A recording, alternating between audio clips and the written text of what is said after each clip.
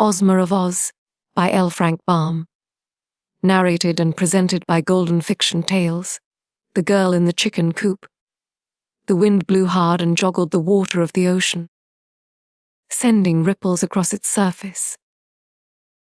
Then the wind pushed of the ripples until they became waves, and shoved the waves around until they became billows. The billows rolled dreadfully high, higher even than the tops of houses. Some of them, indeed, rolled as high as the tops of tall trees, and seemed like mountains. And the gulfs between the great billows were like deep valleys. All this mad dashing and splashing of the waters of the big ocean, which the mischievous wind caused without any good reason whatever, resulted in a terrible storm. And a storm on the ocean is liable to many queer pranks and do a lot of damage. At the time the wind began to blow, a ship was sailing far out upon the waters. When the waves began to tumble and toss and to grow bigger, and bigger, the ship rolled up and down and tipped sidewise, first one way and then the other, and was jostled around so roughly that even the sailor men had to hold fast to the railings to keep themselves from being swept away by the wind or pitched headlong into the sea. And the clouds were so thick in the sky that the sunlight couldn't through them, so that the day grew dark as night, which added to the terrors of the storm. The captain of the ship was not afraid, because he had seen storms before, and had sailed his ship through them in safety. But he knew that his passengers would be in danger if they tried to stay on deck. So he put them all into the cabin and told them to stay there until after the storm was over, and to keep brave hearts and not be scared, and all would be well with them. Now, among these passengers was a little Kansas girl named Dorothy Gale, who was going with her Uncle Henry to Australia to visit some relatives they had never before seen. Uncle Henry, you must know, was not very well, because he had been working so hard on his Kansas farm that his health had given way and left him weak and nervous. So he left Aunt and Em at home to watch after the hired men and to take care of the farm, while he travelled far away to Australia to visit his cousins and have a good rest. Dorothy was eager to go with him on this journey, and Uncle Henry thought she would be good company and help cheer him up, so he decided to take her along. The little girl was quite an experienced traveller, for she had once been carried by a cyclone as far away from home as the marvellous land of Oz, and she had met with a good many adventures in that strange country before she managed to get back to Kansas again. So she wasn't easily frightened. Whatever happened, and when the wind began to howl and whistle, and the waves began to tumble and toss, our little girl didn't mind the uproar the least bit. Of course we'll have to stay in the cabin, she said to Uncle Henry and the other passengers, and keep as quiet as possible until the storm is over. For the captain says if we go on deck, we may be blown overboard.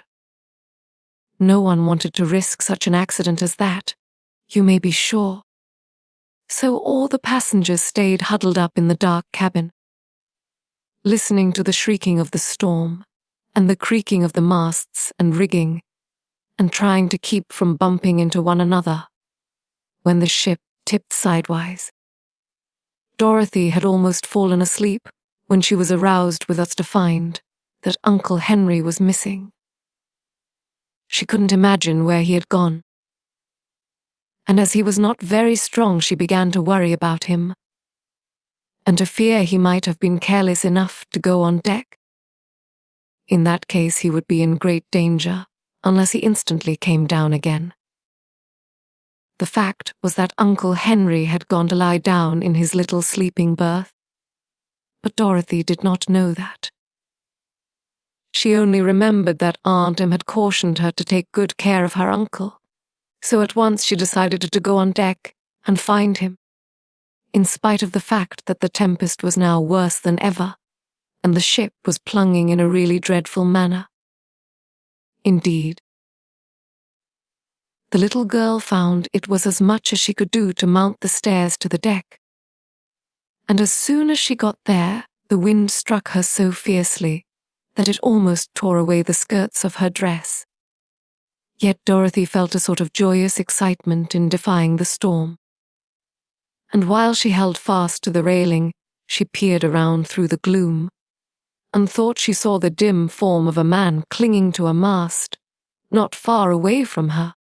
This might be her uncle, so she called as loudly as she could, "Uncle Henry! Uncle Henry!"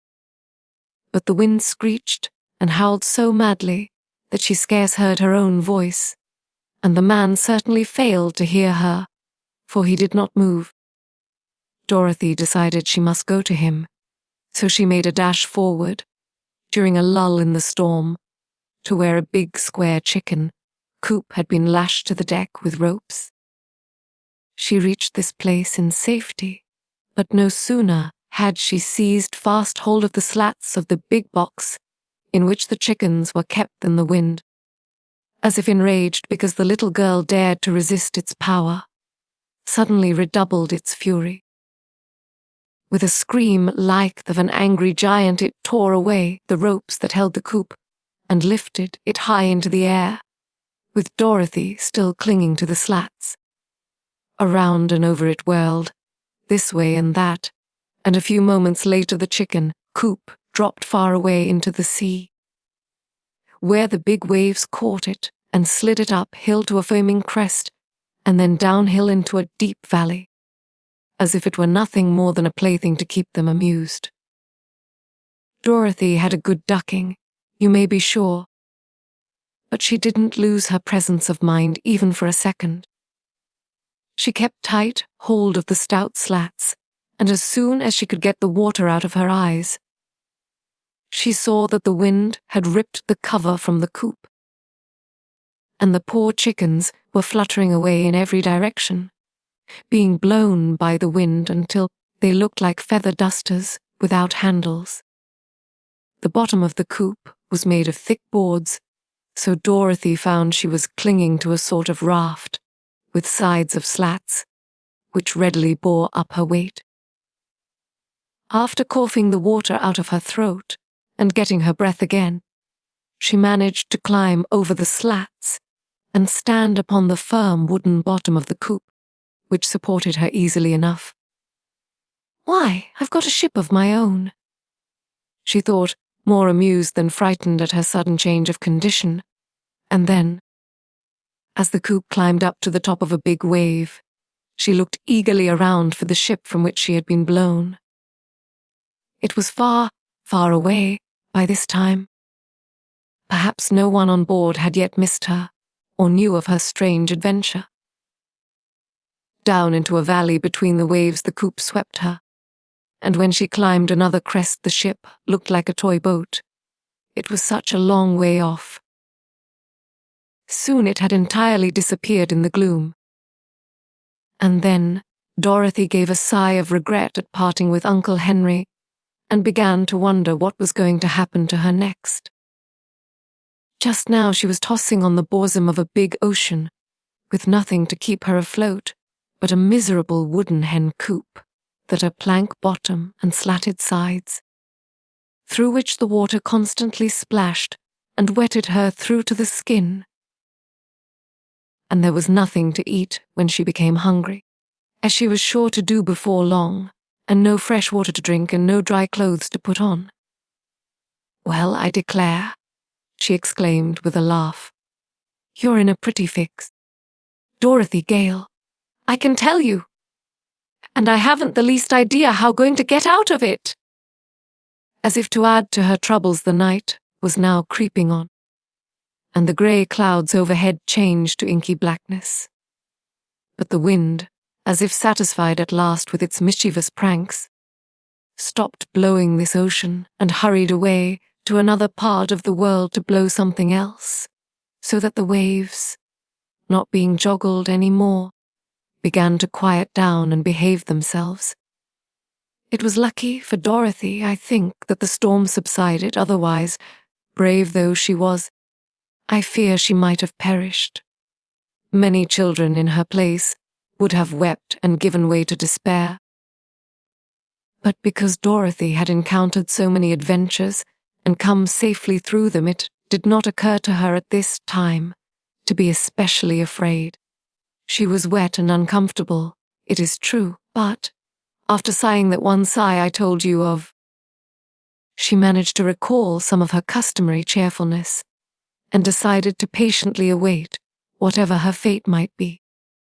By and by the black clouds rolled away and showed a blue sky overhead, with a silver moon shining sweetly in the middle of it and little stars winking merrily at Dorothy when she looked their way.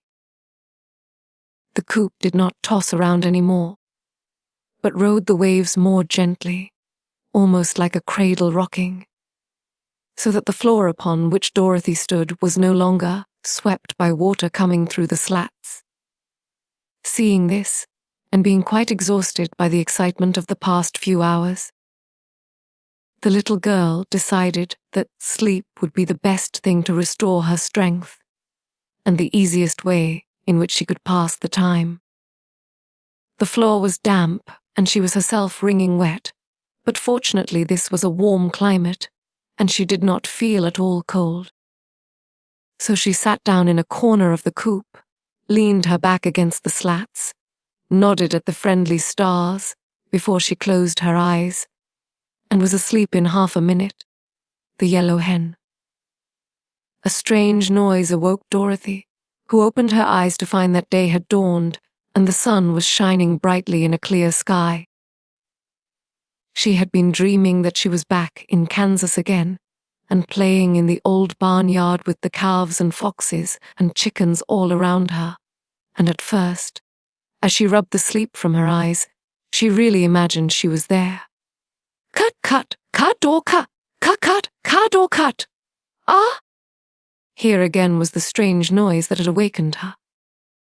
Surely it was a hen cackling, but her wide-open eyes first saw, through the slats of the coop, the blue waves of the ocean, now calm and placid, and her thoughts flew back to the past night, so full of danger and discomfort. Also she began to remember that she was a waif of the storm, adrift upon a treacherous and unknown sea. Cut, cut, door, cut! What's that? Cried Dorothy, starting to her feet. Why, I've just laid an egg, that's all, replied a small but sharp and distinct voice, and looking around her the little girl discovered a yellow hen squatting in the opposite corner of the coop. Dear me, she exclaimed, in surprise. Have you been here all night, too? Of course, answered the hen, fluttering her wings and yawning. When the coop blew away from the ship, I clung fast to this corner, with claws and beak, for I knew if I fell into the water I'd surely be drowned. Indeed, I nearly drowned, as it was, with all that water washing over me. I never was so wet before in my life. Yes, agreed Dor, it was pretty wet for a time, I know. But do you feel comfortable now? Not very. The sun has helped to dry my feathers, as it has your dress, and I feel better since I laid my morning egg. But what's to become of us? I should like to know, afloat on this big pond. I'd like to know that too, said Dorothy. But tell me, how does it happen that you are able to talk? I thought hens could only cluck and cackle.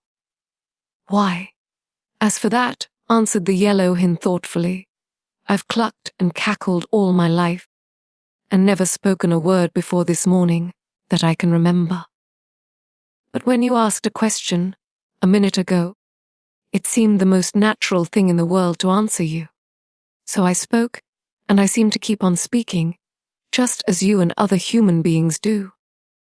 Strange, isn't it? Very, replied Dorothy. If we were in the land of Oz, I wouldn't think it so queer, because many of the animals can talk in that fairy country. But out here in the ocean must be a good long way from Oz. How is my grammar? Asked the Yellow Hen anxiously. Do I speak quite properly, in your judgment? Yes, said Dorothy. You do very well for a beginner. I'm glad to know that, continued the Yellow Hen, in a confidential tone, because, if one is going to talk, it's best to talk correctly. The Red Rooster has often said that my cluck and my cackle were quite perfect, and now it's a comfort to know I am talking properly. I'm beginning to get hungry, remarked Dorothy. It's breakfast time, but there's no breakfast. You may have my egg, said the Yellow Hen. I don't care for it, you know. Don't you want to hatch it? Asked the little girl in surprise. No, indeed, I never care hatch unless I've a nice snug nest in some quiet place, with a baker's dozen of eggs under me. That's 13, you know, and it's a lucky number for hens. So you may as well eat this egg. Oh, I couldn't possibly eat it. Unless it was cooked, exclaimed Dorothy. But I'm much obliged for your kindness, just the same. Don't mention it, my dear, answered the hen calmly, and began pruning her feathers. For a moment Dorothy stood looking out over the wide sea. She was still thinking of the egg, though, so presently she asked, Why do you lay eggs when you don't expect to hatch them? It's a habit I have, replied the Yellow Hen. It has always been my pride to lay a fresh egg every morning, except when I'm molting. I never feel like having my morning cackle till the egg is properly laid, and without the chance to cackle I would not be happy. It's strange, said the girl, reflectively, but as I'm not a hen I can't be expected to understand that. Certainly not, my dear. Then Dorothy fell silent again. The Yellow Hen was some company, and a bit of comfort, too, but it was dreadfully lonely out on the big ocean, nevertheless. After a time the hen flew up and perched upon the topmost slat of the coop, which was a little above Dorothy's head when she was sitting upon the bottom, as she had been doing for some moments past. Why, we are not far from land, exclaimed the hen. Where is it? Cried Dorothy, jumping up in great excitement. Over there a little way, answered the hen, nodding her head in a certain direction. We seem to be drifting toward it, so that before noon we ought to find ourselves upon dry land again. I shall like that, said Dorothy, with a little sigh, for her feet and legs were still wetted now and then by the sea water that came through the open slats. So shall I, answered her companion. There is nothing in the world so miserable as a wet hen. The land, which they seemed to be rapidly approaching, since it grew more distinct every minute, was quite beautiful as viewed by the little girl in the floating hen coop. Next to the water was a broad beach of white sand and gravel, and farther back were several rocky hills, while beyond these appeared a strip of green trees that marked the edge of a forest. But there were no houses to be seen, nor any sign of people who might inhabit this unknown land. I hope we shall find something to eat, said Dorothy, looking eagerly at the pretty beach toward which they drifted. It's long past breakfast time now. I'm a trifle hungry myself, declared the Yellow Hen. Why don't you eat the egg? Asked the child. You don't need to have your food cooked, as I do. Do you take me for a cannibal? Cried the hen, indignantly. I do not know what I have said or done that leads you to insult me.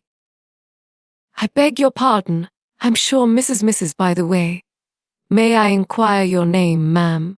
Asked the little girl. My name is Bill, said the Yellow Hen, somewhat gruffly. Bill? Why? That's a boy's name. What difference does that make? You're a lady hen, aren't you? Of course.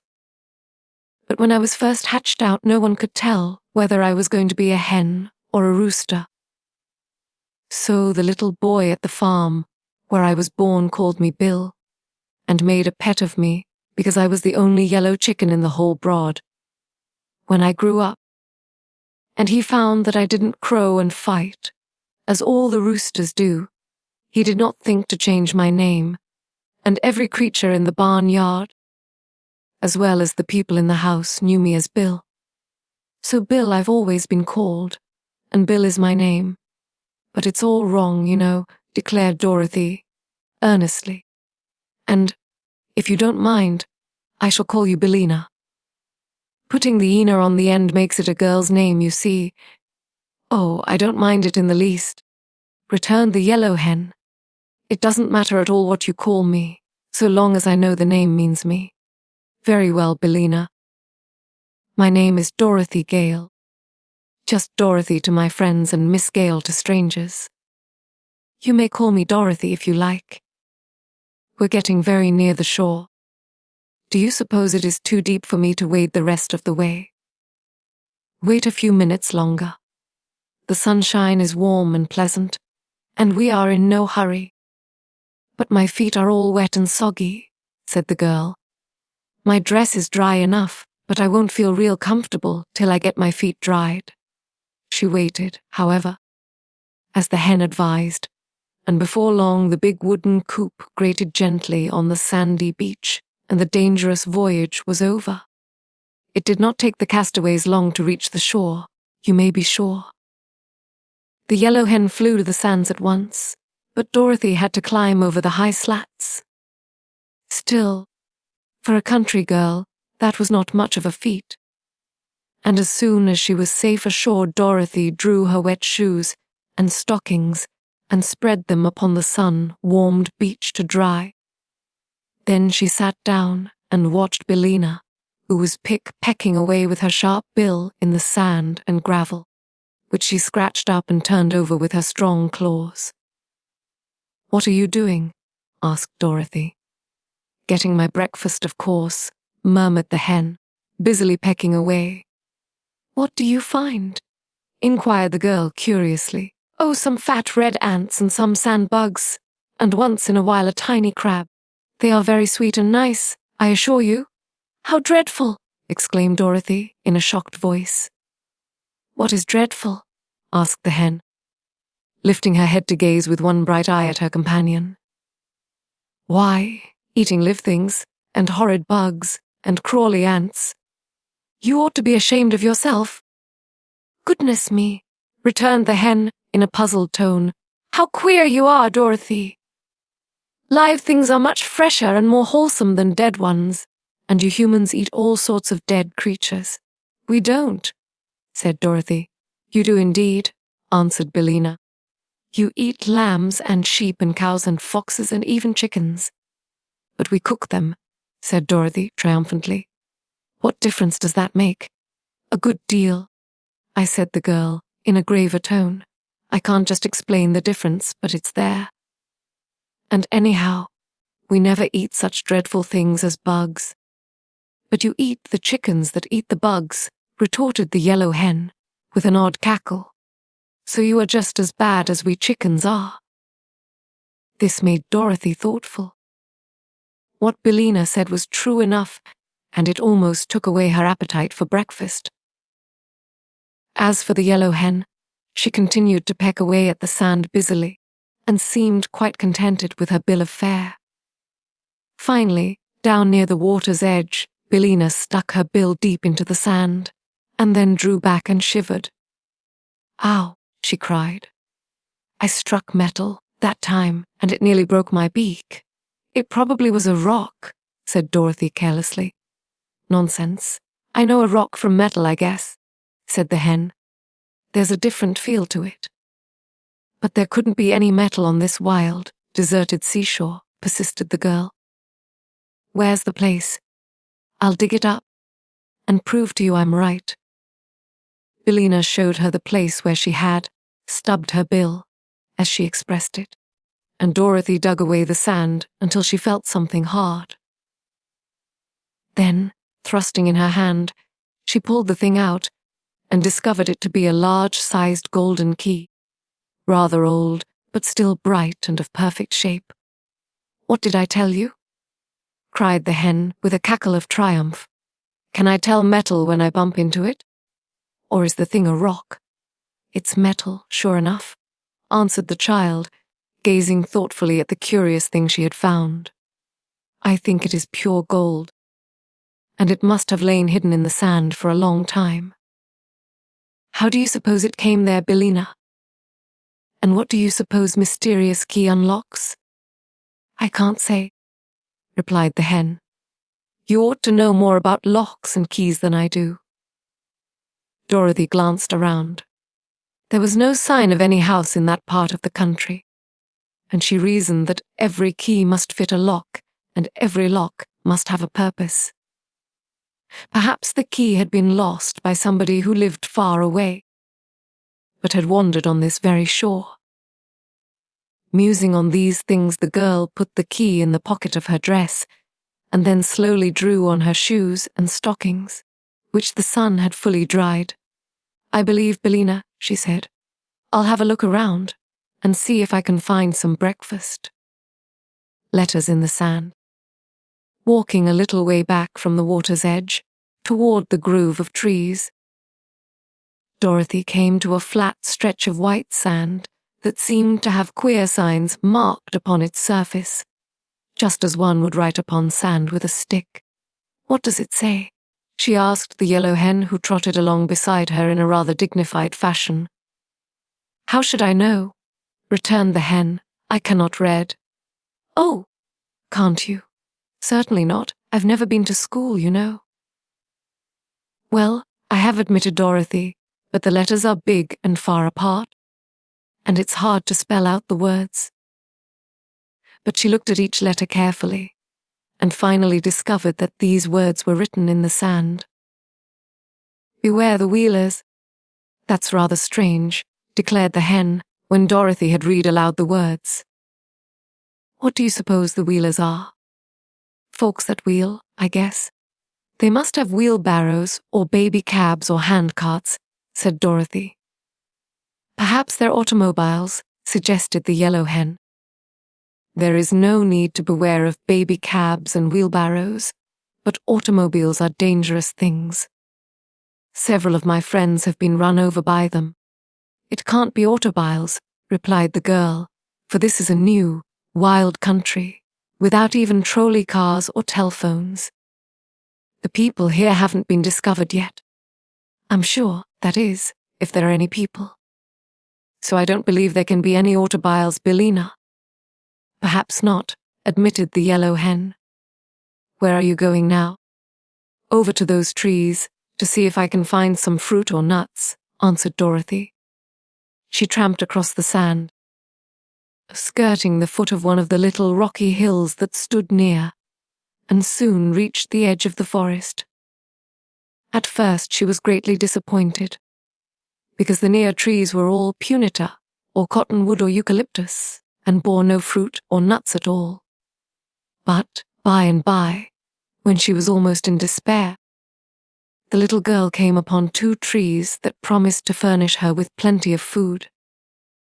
One was quite full of square paper boxes, which grew in clusters on all the limbs, and upon the biggest and ripest boxes the word lunch could be read in neat raised letters.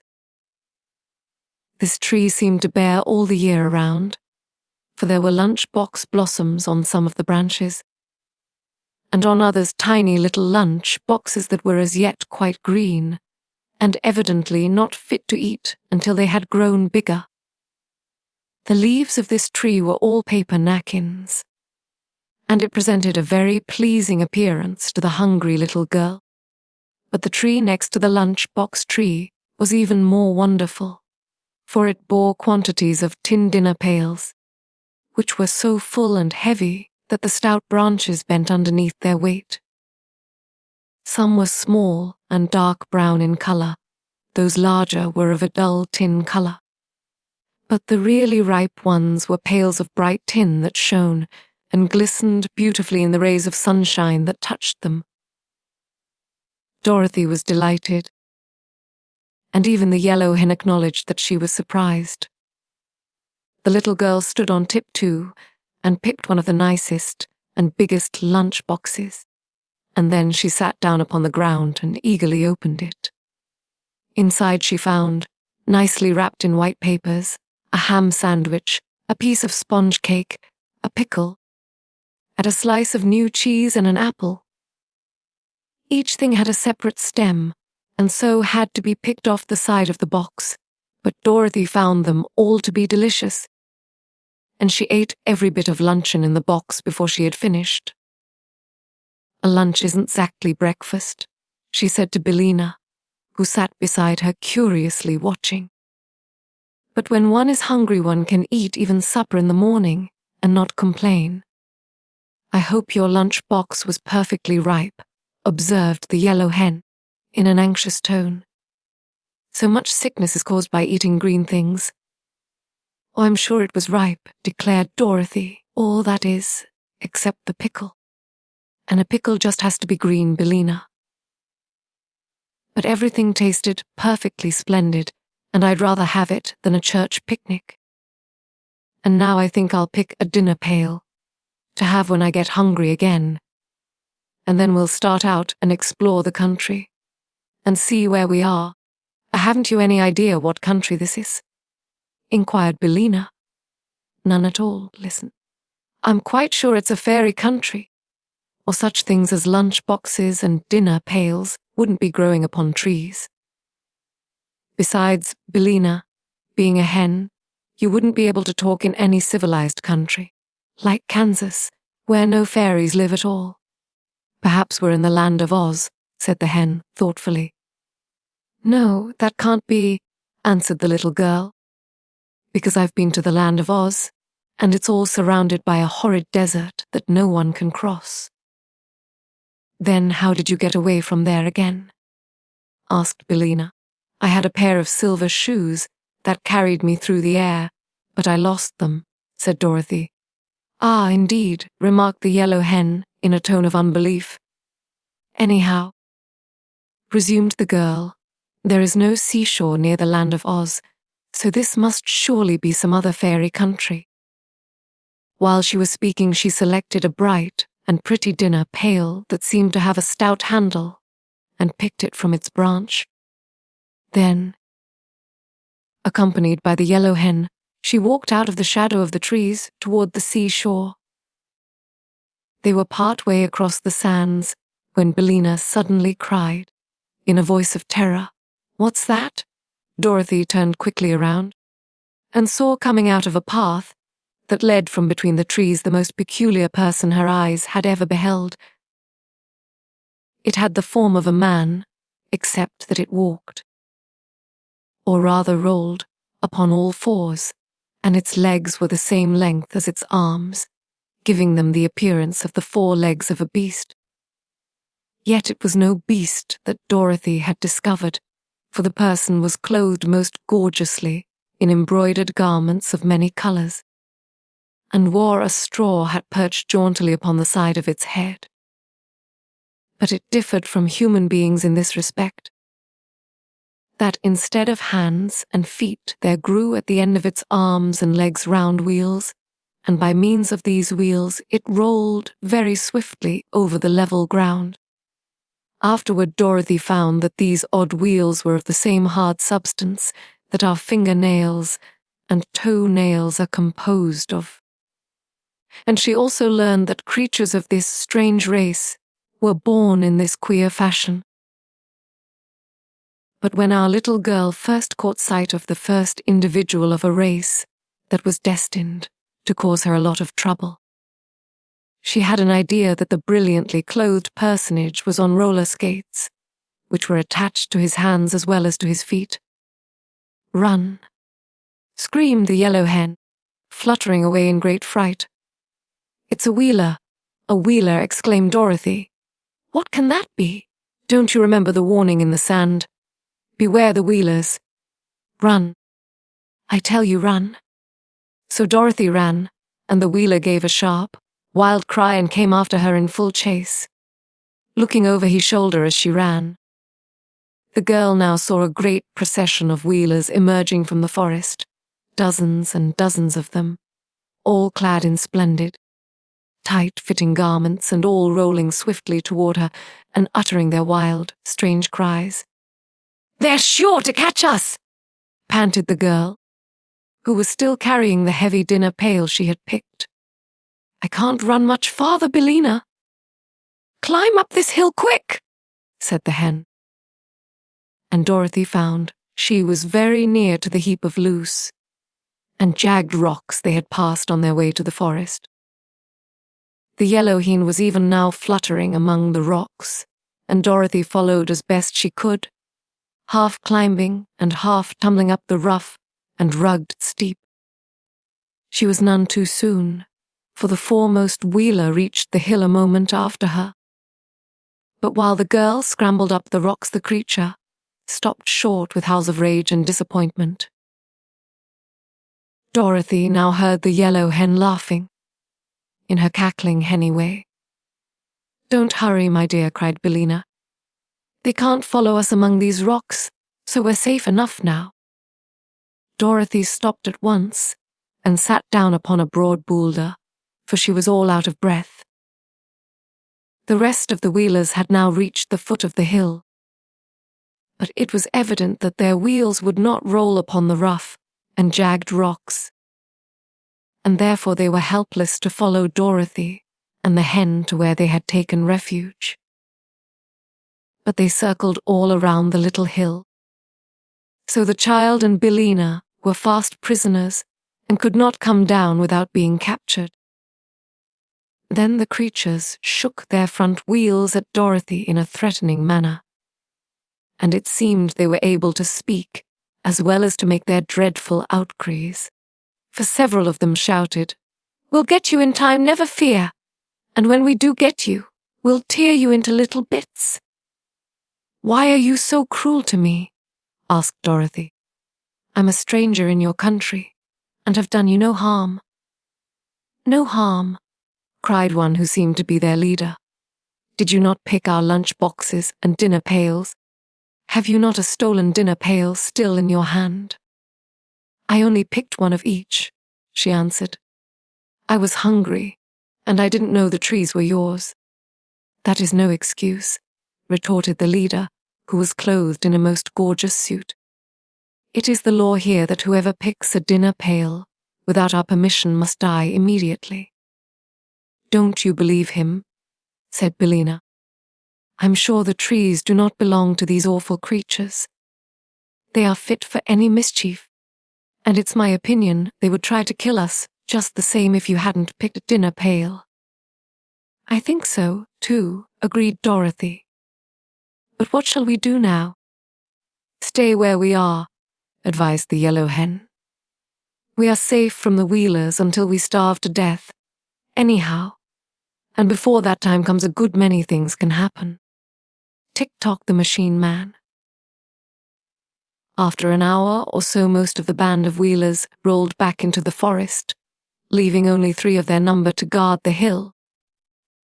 These curled themselves up like big dogs and pretended to go to sleep on the sands. But neither Dorothy nor Billina were fooled by this trick, so they remained in security among the rocks and paid no attention to their cunning enemies. Finally the hen, fluttering over the mound, exclaimed, "Why, here's a path." So Dorothy at once clambered to where Billina sat, and there, sure enough, was a smooth path cut between the rocks. It seemed to wind around the mound from top to bottom, like a corkscrew, twisting here and there between the rough boulders, but always remaining level and easy to walk upon. Indeed, Dorothy wondered at first why the wheelers did not roll up this path. But when she followed it to the foot of the mound, she found that several big pieces of rock had been placed directly across the end of the way, thus preventing anyone outside from seeing it, and also preventing the wheelers from using it to climb up the mound.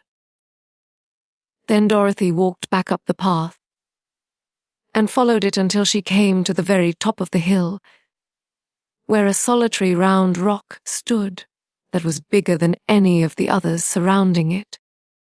The path came to an end just beside this great rock, and for a moment it puzzled the girl to know why the path had been made at all. But the hen, who had been gravely following her around, and was now perched upon a point of rock behind Dorothy, suddenly remarked, "It looks something like a door, doesn't it?" "What looks like a door?" inquired the child. "Why, that crack in the rock, just facing you," replied Billina, whose little round eyes were very sharp and seemed to see everything. "It runs up one side and down the other, and across the top and the bottom." "What does?" "Why, the crack. So I think it must be a door of rock, although I do not see any hinges." "Oh, yes," said Dorothy, now observing for the first time the crack in the rock. "And isn't this a keyhole, Billina?" pointing to a round, deep hole at one side of the door. "Of course. If we only had the key, now, we could unlock it and see what is there," replied the Yellow Hen. "Maybe it's a treasure chamber full of diamonds and rubies, or heaps of shining gold, or—" "That reminds me," said Dorothy, "of the golden key I picked up on the shore. Do you think that it would fit this keyhole, Billina?" "Try it and see," suggested the hen. So Dorothy searched in the pocket of her dress and found the golden key. And when she had put it into the hole of the rock and turned it, a sudden sharp snap was heard. Then, with a solemn creak that made the shivers run down the child's back, the face of the rock fell outward, like a door on hinges, and revealed a small dark chamber just inside. "Good gracious!" cried Dorothy, shrinking back as far as the narrow path would let her. For, standing within the narrow chamber of rock, was the form of a man, or at least, it seemed like a man, in the dim light. He was only about as tall as Dorothy herself, and his body was round as a ball and made out of burnished copper. Also his head and limbs were copper, and these were jointed or hinged to his body in a peculiar way, with metal caps over the joints, like the armor worn by knights in days of old. He stood perfectly still, and where the light struck upon his form it glittered, as if made of pure gold. "Don't be frightened," called Billina from her perch. "It isn't alive." "I see it isn't," replied the girl, drawing a long breath. "It is only made out of copper, like the old kettle in the barnyard at home," continued the hen, turning her head first to one side and then to the other, so that both her little round eyes could examine the object. "Once," said Dorothy, "I knew a man made out of tin, who was a woodman named Nick Chopper. But he was as alive as we are, because he was born a real man, and got his tin body a little at a time, first a leg and then a finger, and then an ear, for the reason that he had so many accidents with his axe, and cut himself up in a very careless manner." "Oh," said the hen, with a sniff, as if she did not believe the story. "But this copper man," continued Dorothy, looking at it with big eyes, "is not alive at all, and I wonder what it was made for, and why it was locked up in this queer place." "That is a mystery," remarked the hen, twisting her head to arrange her wing feathers with her bill. Dorothy stepped inside the little room to get a back view of the copper man, and in this way discovered a printed card that hung between his shoulders, it being suspended from a small copper peg at the back of his neck. She unfastened this card and returned to the path, where the light was better, and sat herself down upon a slab of rock to read the printing. "What does it say?" asked the hen curiously. Dorothy read the card aloud, spelling out the big words with some difficulty, and this is what she read: "Smith and Tinkers, a patent double action, extra responsive, thought-creating, perfect talking. Mechanical man, fitted with our special clock work attachment, thinks, speaks, acts, and does everything but live. Manufactured only at our works at Evna, Land of E. All infringements will be promptly prosecuted according to law." "How queer," said the Yellow Hen. "Do you think that is all true, my dear?" "I don't know," answered Dorothy, who had more to read. "Listen to this, Billina. Directions for using. For thinking. Wind the clockwork man under his left arm, marked number 1. For speaking. Wind the clockwork man under his right arm, marked number 2. For walking in action. Wind clockwork in the middle of his back, marked number 3. NB. This mechanism is guaranteed to work perfectly for 1,000 years. Well, I declare, gasped the Yellow Hen, in amazement. If the copper man can do half of these things, he is a very wonderful machine. But I suppose it is all humbug. Like so many other patented articles, we might wind him up, suggested Dorothy, and see what he'll do. Where is the key to the clockwork? Asked Billina. Hanging on the peg where I found the card. Then, said the hen, let us try him, and find out if he will go. He is warranted for 1,000 years, it seems, but we do not know how long he has been standing inside this rock. Dorothy had already taken the clock key from the peg. Which shall I wind up first? She asked, looking again at the directions on the card. Number 1, I should think, returned Billina. That makes him, doesn't it? Yes, said Dorothy, and would up number 1, under the left arm. He doesn't seem any different, remarked the hen, critically. Why, of course not. He is only thinking now, said Dorothy. I wonder what he is thinking about. I'll wind up his talk, and then perhaps he can tell us, said the girl. So she wound up number 2. And immediately the clockwork man said, without moving any part of his body except his lips, Good morning, little girl. Good morning, Mrs. Hen. The words sounded a little hoarse and creaky, and they were uttered all in the same tone, without any change of expression whatever, but both Dorothy and Billina understood them perfectly. Good morning, sir, they answered politely.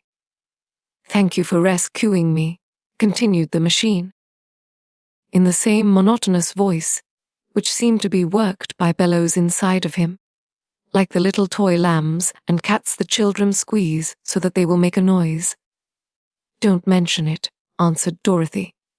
And then, being very curious, she asked, How did you come to be locked up in this place? It is a long story, replied the copper man, but I will tell it to you briefly. I was purchased from Smith and Tinker, my manufacturers, by a cruel king of Ev, named Ev All-Do, who used to beat all his servants until they died. However, he was not able to kill me, because I was not alive, and one must first live in or dare to die. So that all his beating did me no harm, and merely kept my cop, per bod wellpool isht. This cruel king had a lovely wife and 10 beautiful children, 5 boys and 5 girls, but in a fit of anger he sold them all to the Nome King, who by means of his magic arts changed them all into other forms and put them in his underground palace to ornament the rooms. Afterward the king of Ev regretted his wicked action, and tried to get his wife and children away from the Nome King, but without avail. So, in despair, he locked me up in this rock, threw the key into the ocean, and then jumped in of terror and was drowned. How very dreadful, exclaimed Dorothy. It is, indeed, said the machine. When I found myself in prison, I shouted for help until my voice ran down. And then I walked back and forth in this little room until my action ran down. And then I stood still and thought until my thoughts ran down. After that I remember nothing till you wound me up again. It's a very wonderful story, said Dorothy, and proves that the land of Eve is really a fairy land, as I thought it was. Of course it is, answered the copper man. I do not suppose such a perfect machine as I am could be made in any place but a fairy land. I've never seen one in Kansas, said Dorothy. But where did you get the key to unlock this door? Asked the clockwork voice. I found it on the shore, where it was probably washed up by the waves, she answered. And now, sir, If you don't mind, I'll wind up your action." "That will please me very much," said the machine. So she wound up number 3, and at once the copper man, in a somewhat stiff and jerky fashion, walked out of the rocky cavern, took off his copper hat and bowed politely, and then kneeled before Dorothy. Said he, "From this time forth I am your obedient servant.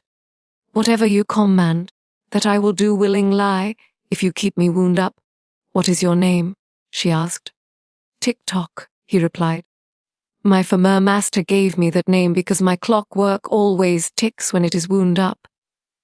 "I can hear it now," said the Yellow Hen. "So can I," said Dorothy. And then she added, with some anxiety, "You don't strike, do you?" "No," answered Tik-Tok, "and there is no alarm connected with my chain eri. I can tell the time, though, by speaking, and as I never sleep, I can wake in you at an hour you wish to get up in the morning." "That's nice," said the little girl. "Only I never wish to get up in the morning." "You can sleep until I lay my egg," said the Yellow Hen. "Then, when I cackle, Tik-Tok will know it is time to waken you." "Do you lay your egg very early?" asked Dorothy. "About 8 o'clock," said Billina. "And everybody ought to be up by that time, I'm sure." Dorothy opens the dinner pail. "Now, Tik-Tok," said Dorothy, "the first thing to be done is to find a way for us to escape from these rocks. The wheelers are down below, you know, and threaten to kill us." "There is no real sun to be afraid of the wheelers," said Tik-Tok, the words coming more slowly than before. "Why not?" she asked. "Because they are ag-gig gaga." He gave a sort of gurgle and stopped short, waving his hands frantically, until suddenly he became motionless, with one arm in the air, and the other held stiffly before him with all the copper fingers of the hand spread out like a fan. "Dear me," said Dorothy, in a frightened tone. "What can the matter be?" "He's run down, I suppose," said the Hemley. "You couldn't have wound him up very tight." "I didn't know how much to wind him," replied the girl, "but I'll try to do better next time." She ran around the copper man to take the key from peg at the back of his neck, but it was not there. "It's gone?" cried Dorothy in dismay. "What's gone?" asked Billina. "The key." "It probably fell off when he made that low bow to you," returned the hen. "Look around and see if you cannot find it again." Dorothy looked, and the hen helped her, and by the girl discovered the clock key, which had fallen into a crack of the rock. At once she wound up Tik-Tok's voice, taking care to give the key as many turns as it would go around. She found this quite a task, as you may imagine if you have ever tried to wind a clock. But the machine man's first words were to assure Dorothy that he would now run for at least 24 hours.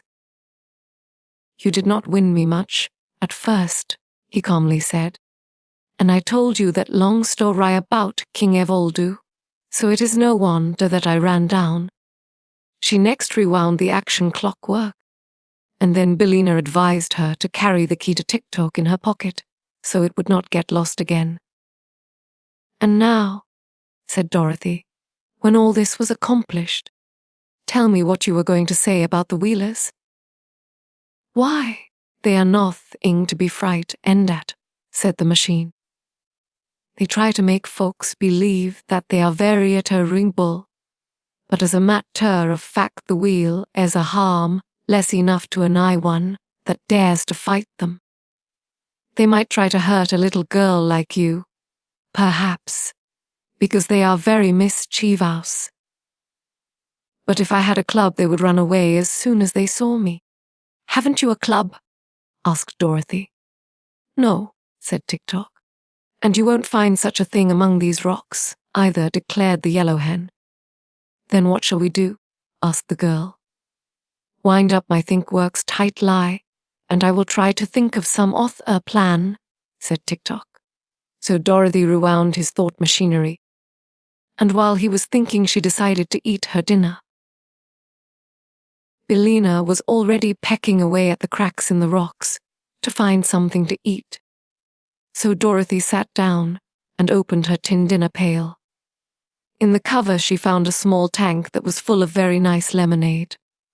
It was covered by a cup, which might also, when removed, be used to drink the lemonade from. Within the pail were 3 slices of turkey, 2 slices of cold tongue, some lobster salad, 4 slices of bread and butter, a small custard pie, an orange and 9 large strawberries, and some nuts and raisins, singularly enough. The nuts in this dinner pail grew already cracked, so that Dorothy had no trouble in picking out their meats to eat. She spread the feast upon the rock beside her and began her dinner, first offering some of it to Tik-Tok, who declined because, as he said, he was merely a machine. Afterward she offered to share with Billina, but the hen murmured something about dead things and said she preferred her bugs and ants. Do the lunchbox trees and the dinner pail trees belong to the Wheelers? The child asked Tik-Tok while engaged in eating her meal. Of course not, he answered. They belong to the Royal Fam Ilai of Ev. On Lie, of course, there is no Royal Fam Ilai just now be, 'cause King Evoldu jumped in to the sea and his wife and 10 chale, Dren have been trans, formed by the Nome King. So there is no one to rule the land of Ev, that I can think of. Perhaps it is for this son that the Wheelers claim the trees for their own, and pick the lunch-ons and dinners to eat themselves. But they belong to the king, and you will find the Royal stamped up on the bottom of every dinner pail. Dorothy turned the pail over, and at once discovered the royal mark upon it, as Tik-Tok had said. Are the Wheelers the only folks living in the land of Ev? Inquired the girl. No, they only inhabit a small portion of it just back of the woods, replied the machine. But they have always been mischievous and impertinent, and my old master, King Evoldu, used to carry a whip with him when he walked out to keep the creatures in order. When I was first made, the Wheelers tried to run over me and butt me with their heads, but they soon found I was built of too solid a material for them to endure. You seem very durable, said Dorothy. Who made you? The firm of Smith and Tinker, in the town of Evenar, where the Royal Palais stands, answered Tik-Tok. Did they make many of you? Asked the child. No. I am the only automat Ikmi-chan I call man they ever completed, he replied. They were very wonderful inventors, were my makers, and quite artistic in all they did. I am sure of that, said Dorothy. Do they live in the town of Evna now? They are both gone, replied the machine. Mr. Smith was an artist, as well as an inventor, and he painted a picture of a riv, which was so nat all that. As he was reaching across it to paint some flowers on the opposite bank, he fell into the water and was drowned. Oh, I'm sorry for that, exclaimed the little girl. Mr. Tinker, continued Tik-Tok, made a ladder so tall that he could rest the end of it against the moon, while he stood on the highest rung and picked the lit 2 stars to set in the points of the king's crown. But when he got to the moon, Mr. Tinker found it such a lovely place that he decided to live there. So he pulled up the ladder after him, and we have never seen him since. He must have been a great loss to this country, said Dorothy, who was by this time eating her custard pie. He was acknowledged Tik-Tok. Also, he is a great loss to me. For if I should get out of order, I do not know of any way one able to repair me, because I am so complicated. You have no idea how full of marchin or why I am. I can imagine it, said Dorothy readily. And now, continued the machine, I must stop to ing and begin a thinking again of a way to escape from this rock. So he turned halfway around in order to think without being disturbed. The best thinker I ever knew, said Dorothy to the Yellow Hen, was a Scarecrow. Nonsense, snapped Billina. It is true, declared Dorothy. I met him in the land of Oz, and he traveled with me to the city of the Great Wizard of Oz, so as to get some brains. For his head was only stuffed with straw. But it seemed to me that he thought just as well before he got his brains as he did afterward. Do you expect me to believe all that rubbish about the land of Oz? Inquired Billina, who seemed a little cross, perhaps because bugs were scarce. What rubbish?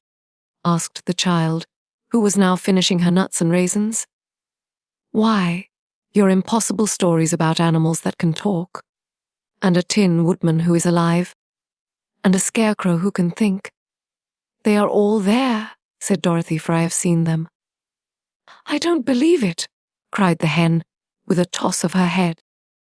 That's because you're so ignorant, replied the girl, who was a little offended at her friend Billina's speech.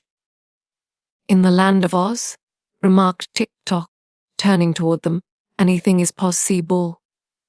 For it is a wonderful fairy country. There, Billina! What did I say? Cried Dorothy. And then she turned to the machine and asked in an eager tone, Do you know the land of Oz, Tik-Tok? No, but I have heard about it, said the copper man. For it is only separated from this land of Eve by a broad desert.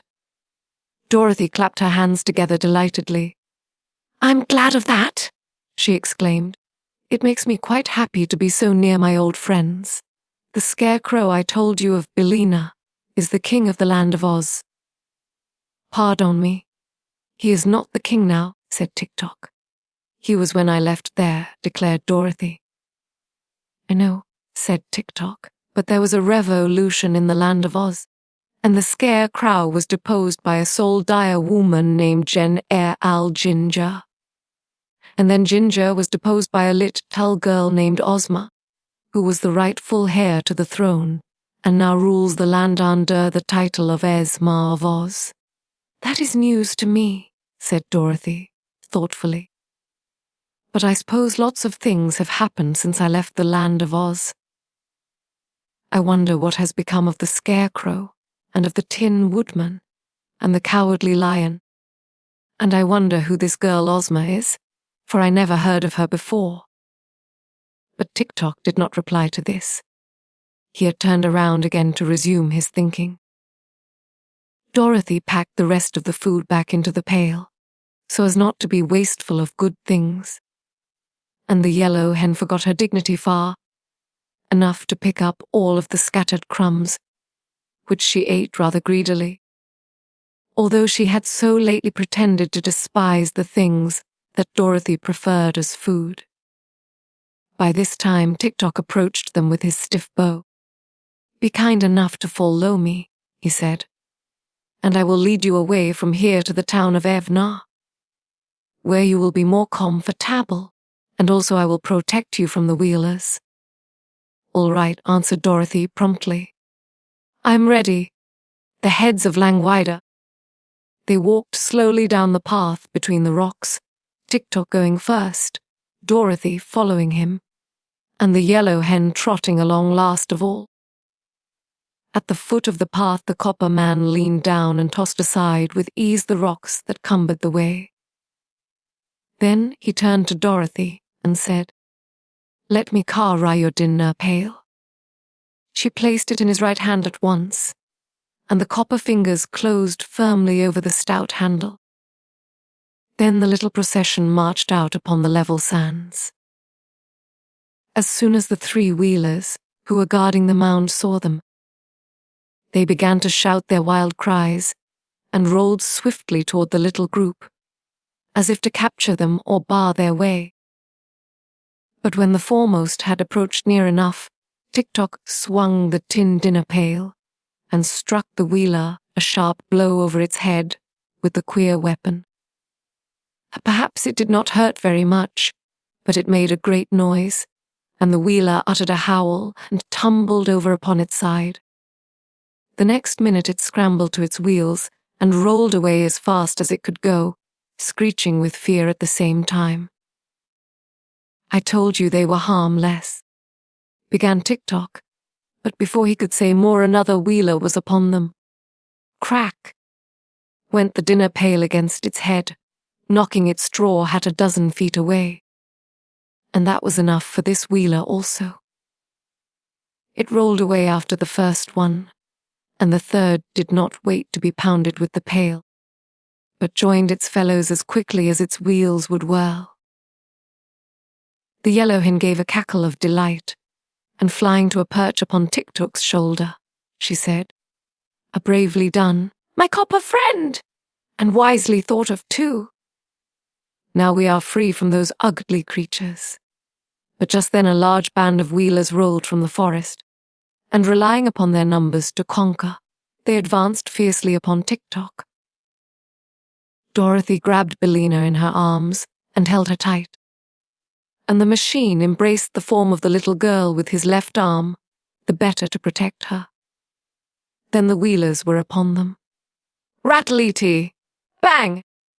Went the dinner pail in every direction, and it made so much clatter bumping against the heads of the wheelers that they were much more frightened than hurt and fled in a great panic. All, that is, except their leader.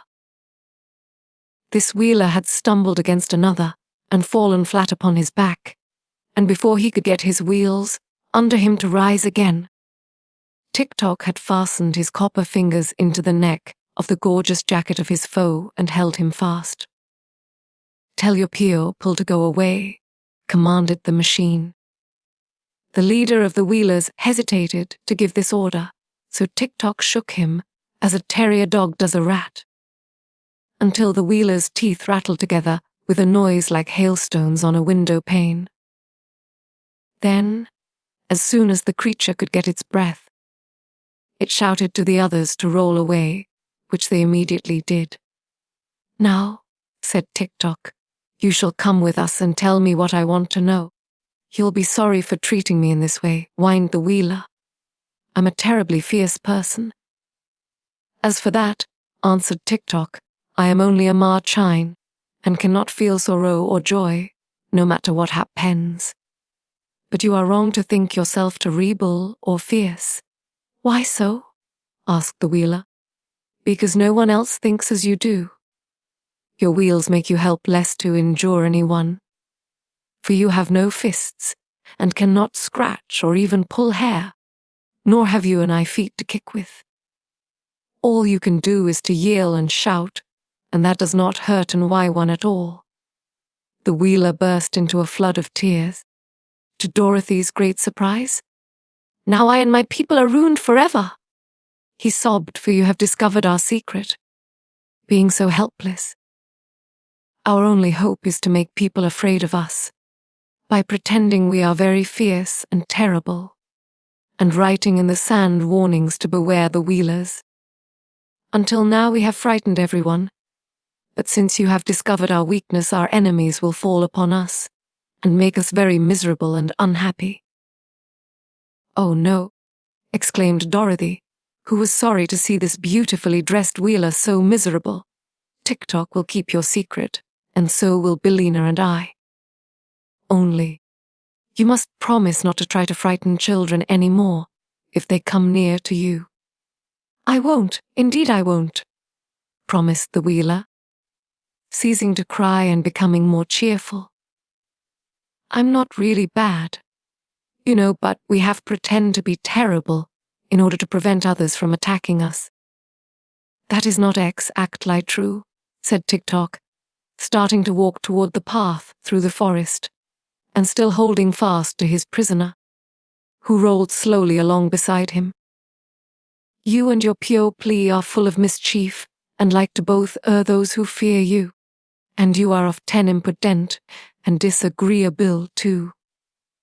But if you will try to cure those faults, I will not tell anyone how helpless you are."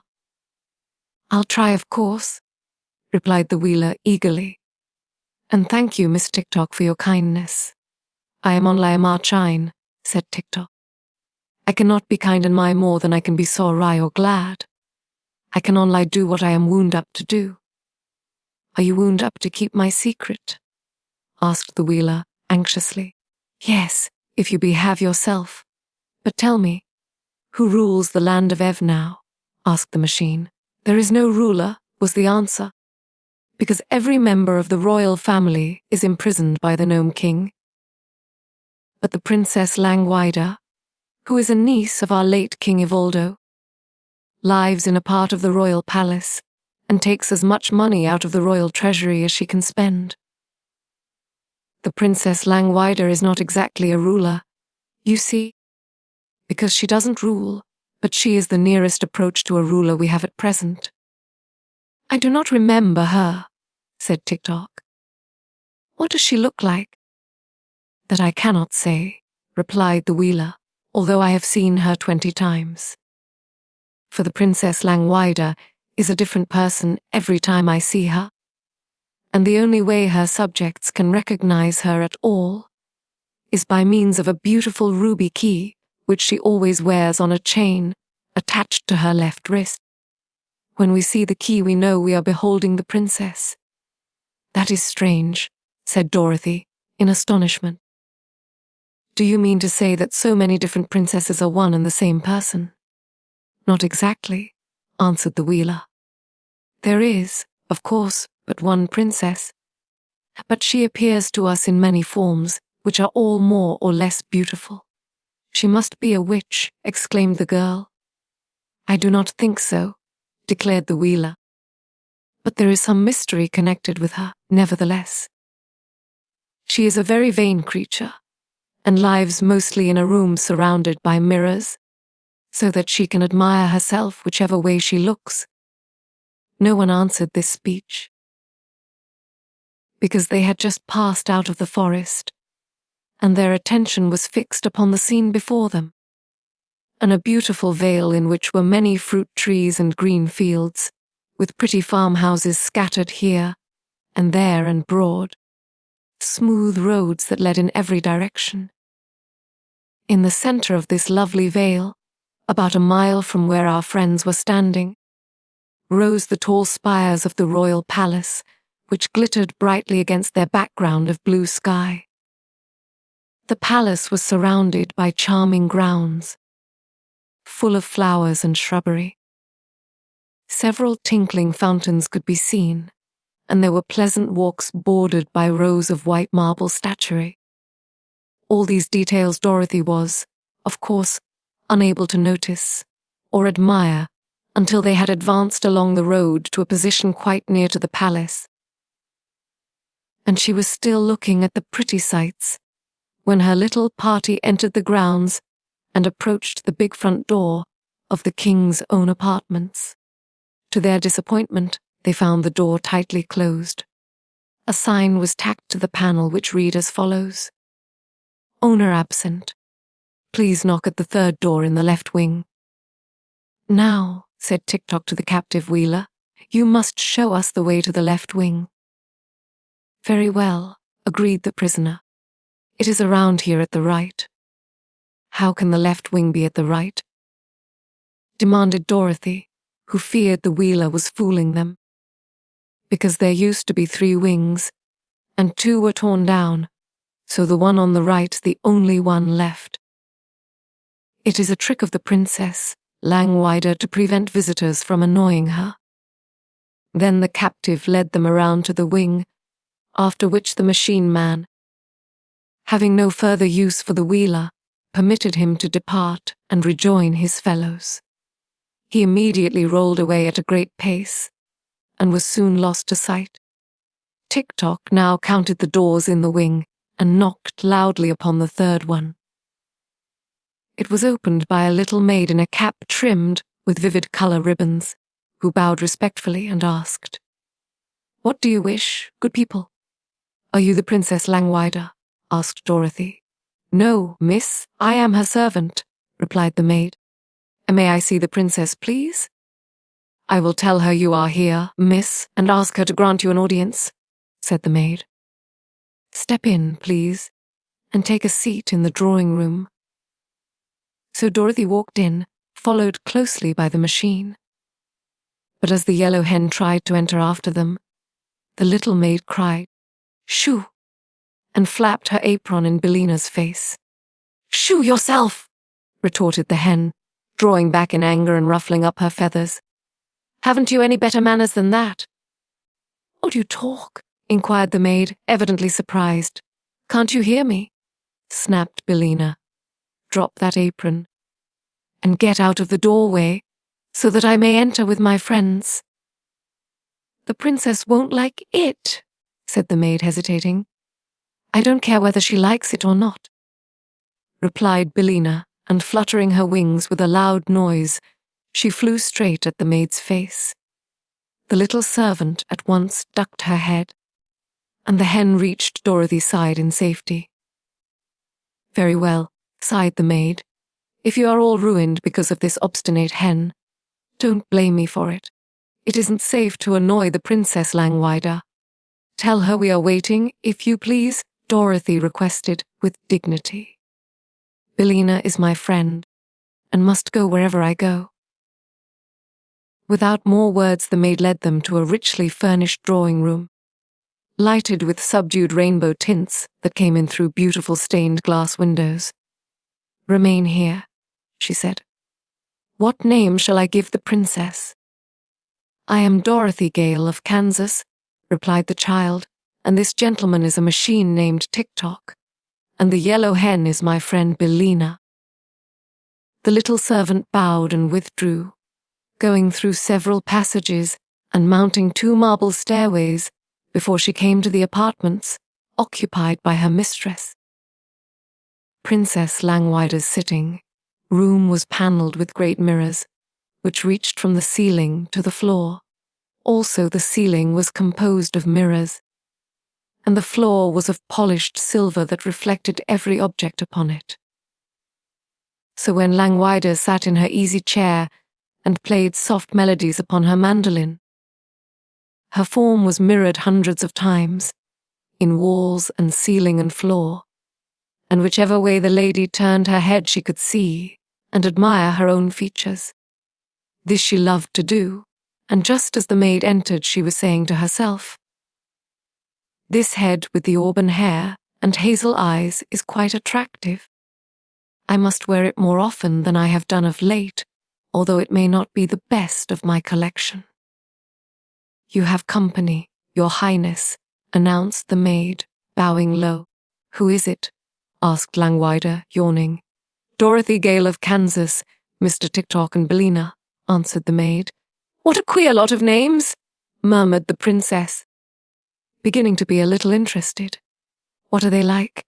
Is Dorothy Gale of Kansas pretty?" "She might be called so," the maid replied. "And is Mr. Tik-Tok attractive?" continued the princess.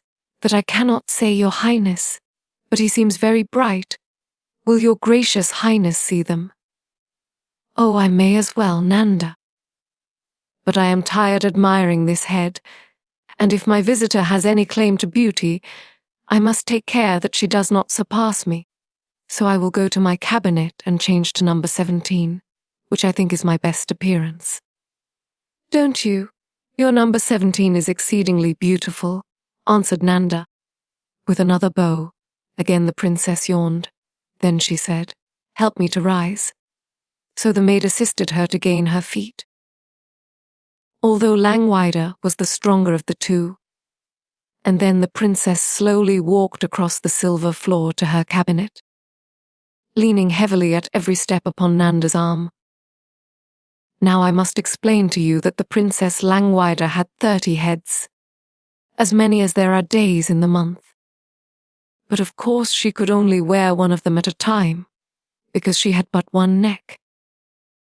These heads were kept in what she called her cabinet, which was a beautiful dressing room that lay just between Langwidere's sleeping chamber and the mirrored sitting room.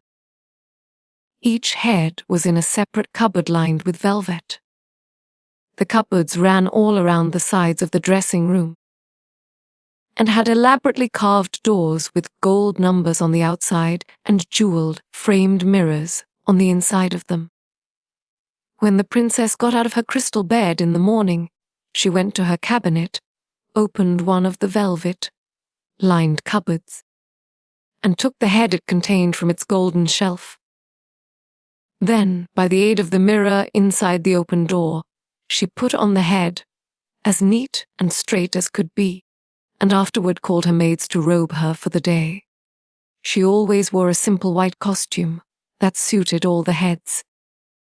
For, he being able to change her face whenever she liked, the princess had no interest in wearing a variety of gowns, as have other ladies who are compelled to wear the same face constantly.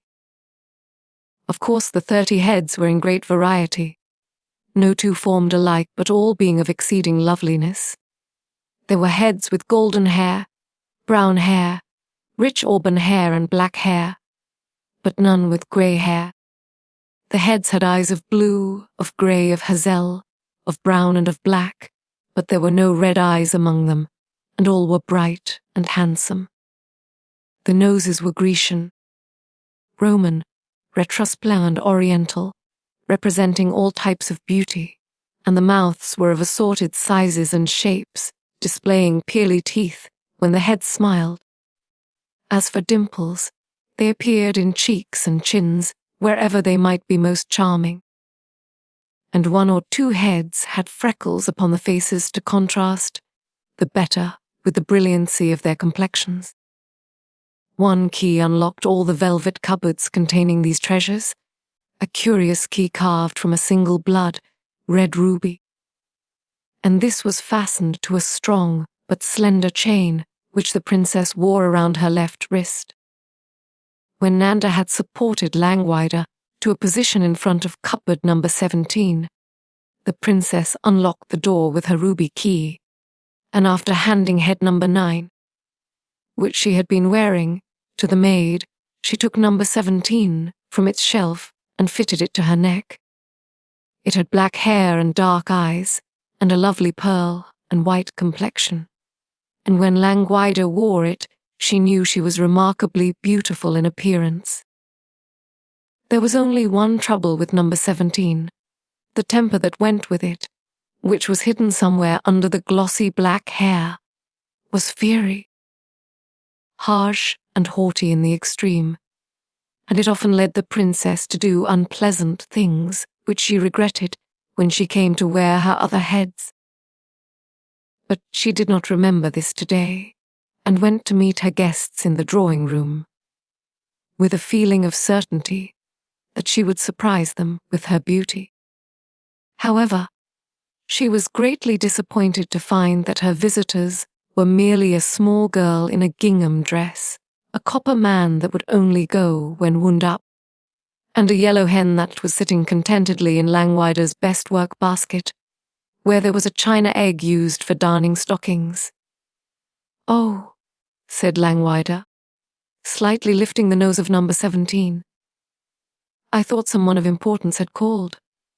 "Then you were right," declared Dorothy. "I'm a good deal of importance myself, and when Billina lays an egg she has the proudest cackle you ever heard. As for Tik-Tok, he's the—" "Stop," commanded the princess, with an angry flash of her splendid eyes. "How dare you annoy me with your senseless chatter?" "Why, you horrid thing," said Dorothy, who was not accustomed to being treated so rudely. The princess looked at her more closely. "Tell me," she resumed, "are you of royal blood?" "Better than that, ma'am," said Dorothy. "I came from Kansas." "Ha!" cried the princess scornfully.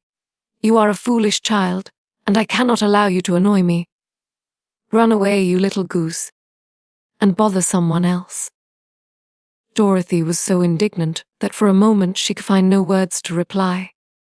But she rose from her chair and was about to leave the room when the princess, who had been scanning the girl's face, stopped her by saying, more gently, "Come nearer to me."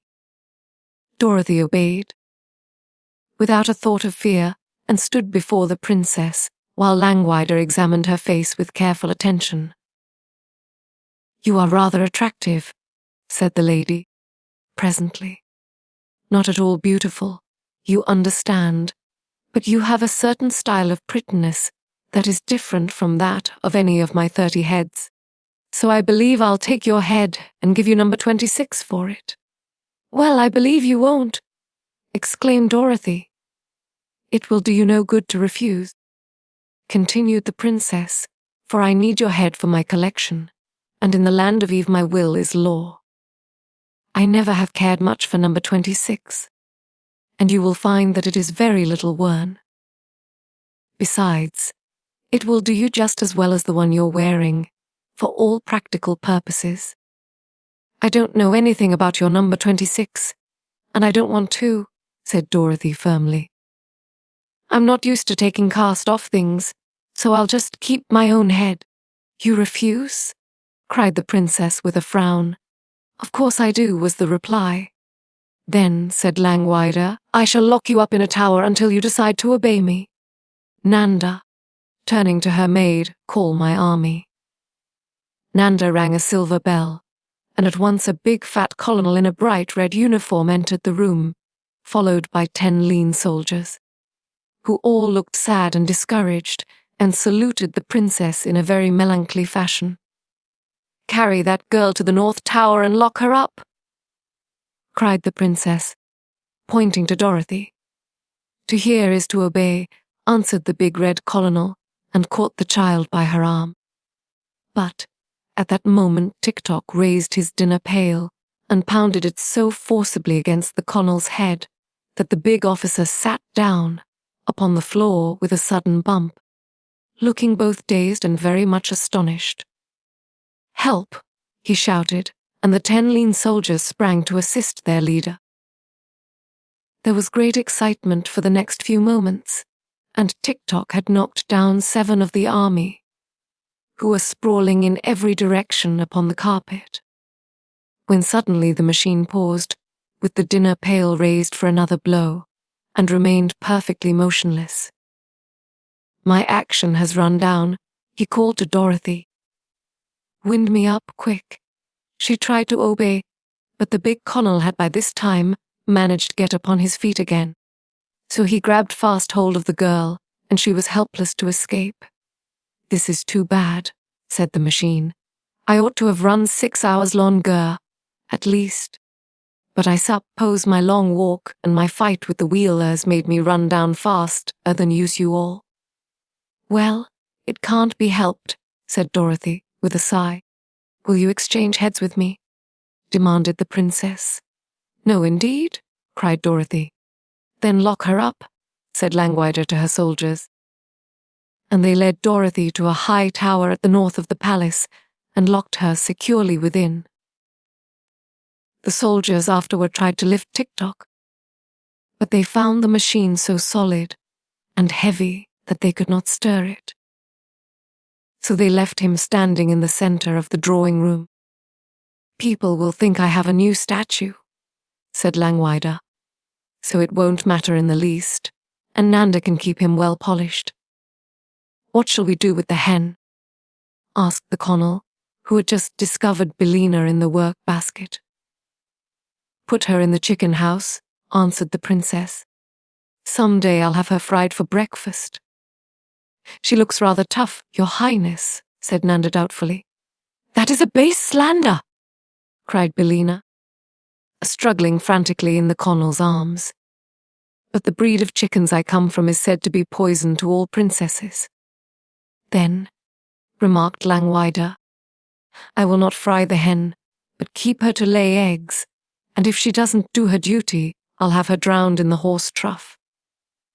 Ozma of Oz to the rescue.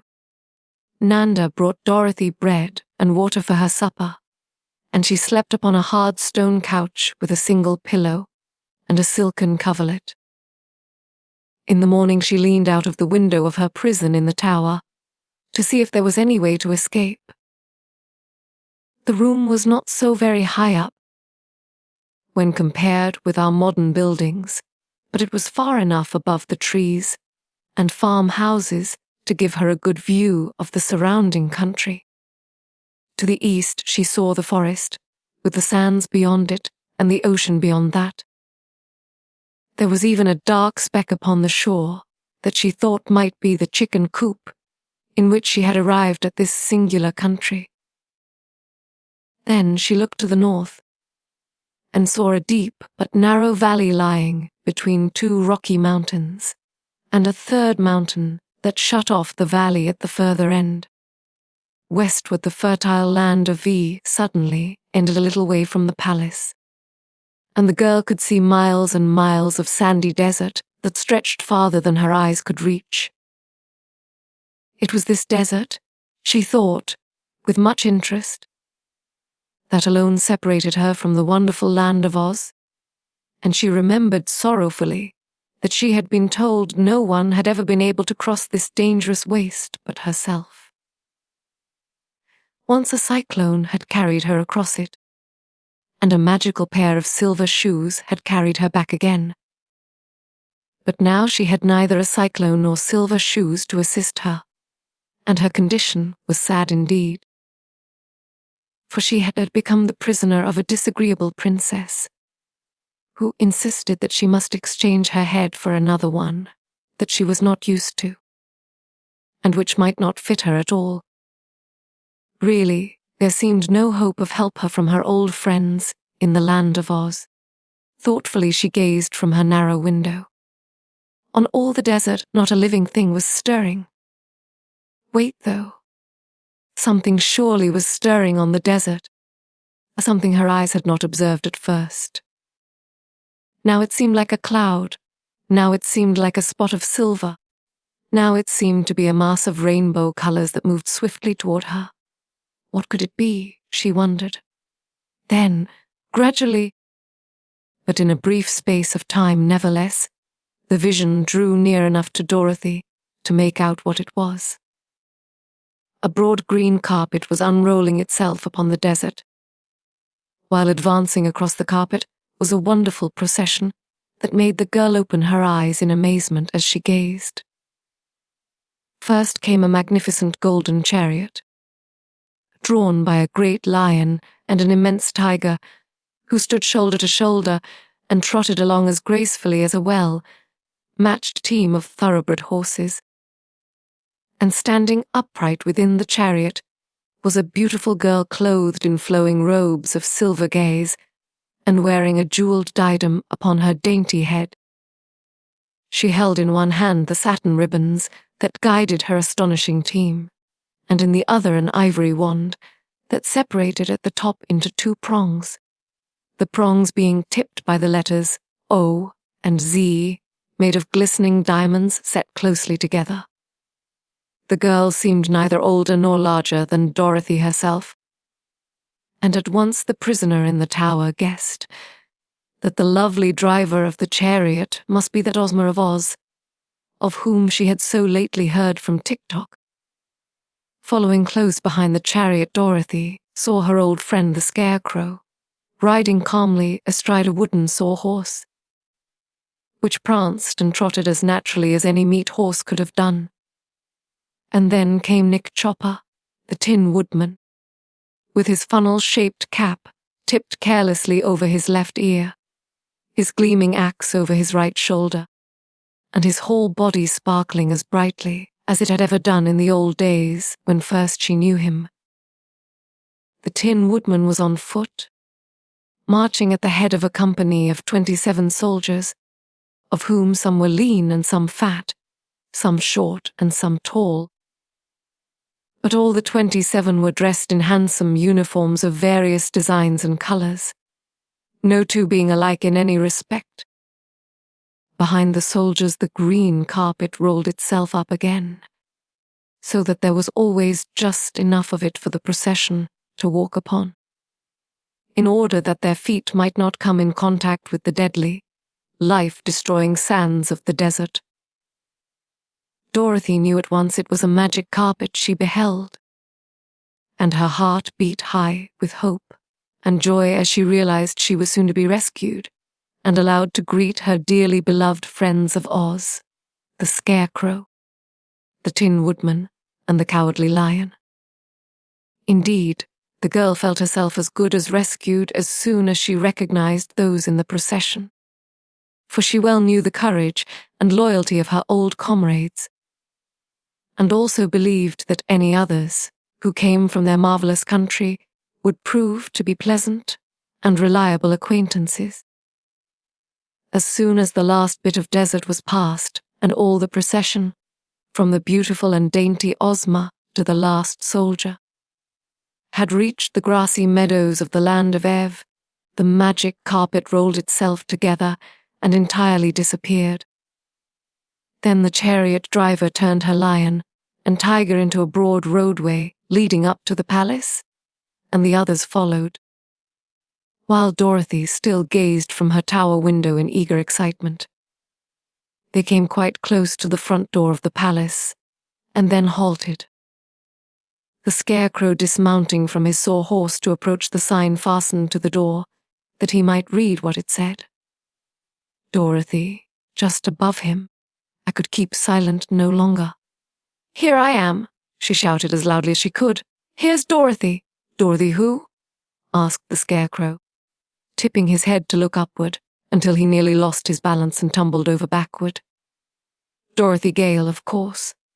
Your friend from Kansas," she answered. "Why, hello, Dorothy," said the Scarecrow. "What in the world are you doing up there?" "Nothing," she called down, "because there's nothing to do." "Save me, my friend, save me." "You seem to be quite safe now," replied the Scarecrow. "But I'm a prisoner. I'm locked in so that I can't get out," she pleaded. "That's all right," said the Scarecrow. "You might be worse off, little Dorothy. Just consider the matter. You can't get drowned, or be run over by a wheeler, or fall out of an apple tree. Some folks would think they were lucky to be up there. Well, I don't," declared the girl, "and I want to get down immediately and see you and the Tin Woodman and the Cowardly Lion." "Very well," said the Scarecrow, nodding. "It shall be just as you say. Little friend, who locked you up?" "The Princess Langwidere, who is a horrid creature," she answered. At this Ozma, who had been listening carefully to the conversation, I called to Dorothy from her chariot, asking, "Why did the princess lock you up, my dear?" "Because," exclaimed Dorothy, "I wouldn't let have my head for her collection, and take an old, cast-off head in exchange for it." "I do not blame you," exclaimed Ozma promptly. "I will see the princess at once, and oblige her to liberate you." "Oh, thank you very, very much," cried Dorothy, who as soon as she heard the sweet voice of the girlish ruler of Oz knew that she would soon learn to love her dearly. Ozma now drove her chariot around the third door of the wing, upon which the Tin Woodman boldly proceeded to knock. As soon as the maid opened the door, Ozma, bearing in her hand her ivory wand, stepped into the hall and made her way at once to the drawing-room, followed by all her company, except the lion, and the tiger.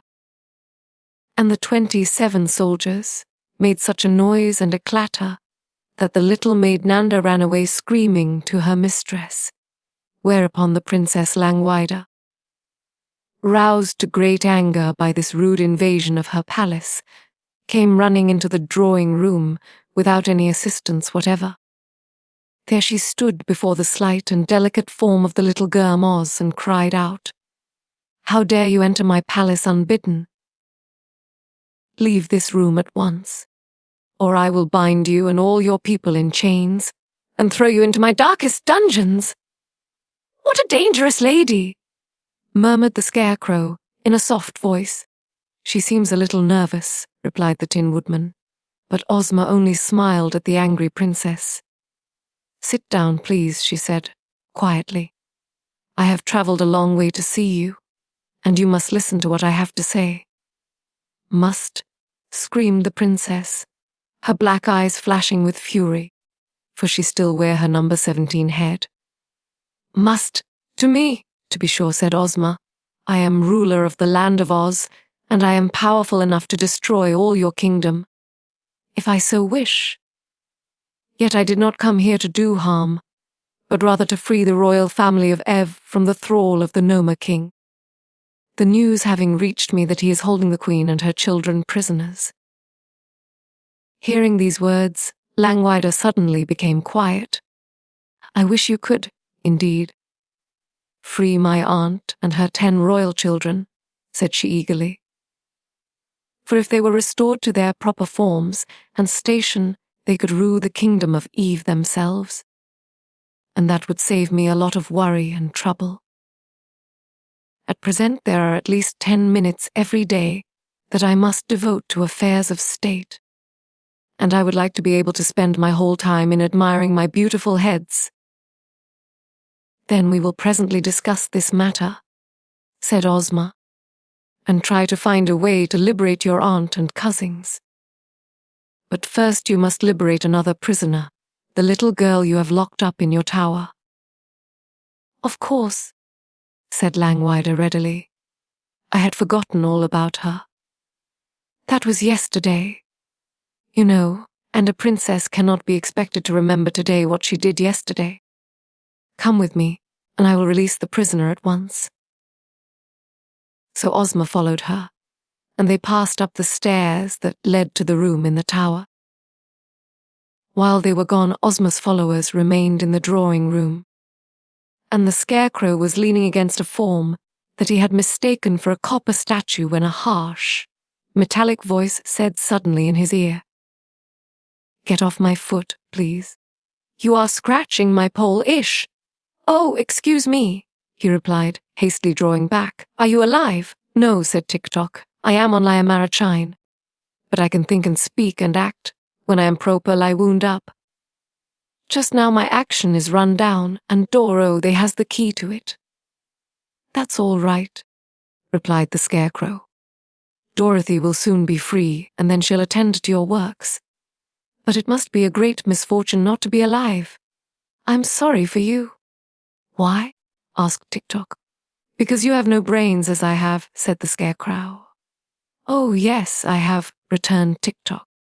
"I am fitted with Smith and Tinker's improved combination steel brains. They are what make me think. What sort of brains are you fitted with?" "I don't know," admitted the Scarecrow. "They were given to me by the great Wizard of Oz, and I didn't get a chance to examine them before he put them in. But they work splendidly and my conscience is very active." "Have you a conscience?" "No," said Tik-Tok. "And no heart, I suppose," added the Tin Woodman, who had been listening with interest to this conversation. "No," said Tik-Tok.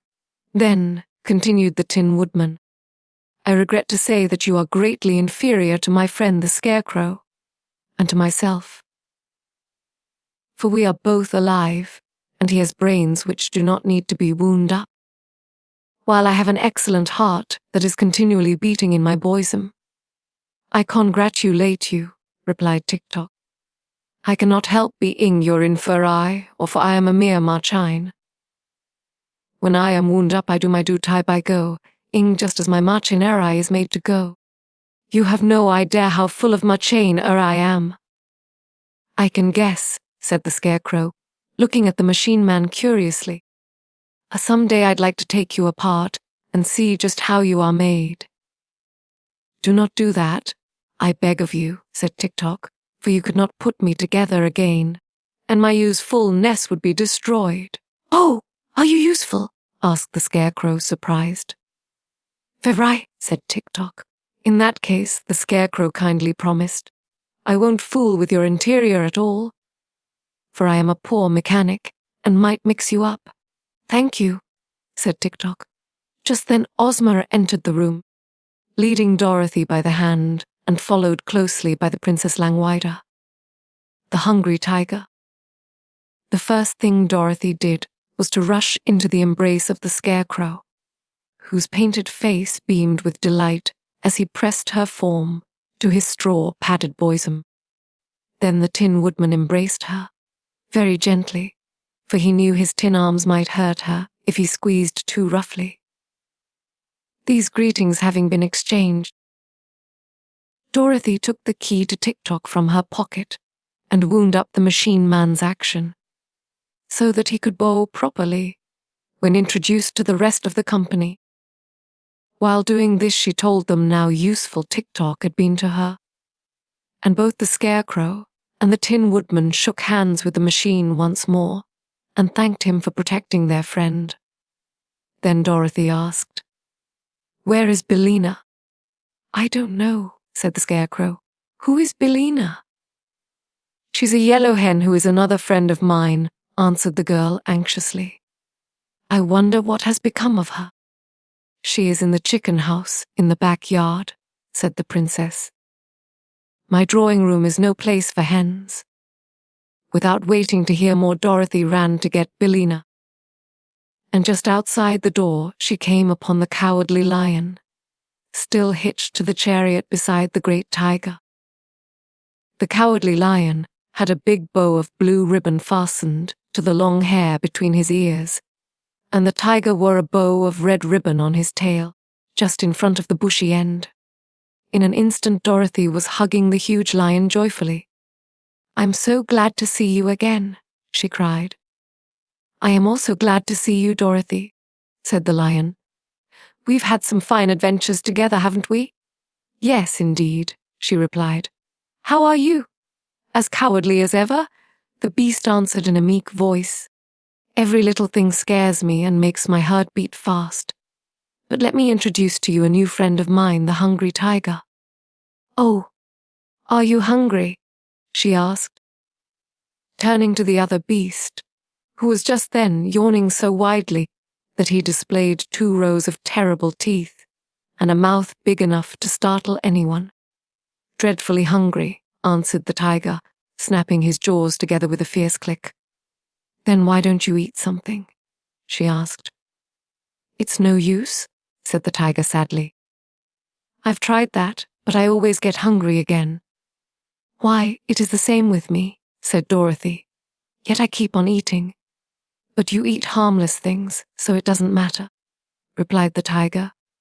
"For my part, I'm a savage beast, and have an appetite for all sorts of poor little living creatures, from a chipmunk to fat babies." "How dreadful!" said Dorothy. "Isn't it, though?" returned the hungry tiger, licking his lips with his long red tongue. "Fat babies! Don't they sound delicious?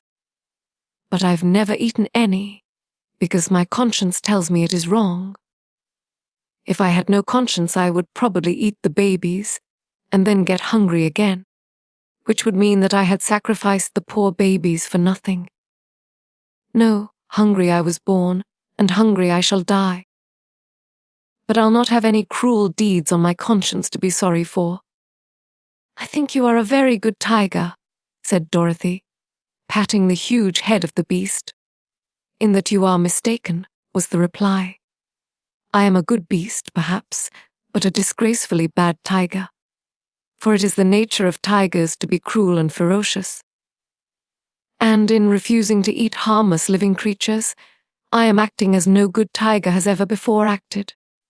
That is why I left the forest and joined my friend the Cowardly Lion." "But the lion is not really cowardly," said Dorothy. "I have seen him act as bravely as can be." "All a mistake, my dear," protested the lion gravely. "To others I may have seemed brave at times, but I have never been in any danger that I was not afraid." "Nor I," said Dorothy truthfully. "But I must go and set free Billina, and then I will see you again." She ran around to the backyard of the palace, and soon found the chicken house. Being guided to it by a loud cackling and crowing, and a distracting hubbub of sounds, such as chickens make when they are excited.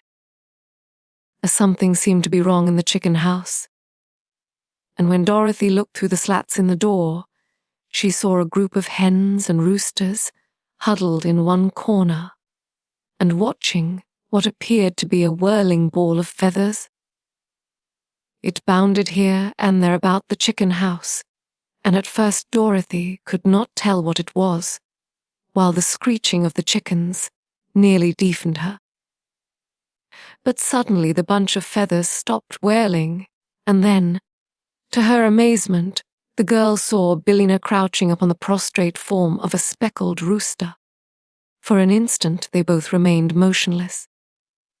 And then the Yellow Hen shook her wings to settle the feathers and walked the door with a strut of proud defiance and a cluck of victory, while the speckled rooster limped away to the group of other chickens, trailing his crumpled plumage in the dust as he went. "Why, Billina!" cried Dorothy. In a shocked voice, "Have you been fighting?" "I really think I have," retorted Billina. "Do you think I'd let that speckled villain of a rooster lord it over me, and claim to run this chicken house, as long as I'm able to peck and scratch? Not if my name is Bill.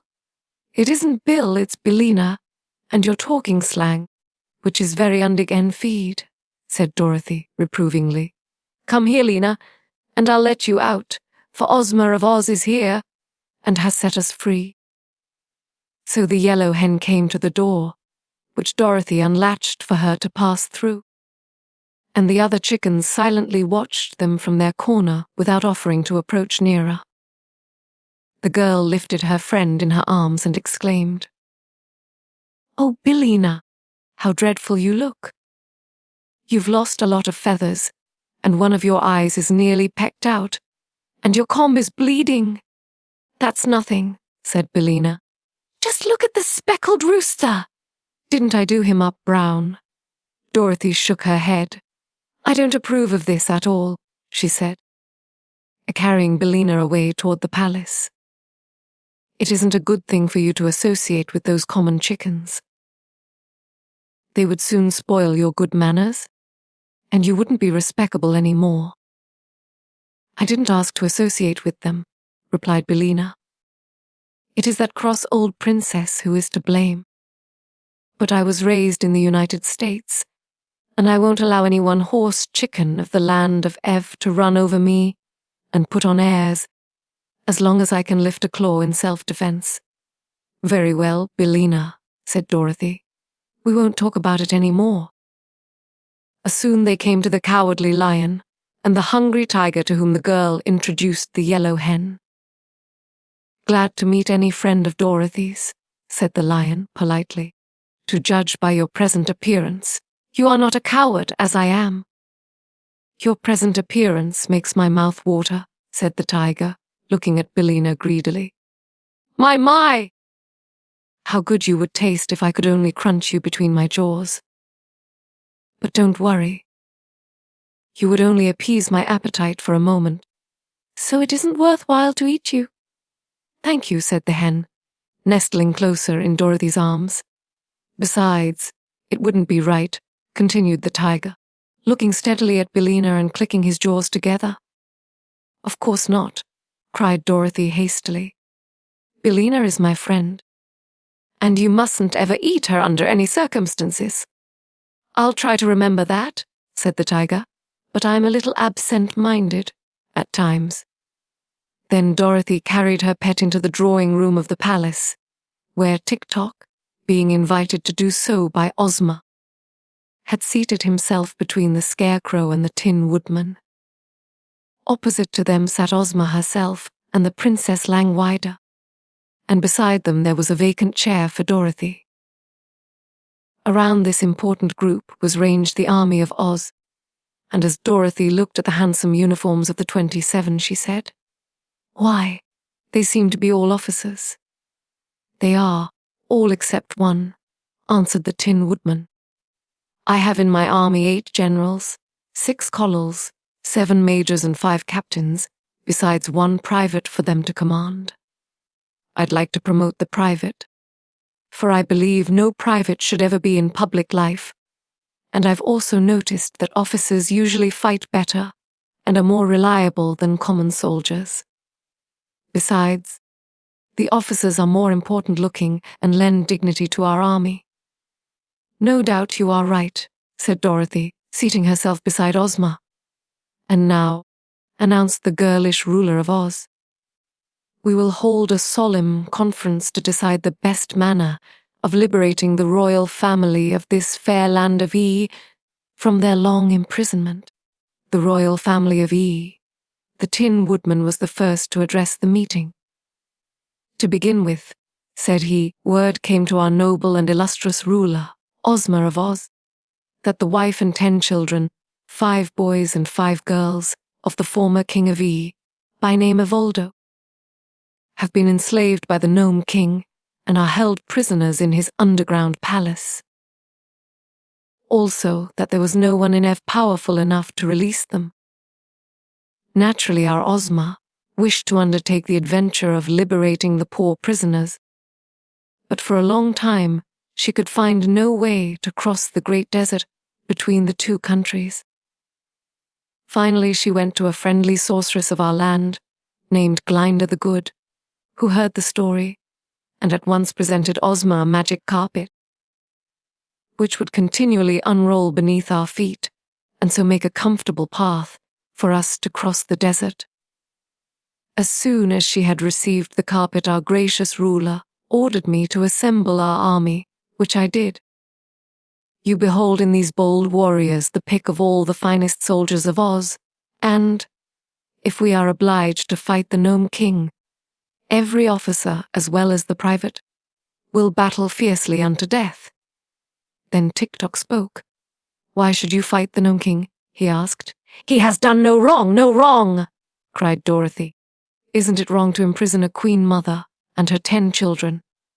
They were sold to the Nome King by King Evoldu, replied Tik-Tok. It was the King of E who did wrong, and when he realized what he had done, he jumped into the sea and drowned himself. This is news to me, said Ozma thoughtfully. I had supposed the Nome King were all to blame in the matter. But, in any case, he must be made to liberate the prisoners. My uncle Evoldo was a very wicked man, declared the Princess Langwidere. If he had drowned himself before he sold his family, no one would have cared. But he sold them to the powerful Nome King in exchange for a long life, and afterward destroyed the life by jumping into the sea. Then, said Ozma, he did not get the long life, and the Nome King must give up the prisoners. Where are they confined? No one knows exactly, replied the princess. For the king, whose name is Roquat of the Rocks, owns a splendid palace underneath the great mountain, which is at the north end of this kingdom, and he has transformed the queen and her children into ornaments and brack with which to decorate his rooms. I'd like to know, said Dorothy, who this Nome King is. I will tell you, replied Ozma. He is said to be the ruler of the underground world and commands the rocks and all that the rocks contain. Under his rule are many thousands of the gnomes, who are queerly shaped but powerful sprites that labor at the furnaces and forges of their king, making gold and silver and other metals which they conceal in the crevices of the rocks, so that those living upon the earth's surface can only find them with great difficulty. Also they make diamonds and rubies and emeralds, which they hide in the ground, so that the kingdom of the gnomes is wonderfully rich, and all we have of precious stones and silver and gold is what we take from the earth and rocks where the Nome King has hidden them. I understand, said Dorothy, nodding her little head wisely. For the reason that we often steal his treasures, continued Ozma. The ruler of the underground world is not fond of those who live upon the earth's surface and never appears among us. If we wish to see King Roquat of the Rocks, we must visit his own country, where he is all-powerful, and therefore it will be a dangerous undertaking. But, for the sake of the poor prisoners, said Dorothy, we ought to do it. We shall do it, replied the Scarecrow, although it requires a lot of courage for me to go near to the furnaces of the Nome King, for I am only stuffed with straw, and a single spark of fire might destroy me entirely. The furnaces may also melt my tin, said the Tin Woodman, but I am going. I can't bear heat, remarked the Princess Langwidere, yawning lazily, so I shall stay at home. But I wish you may have success in your undertaking, for I am heartily tired of ruling this stupid kingdom, and I need more leisure in which to admire my beautiful heads." "We do not need you," said Ozma. "For, if with the aid of my brave followers I cannot accomplish my purpose, then it would be useless for you to undertake the journey." "Quite true," sighed the princess. "So, if you'll excuse me, I will now retire to my cabinet. I've worn this head quite a while, and I want to change it for another." When she had left them, and you may be sure no one was sorry to see her go, Ozma said to Tik-Tok, "Will you join our party?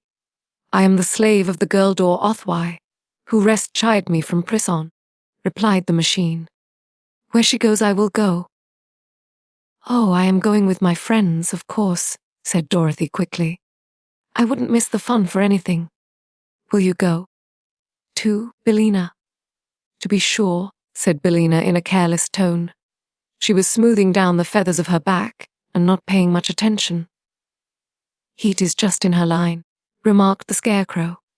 "If she is nicely roasted, she will be better than ever." "Then," said Ozma, "we will arrange to start for the kingdom of the gnomes at daybreak tomorrow. And, in the meantime, we will rest and prepare ourselves for the journey." Although Princess Langwidere did not again appear to her guests, the palace servants waited upon the strangers from Oz and did everything in their power to make the party comfortable. There were many vacant rooms at their disposal, and the brave army of 27 was easily provided for and liberally feasted. The Cowardly Lion and the Hungry Tiger were unharnessed from the chariot and allowed to roam at will throughout the palace, where they nearly frightened the servant to fits, although they did no harm at all. At one time Dorothy found the little maid Nanda crouching in terror in a corner, with the Hungry Tiger standing before her. "You certainly look delicious," the beast was saying. "Will you kindly give me permission to eat you?" "No, no," cried the maid in reply. "Then," said the tiger, yawning frightfully, "please to get me about 30 pounds of tenderloin steak, cooked rare, with a peck of boiled potatoes on the side, and 5 gallons of ice cream for dessert." I'll do the best I can," said Nanda, and she ran away as fast as she could go. "Are you so very hungry?" asked Dorothy in wonder. "You can hardly imagine the size of my appetite," replied the tiger sadly. "It seems to fill my whole body, from the end of my throat to the tip of my tail. I am very sure the appetite doesn't fit me and is too large for the size of my body. Some day, when I meet a dentist with a pair of forceps, I'm going to have it pulled." "What, your tooth?" asked Dorothy. "No, my appetite," said the Hungry Tiger. The little girl spent most of the afternoon talking with the Scarecrow and the Tin Woodman, who related to her all that had taken place in the land of Oz since Dorothy had left it. She was much interested in the story of Ozma, who had been, when a baby, stolen by a wicked old witch and transformed into a boy. Yet she did not know that she had ever been a girl until she was restored to her natural form by a kind sorceress. Then it was found that she was the only child of the former ruler of Oz, and was entitled to rule in his place. Ozma had many adventures, however, before she regained her father's throne, and in these she was accompanied by a pumpkin-headed man, a highly magnified and thoroughly educated woggle-bug, and a wonderful sawhorse that had been brought to life by means of a magic powder. The Scarecrow and the Tin Woodman had also assisted her, but the Cowardly Lion, who ruled the great forest as the king of beasts, knew nothing of Ozma until after she became the reigning princess of Oz.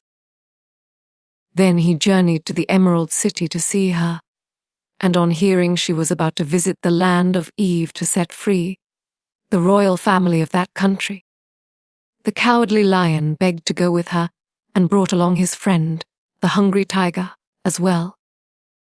Having heard this story, Dorothy related to them her own adventures and then went out with her friends to find the sawhorse, which Ozma had caused to be shod with plates of gold, so that its legs would not wear out. They came upon the sawhorse standing motionless beside the garden gate. When Dorothy was introduced to him, he bowed politely and blinked his eyes, which were knots of wood, and wagged his tail, which was only the branch of a tree. "What a remarkable thing to be alive!" exclaimed Dorothy. "I quite agree with you," replied the sawhorse in a rough but not unpleasant voice. "A creature like me has no business to live, as we all know. But it was the magic powder that did it, so I cannot justly be blamed." "Of course not," said Dorothy. "And you seem to be of some use, because I noticed the Scarecrow riding upon your back."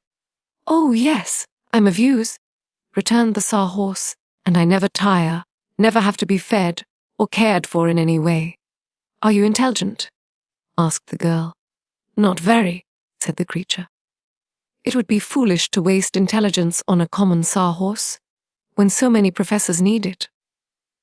But I know enough to obey my masters and to gid up, or whoa, when I'm told to. So I'm pretty well satisfied." That night Dorothy slept in a pleasant little bedchamber next to that occupied by Ozma of Oz, and Billina perched upon the foot of the bed and tucked her head under her wing and slept as soundly in that position as did Dorothy upon her soft cushions. But before daybreak everyone was awake and stirring, and soon the adventurers were eating a hasty breakfast in the great dining room of the palace. Ozma sat at the head of a long table on a raised platform, with Dorothy on her right hand and the Scarecrow on her left. The Scarecrow did not eat, of course, but Ozma placed him near her so that she might ask his advice about the journey while she ate. Lower down the table were the 27 warriors of Oz, and at the end of the room the lion and the tiger were eating out of a kettle that had been placed upon the floor, while Billina fluttered around to pick up any scraps that might be scattered.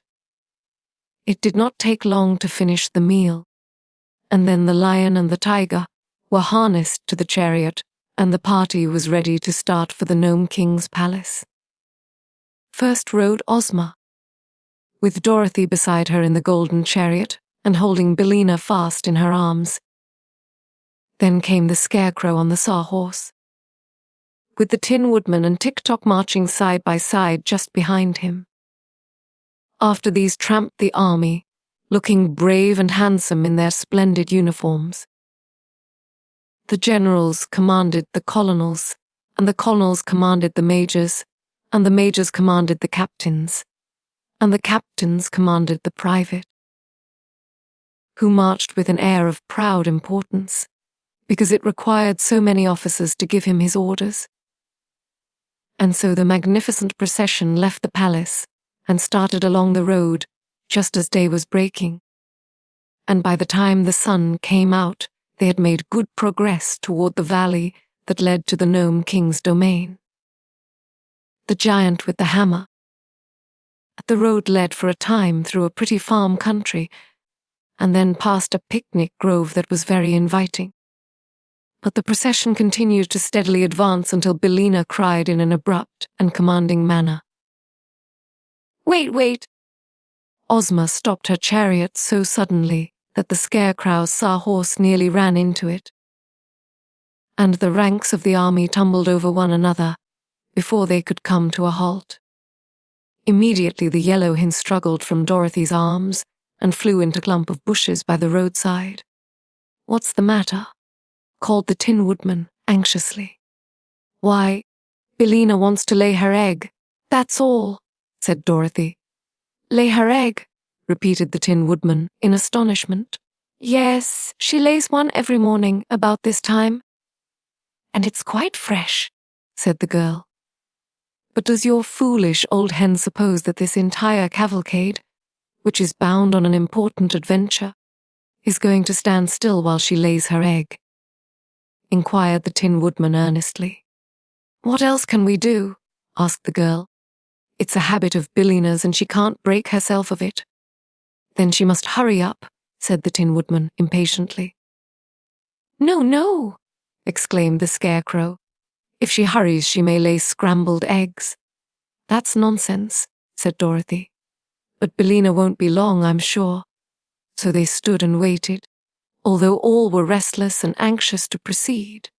And by the Yellow Hen came from the bushes saying, "Cut, cut! Cador, cut! Cut, cut! Cador, cut!"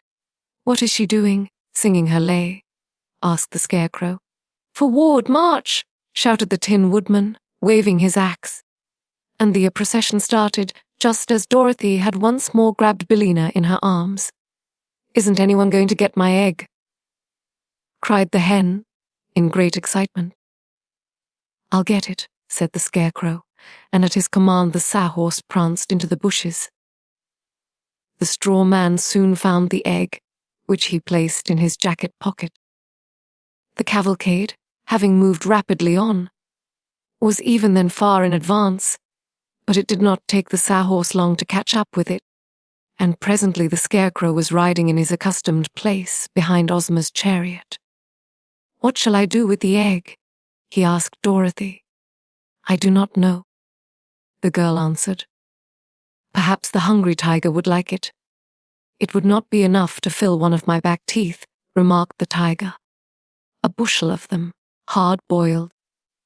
Might take a little of the edge off my appetite, but one egg isn't good for anything at all, that I know of.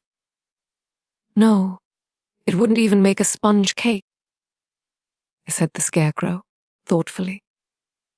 "The Tin Woodman might carry it with his axe and hatchet, but after all I may as well keep it myself for a souvenir." So he left it in his pocket. They had now reached that part of the valley that lay between the two high mountains which Dorothy had seen from her tower window. At the far end was the third great mountain, which blocked the valley and was the northern edge of the land of Eve. It was underneath this mountain that the Nome King's palace was said to be, but it would be some time before they reached that place. The path was becoming rocky and difficult for the wheels of the chariot to pass over, and presently a deep gulf appeared at their feet, which was too wide for them to leap. So Ozma took a small square of green cloth from her pocket and threw it upon the ground. At once it became the magic carpet, and unrolled itself far enough for all the cavalcade to walk upon. The chariot now advanced, and the green carpet unrolled before it, crossing the gulf on a level with its banks, so that all passed over in safety. "That's easy enough," said the Scarecrow. "I wonder what will happen next." He was not long in making the discovery, for the sides of the mountain came closer together until finally there was but a narrow path between them, along which Ozma and her party were forced to pass in single file. They now heard a low and deep thump, thump, thump, which echoed throughout the valley and seemed to grow louder as they advanced. Then, turning a corner of rock, they saw before them a huge form, which towered above the path for more than 100 feet. The form was that of a gigantic man built out of plates of cast iron, and it stood with one foot on either side of the narrow road and swung, over its right shoulder, an immense iron mallet, with which it constantly pounded the earth. These resounding blows explained the thumping sounds they had heard, for the mallet much bigger than a barrel, and where it struck the path between the rocky sides of the mountain it filled all the space through which our travellers would be obliged to pass. Of course they at once halted, a safe distance away from the terrible iron mallet. The magic carpet would do them no good in this case, for it was only meant to protect them from any dangers upon the ground beneath their feet, and not from dangers that appeared in the air above them. "Wow," said the Cowardly Lion, with a shudder. "It makes me dreadfully nervous to see that big hammer pounding so near my head." One blow would crush me into a doormat. The iron giant is a fine fellow, said Tik-Tok, and works as steadily as a clock. He was made for the Nome King by Smith and Tinker, who made me, and his duty is to keep folks from finding the underground palace. Is he not a great work of art? Can he think and speak as you do? Asked Ozma, regarding the giant with wondering eyes. No, replied the machine. He is only made to pound the road, and has no thinking or speaking attachment. But he pounds very well, I think. Too well, observed the Scarecrow. He is keeping us from going farther. Is there no way to stop his machinery? Only the Nome King, who has the key, can do that, answered Tik-Tok. Then, said Dorothy anxiously, what shall we do? Excuse me for a few minutes, said the Scarecrow, and I will think it over. He retired, then, to a position in the rear, where he turned his painted face to the rocks and began to think. Meantime the giant continued to raise his iron mallet high in the air, and to strike the path terrific blows that echoed through the mountains, like the roar of a cannon. Each time the mallet lifted, however, there was a moment when the path beneath the monster was free, and perhaps the Scarecrow had noticed this. For when he came back to the others he said, the matter is a very simple one. After all, we have but to run under the hammer, one at a time, when it is lifted, and pass to the other side before it falls again. It will require quick work if we escape the blow, said the Tin Woodman, with a shake of his head. But it really seems the only thing to be done. Who will make the first attempt? They looked at one another hesitatingly for a moment. Then the cowardly lion, who was trembling like a leaf in the wind, said to them, I suppose the head of the procession must go first, and that's me. But I'm terribly afraid of the big hammer. What will become of me? Asked Ozma. You might rush under the hammer yourself, but the chariot would surely be crushed. We must leave the chariot, said the Scarecrow. But you two girls can ride upon the backs of the lion and the tiger. So this was decided upon, and Ozma, as soon as the lion was unfastened from the chariot, at once mounted the beast's back and said she was ready. Cling fast to his mane, advised Dorothy. I used to ride him myself, and that's the way I held on, so Ozma clung fast to the mane. And the lion crouched in the path and eyed the swinging mallet carefully until he knew just the instant would begin to rise in the air. Then, before anyone thought he was ready, he made a sudden leap straight between the iron giant's legs. And before the mallet struck the ground again, Lion Ozma was safe on the other side. The tiger went next. Dorothy sat upon his back and locked her arms around his striped neck, for he had no mane to cling to. He made the leap straight and true as an arrow from a bow, and ere Dorothy realized it, she was out of danger and standing by Ozma's side. Now came the Scarecrow on the sawhorse, and while they made the dash in safety, they were within a hair's breadth of being caught by the descending hammer. Tik-Tok walked up to the very edge of the spot the hammer struck, and as it was raised for the next blow, he calmly stepped forward and escaped its descent. That was an idea for the Tin Woodman to follow, and he also crossed in safety while the great hammer was in the air. But when it came to the 26 officers and the private, their knees were so weak that they could not walk a step. In battle we are wonderfully courageous, said one of the generals, and our foes find us very terrible to face. But war is one thing, and this is another. When it comes to being pounded upon the head by an iron hammer and smashed into pancakes, we naturally object. Make a run for it, urged the Scarecrow. Our knees shake so that we cannot run, answered a captain. If we should try it, we would all certainly be pounded to a jelly. Well, sighed the cowardly lion. "I see, friend tiger, that we must place ourselves in great danger to rescue this bold army. Come with me, and we will do the best we can." So, Ozma and Dorothy having already dismounted from their backs, the lion and the tiger leaped back again to the awful hammer and returned with 2 generals clinging to their necks. They repeated this daring passage 12 times. When all the officers had been carried beneath the giant's legs and landed safely on the further side, by that time the beasts were very tired and panted so hard that their tongues hung out of their great mouths. "But what is to become of the private?" asked Ozma. "Oh, leave him there to guard the chariot," said the lion. "I'm tired out and won't pass under that mallet again." The officers at once protested that they must have the private with them, else there would be no one for them to command. But neither the lion or the tiger would go after him, and so the Scarecrow sent the Sahorse. Either the wooden horse was careless, or it failed to properly time the descent of the hammer, for the mighty weapon caught it squarely upon its head, and thumped it against the ground so powerfully that the private flew off its back high into the air and landed upon one of the giant's cast iron arms.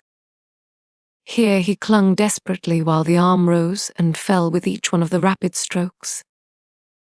The Scarecrow dashed in to rescue his Sahorse, and had his left foot smashed by the hammer before he could pull the creature out of danger.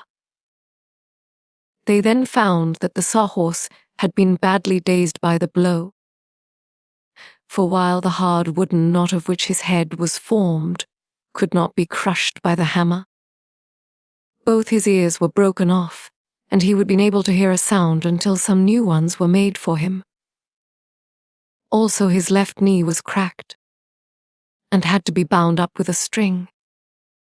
Billina having fluttered under the hammer, it now remained only to rescue the private, who was riding upon the iron giant's arm, high in the air.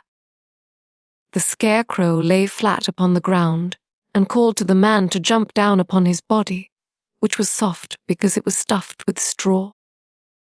This the private managed to do, waiting until a time when he was nearest the ground, and then letting himself drop upon the Scarecrow. He accomplished the feat without breaking any bones, and the Scarecrow declared he was not injured in the least.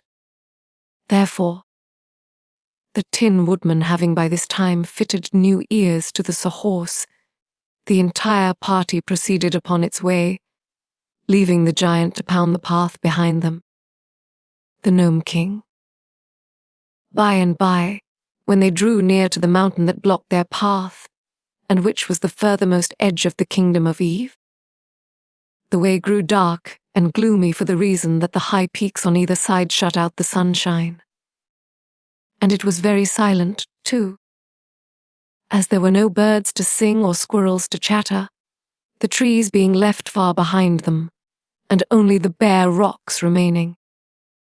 Ozma and Dorothy were a little awed by the silence, and all the others were quiet and grave except the Sahorse, which, as it trotted along with the Scarecrow upon his back, hummed a queer song, of which this was the chorus. Would a wooden horse in a woodland go? I sigh. He would, although had he not had a wooden head, he'd mount the mountain top instead. But no one paid any attention to this, because they were now close to the Nome King's dominions, and his splendid underground palace could not be very far away. Suddenly they heard a shout of jeering laughter, and stopped short. They would have to stop in a minute, anyway, for the huge mountain barred their further progress, and the path ran close up to a wall of rock and ended. "Who was that laughing?" asked Ozma. There was no reply, but in the gloom they could see strange forms flit across the face of the rock. Whatever the creations might be, they seemed very like the rock itself, for they were the color of rocks, and their shapes were as rough and rugged, as if they had been broken away from the side of the mountain. They kept close to the steep cliff facing our friends, and glided up and down, and this way and that, with a lack of regularity that was quite confusing. And they seemed not to need places to rest their feet, but clung to the surface of the rock as a fly does to a window pane, and were never still for a moment. "Do not mind them," said Tik-Tok as Dorothy shrank back. "They are only the gnomes." "And what are gnomes?" asked the girl, half frightened. "They are rock fair eyes." "And serve the Nome King," replied the machine. "But they will do us no harm. You must call for the king, because without him you can never find the entrance to the palace." "You call," said Dorothy to Ozma. Just then the gnomes laughed again, and the sound was so weird and disheartening that the 26 officers commanded the private to right about face, and they all started to run as fast as they could. The Tin Woodman at once pursued his army and cried, "Halt!" And when they had stopped their flight, he asked, "Where are you going?" I find I've forgotten the brush for my whiskers," said a general, trembling with fear. "Yes, so we are going back after it." "That is impossible," replied the Tin Woodman, "for the giant with the hammer would kill you all if you tried to pass him." "Oh, I'd forgotten the giant," said the general, turning pale.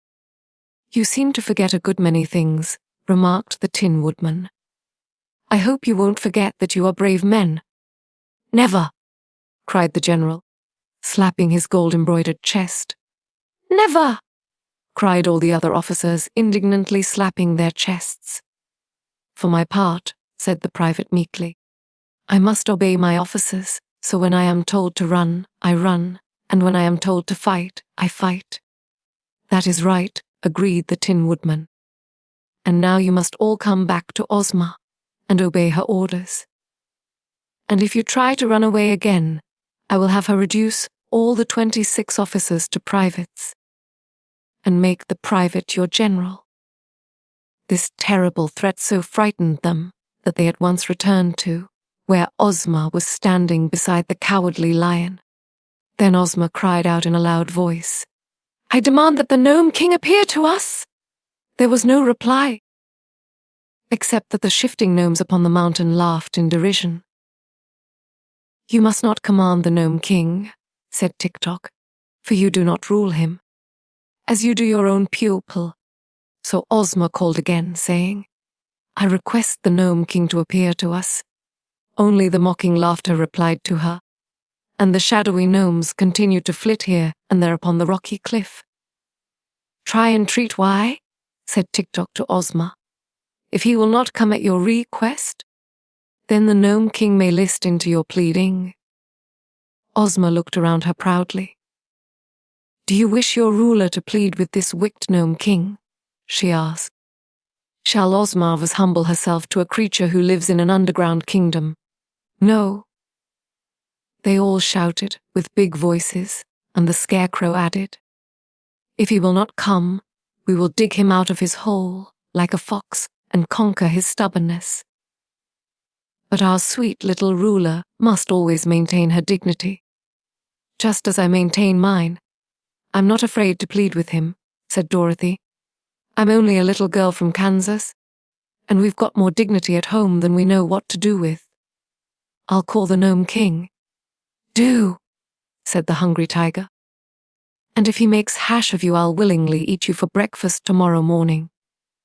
So Dorothy stepped forward and said, "Please, Mr. Nome King, come here and see us." The gnomes started to laugh again, but a low growl came from the mountain, and in a flash they had all vanished from sight and were silent. Then a door in the rock opened, and a voice cried, "Enter! Isn't it a trick?" asked the Tin Woodman. "Never mind," replied Ozma. "We came here to rescue the poor Queen of Ev and her 10 children, and we must run some risks to do so." "The Nome King is honest and good-natured," said Tik-Tok. "You can trust him to do what is right." So Ozma led the way, hand in hand with Dorothy. And they passed through the arched doorway of rock and entered a long passage which was lighted by jewels set in the walls and having lamps behind them.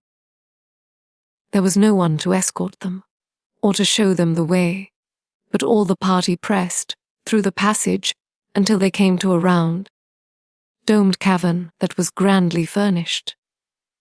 In the center of this room was a throne carved out of a solid boulder of rock, rude and rugged in shape, but glittering with great rubies and diamonds on every part of its surface. And upon the throne sat the Nome King.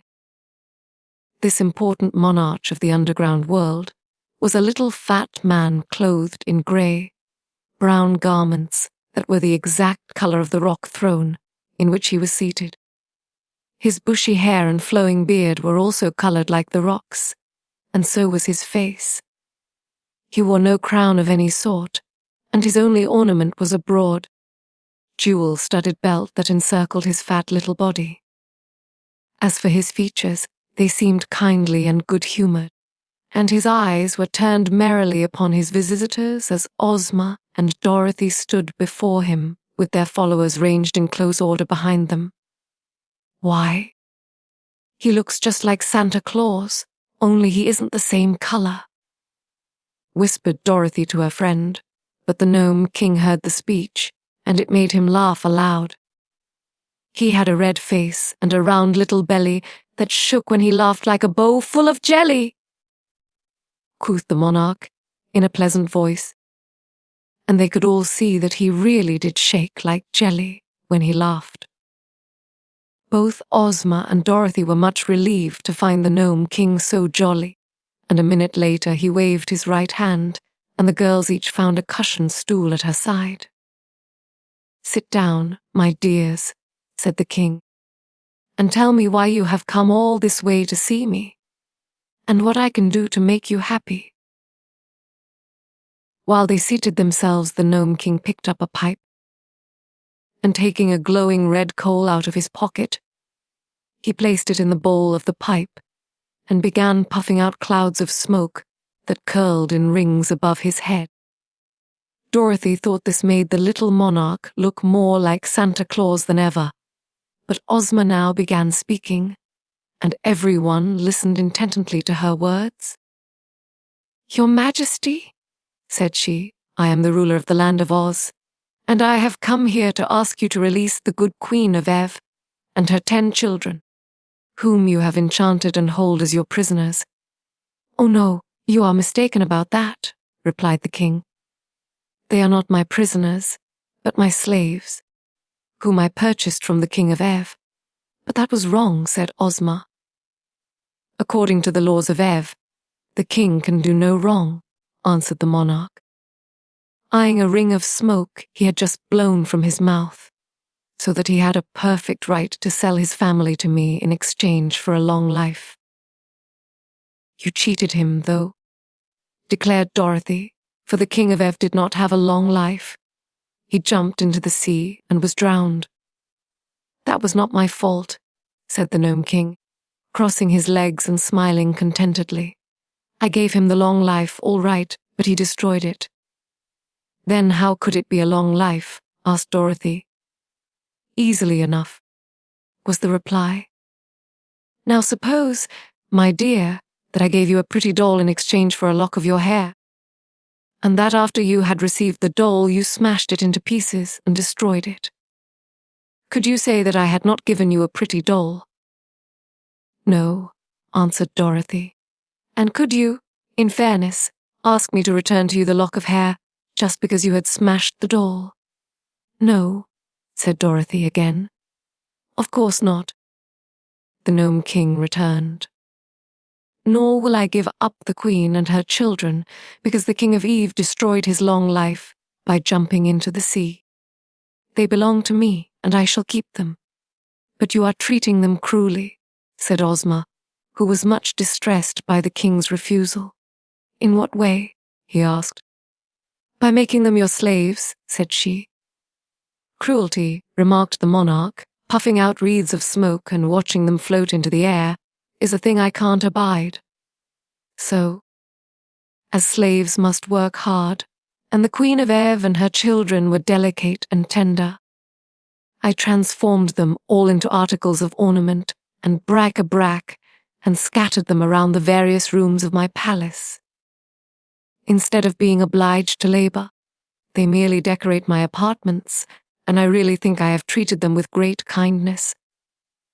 But what a dreadful fate is theirs, exclaimed Ozma, earnestly. And the kingdom of Yi is in great need of its royal family to govern it. If you will liberate them and restore them to their proper forms, I will give you 10 ornaments to replace each one you lose. The Nome King looked grave. Suppose I refuse? He asked. Then, said Ozma firmly, I am here with my friends and my army to conquer your kingdom and oblige you to obey my wishes. The Nome King laughed until he choked, and he choked until he coughed, and he coughed until his face turned from grayish brown to bright red. And then he wiped his eyes with a rock-colored handkerchief and grew grave again. You are as brave as you are pretty, my dear, he said to Ozma. But you have little idea of the extent of the task you have undertaken. Come with me for a moment. He arose and took Ozma's hand, leading her to a little door at one side of the room. This he opened, and they stepped out upon a balcony, from whence they obtained a wonderful view of the underground world. A vast cave extended for miles and miles under the mountain, and in every direction were furnaces and forges glowing brightly and gnomes hammering upon precious metals or polishing gleaming jewels. All around the walls of the cave were thousands of doors of silver and gold, built into the solid rock, and these extended in rows far away into the distance, as far as Ozma's eyes could follow them. While the little maid from us gazed wonderingly upon this scene, the Nome King uttered a shrill whistle, and at once all the silver and gold doors flew open, and solid ranks of gnome soldiers marched out from everyone.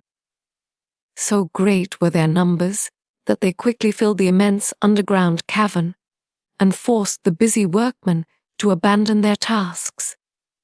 Although this tremendous army consisted of rock-colored gnomes, all squat and fat, they were clothed in glittering armor of polished steel, inlaid with beautiful gems. Upon his brow each were a brilliant electric light, and they bore sharp spears and swords and battle axes of solid bronze. It was evident they were perfectly trained, for they stood in straight rows, rank after rank, with their weapons held erect and true, as if awaiting but the word of command to level them upon their foes. This, said the Nome King, is but a small part of my army.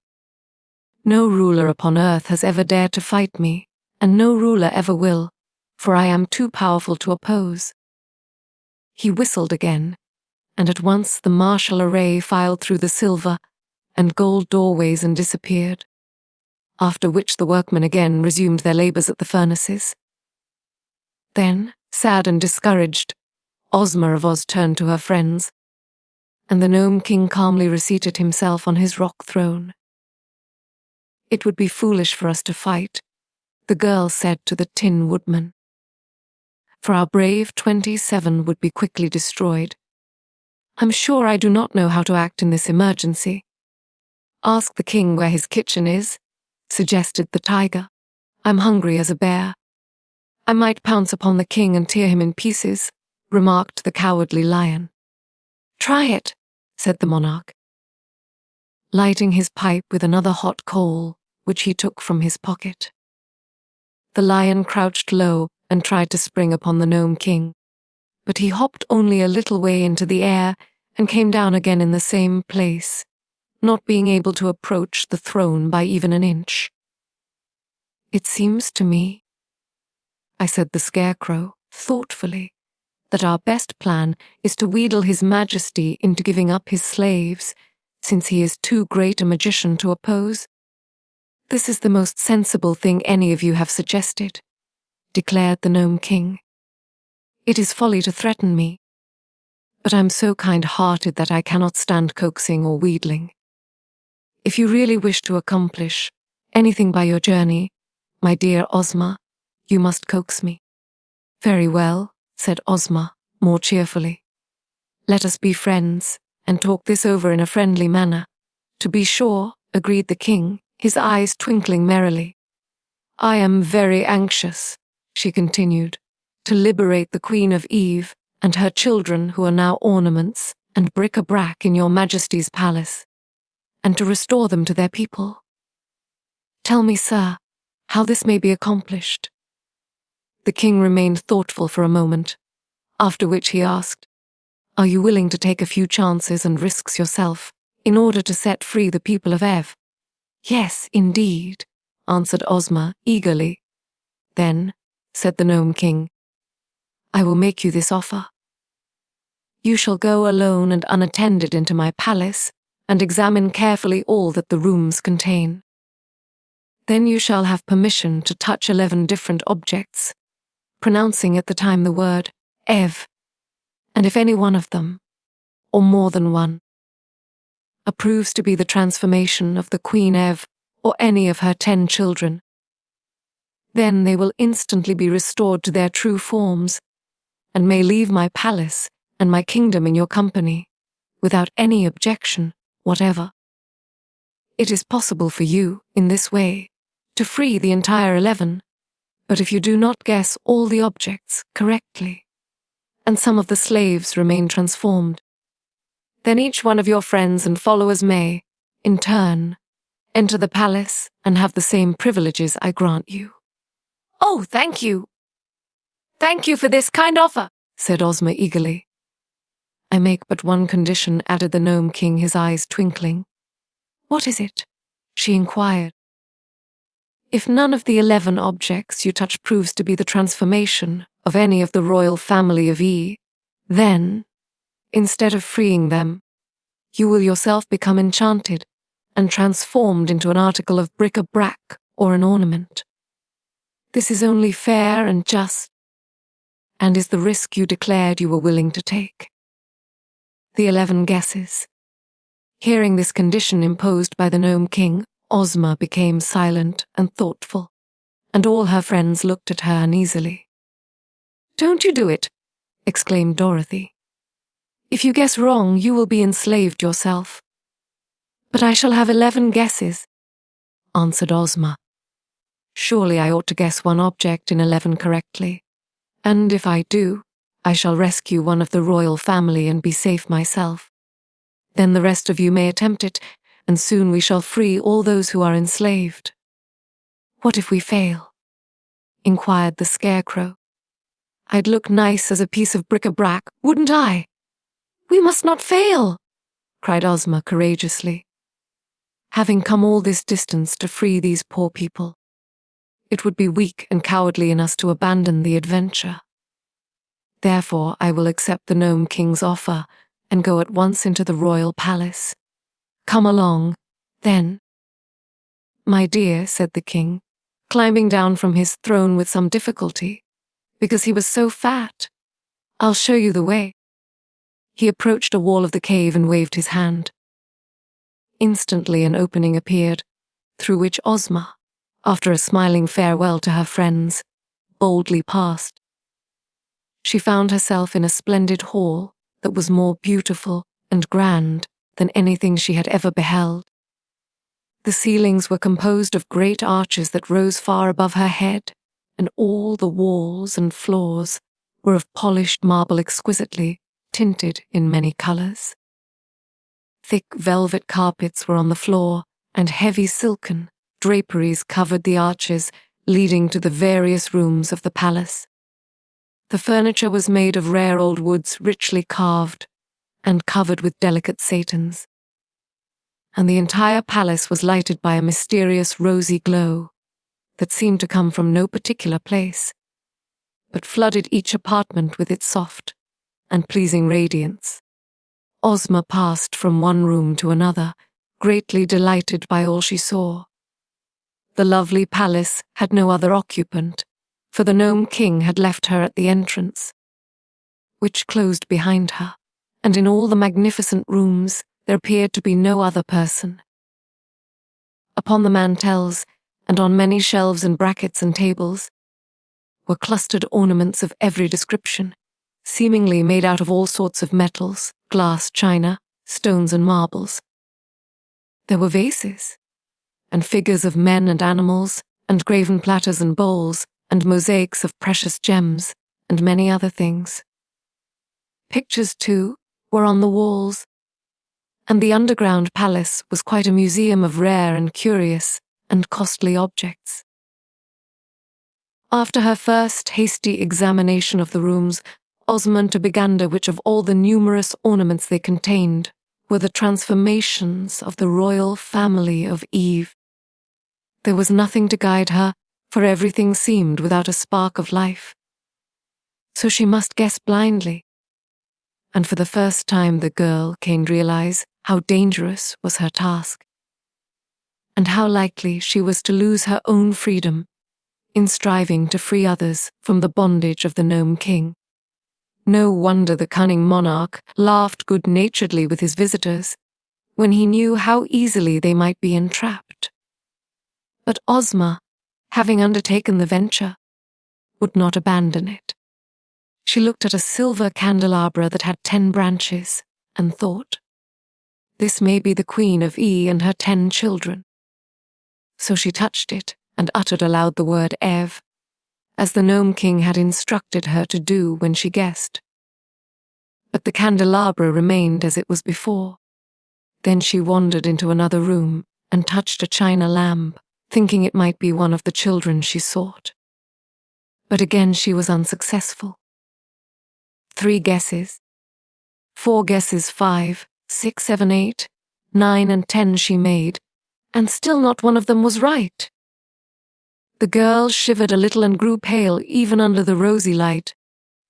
For now but one guess remained, and her own fate depended upon the result. She resolved not to be hasty, and strolled through all the rooms once more, gazing earnestly upon the various ornaments and trying to decide which she would touch.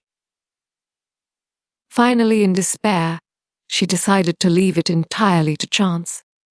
She faced the doorway of a room, shut her eyes tightly, and then, thrusting aside the heavy draperies, she advanced blindly with her right arm outstretched before her.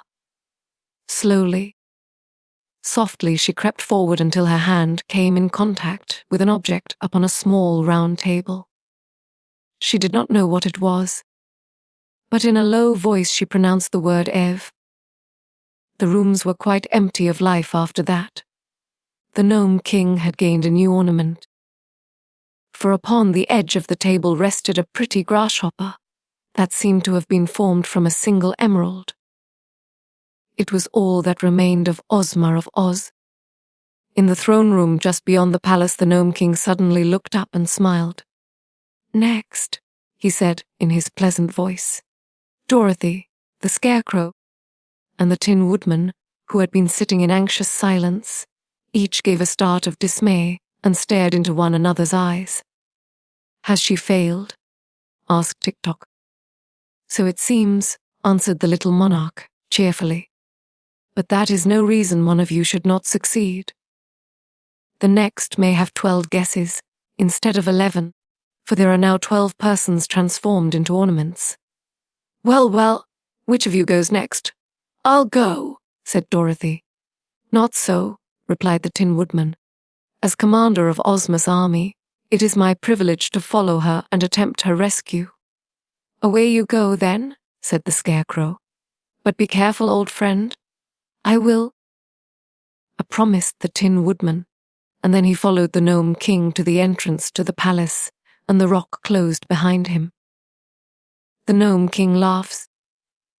In a moment the king returned to his throne and relighted his pipe, and the rest of the little band of adventurers settled themselves for another long wait. They were greatly disheartened by the failure of their girl ruler, and the knowledge that she was now an ornament in the Nome King's palace, a dreadful, a creepy place in spite of all its magnificence. Without their little leader, they did not know what to do next, and each one, down to the trembling private of the army, began to fear he would soon be more ornamental than useful. Suddenly the Gnome King began laughing. "Ha ha ha! Hee! Ho ho! What's happened?" asked the Scarecrow. "Why, your friend, the Tin Woodman, has become the funniest thing you can imagine," replied the king, wiping the tears of merriment from his eyes. "No one would ever believe he could make such an amusing ornament." Next, they gazed at each other with sinking hearts. One of the generals began to weep dolefully. "What are you crying for?" asked the Scarecrow, indignant at such a display of weakness. "He owed me 6 weeks back pay," said the general, "and I hate to lose him." "Then you shall go and find him," declared the Scarecrow. "Me!" cried the general, greatly alarmed. "Certainly.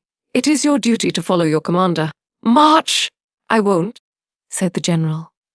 "I'd like to, of course, but I just simply won't." The Scarecrow looked inquiringly at the Gnome King. "Never mind," said the jolly monarch.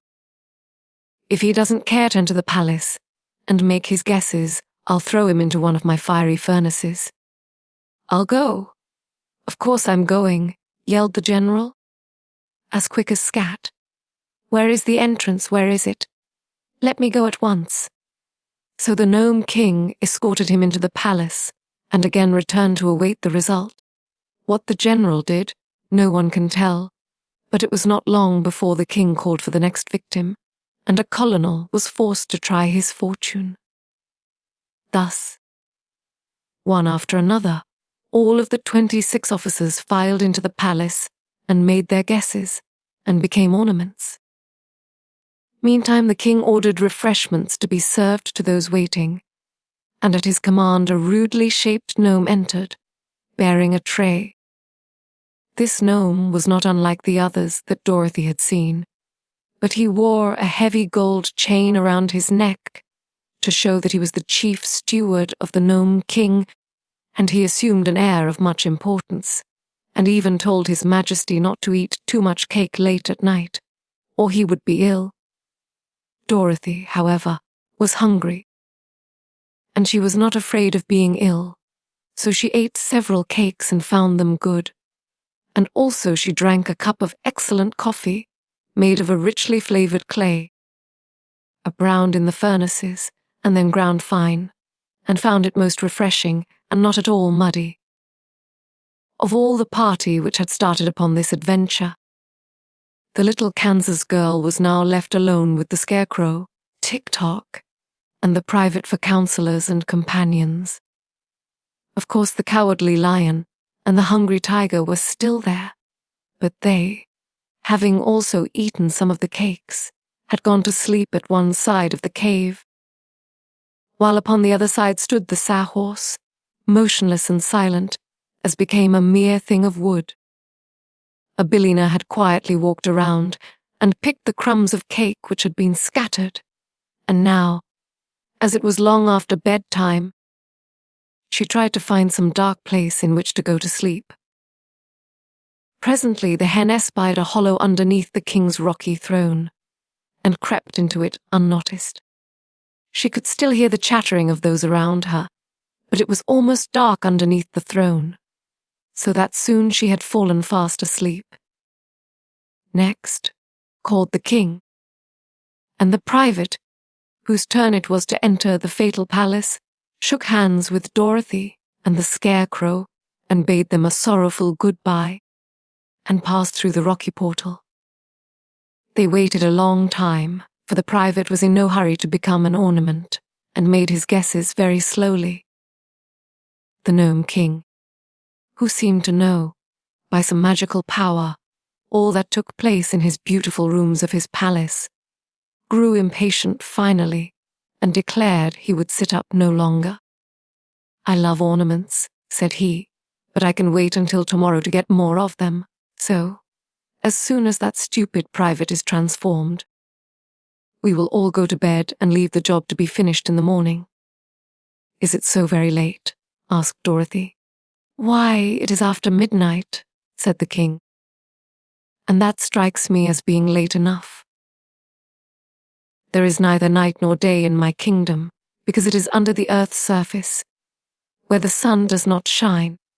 But we have to sleep, just the same as the upstairs people do, and for my part I'm going to bed in a few minutes." Indeed, it was not long after this that the private made his last guess. Of course he guessed wrongly, and of course he at once became an ornament. So the king was greatly pleased, and clapped his hands to summon his chief steward. "Show these guests to some of the sleeping apartments," he commanded, "and be quick about it too, for I'm dreadfully sleepy myself." "You've no business to sit up so late," replied the steward gruffly. "You'll be as cross as a griffin tomorrow morning."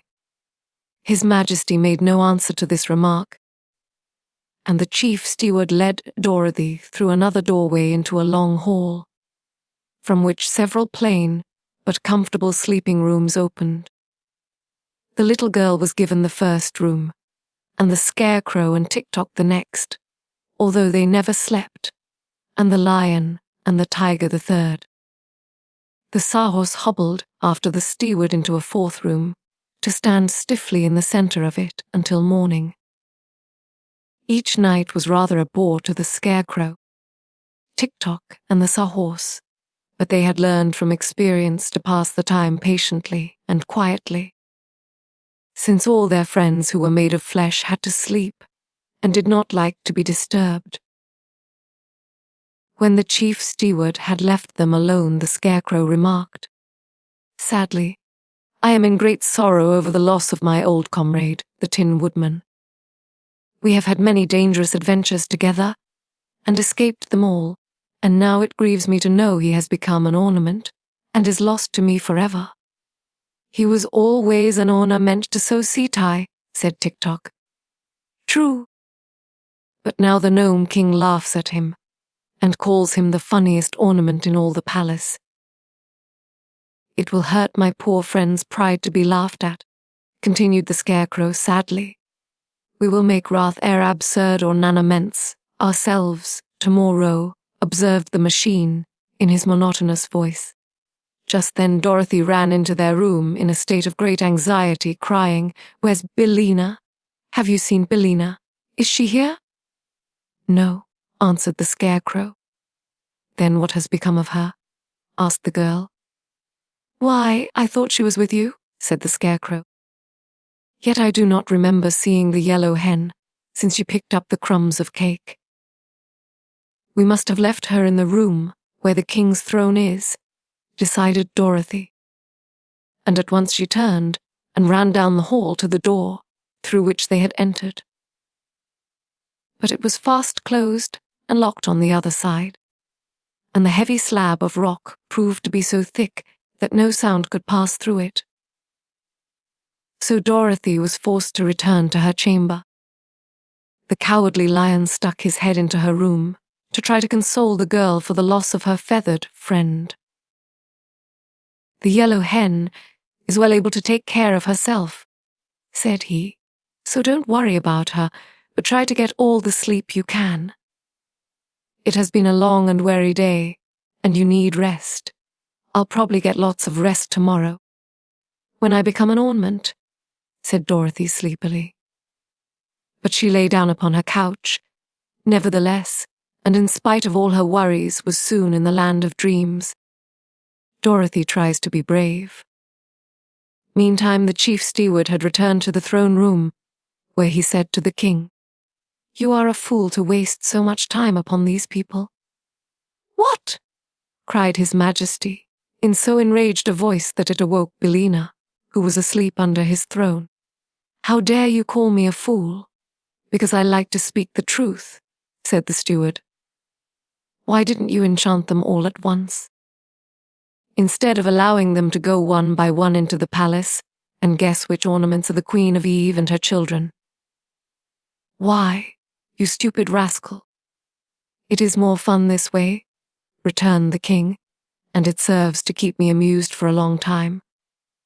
But suppose some of them happened to guess aright, persisted the steward. Then you would lose your old ornaments, and these new ones too. There is no chance of their guessing aright, replied the monarch, with a laugh. How could they know that the Queen of Ev and her family are all ornaments of a royal purple color? But there are no other purple ornaments in the palace, said the steward. There are many other colors, however, and the purple ones are scattered throughout the rooms and are of many different shapes and sizes. Take my word for it, steward, they will never think of choosing the purple ornaments. Billina, squatting under the throne, had listened carefully to all this talk, and now chuckled softly to herself as she heard the king disclose his secret. Still, you are acting foolishly by running the chance, continued the steward, roughly. And it is still more foolish of you to transform all those people from Oz into green ornaments. I did that because they came from the Emerald City, replied the king, and I had no green ornaments in my collection until now. I think they will look quite pretty, mixed with the others. Don't you? The steward gave an angry grunt. Have your own way, since you are the king, he growled. But if you come to grief through your carelessness, remember that I told you so.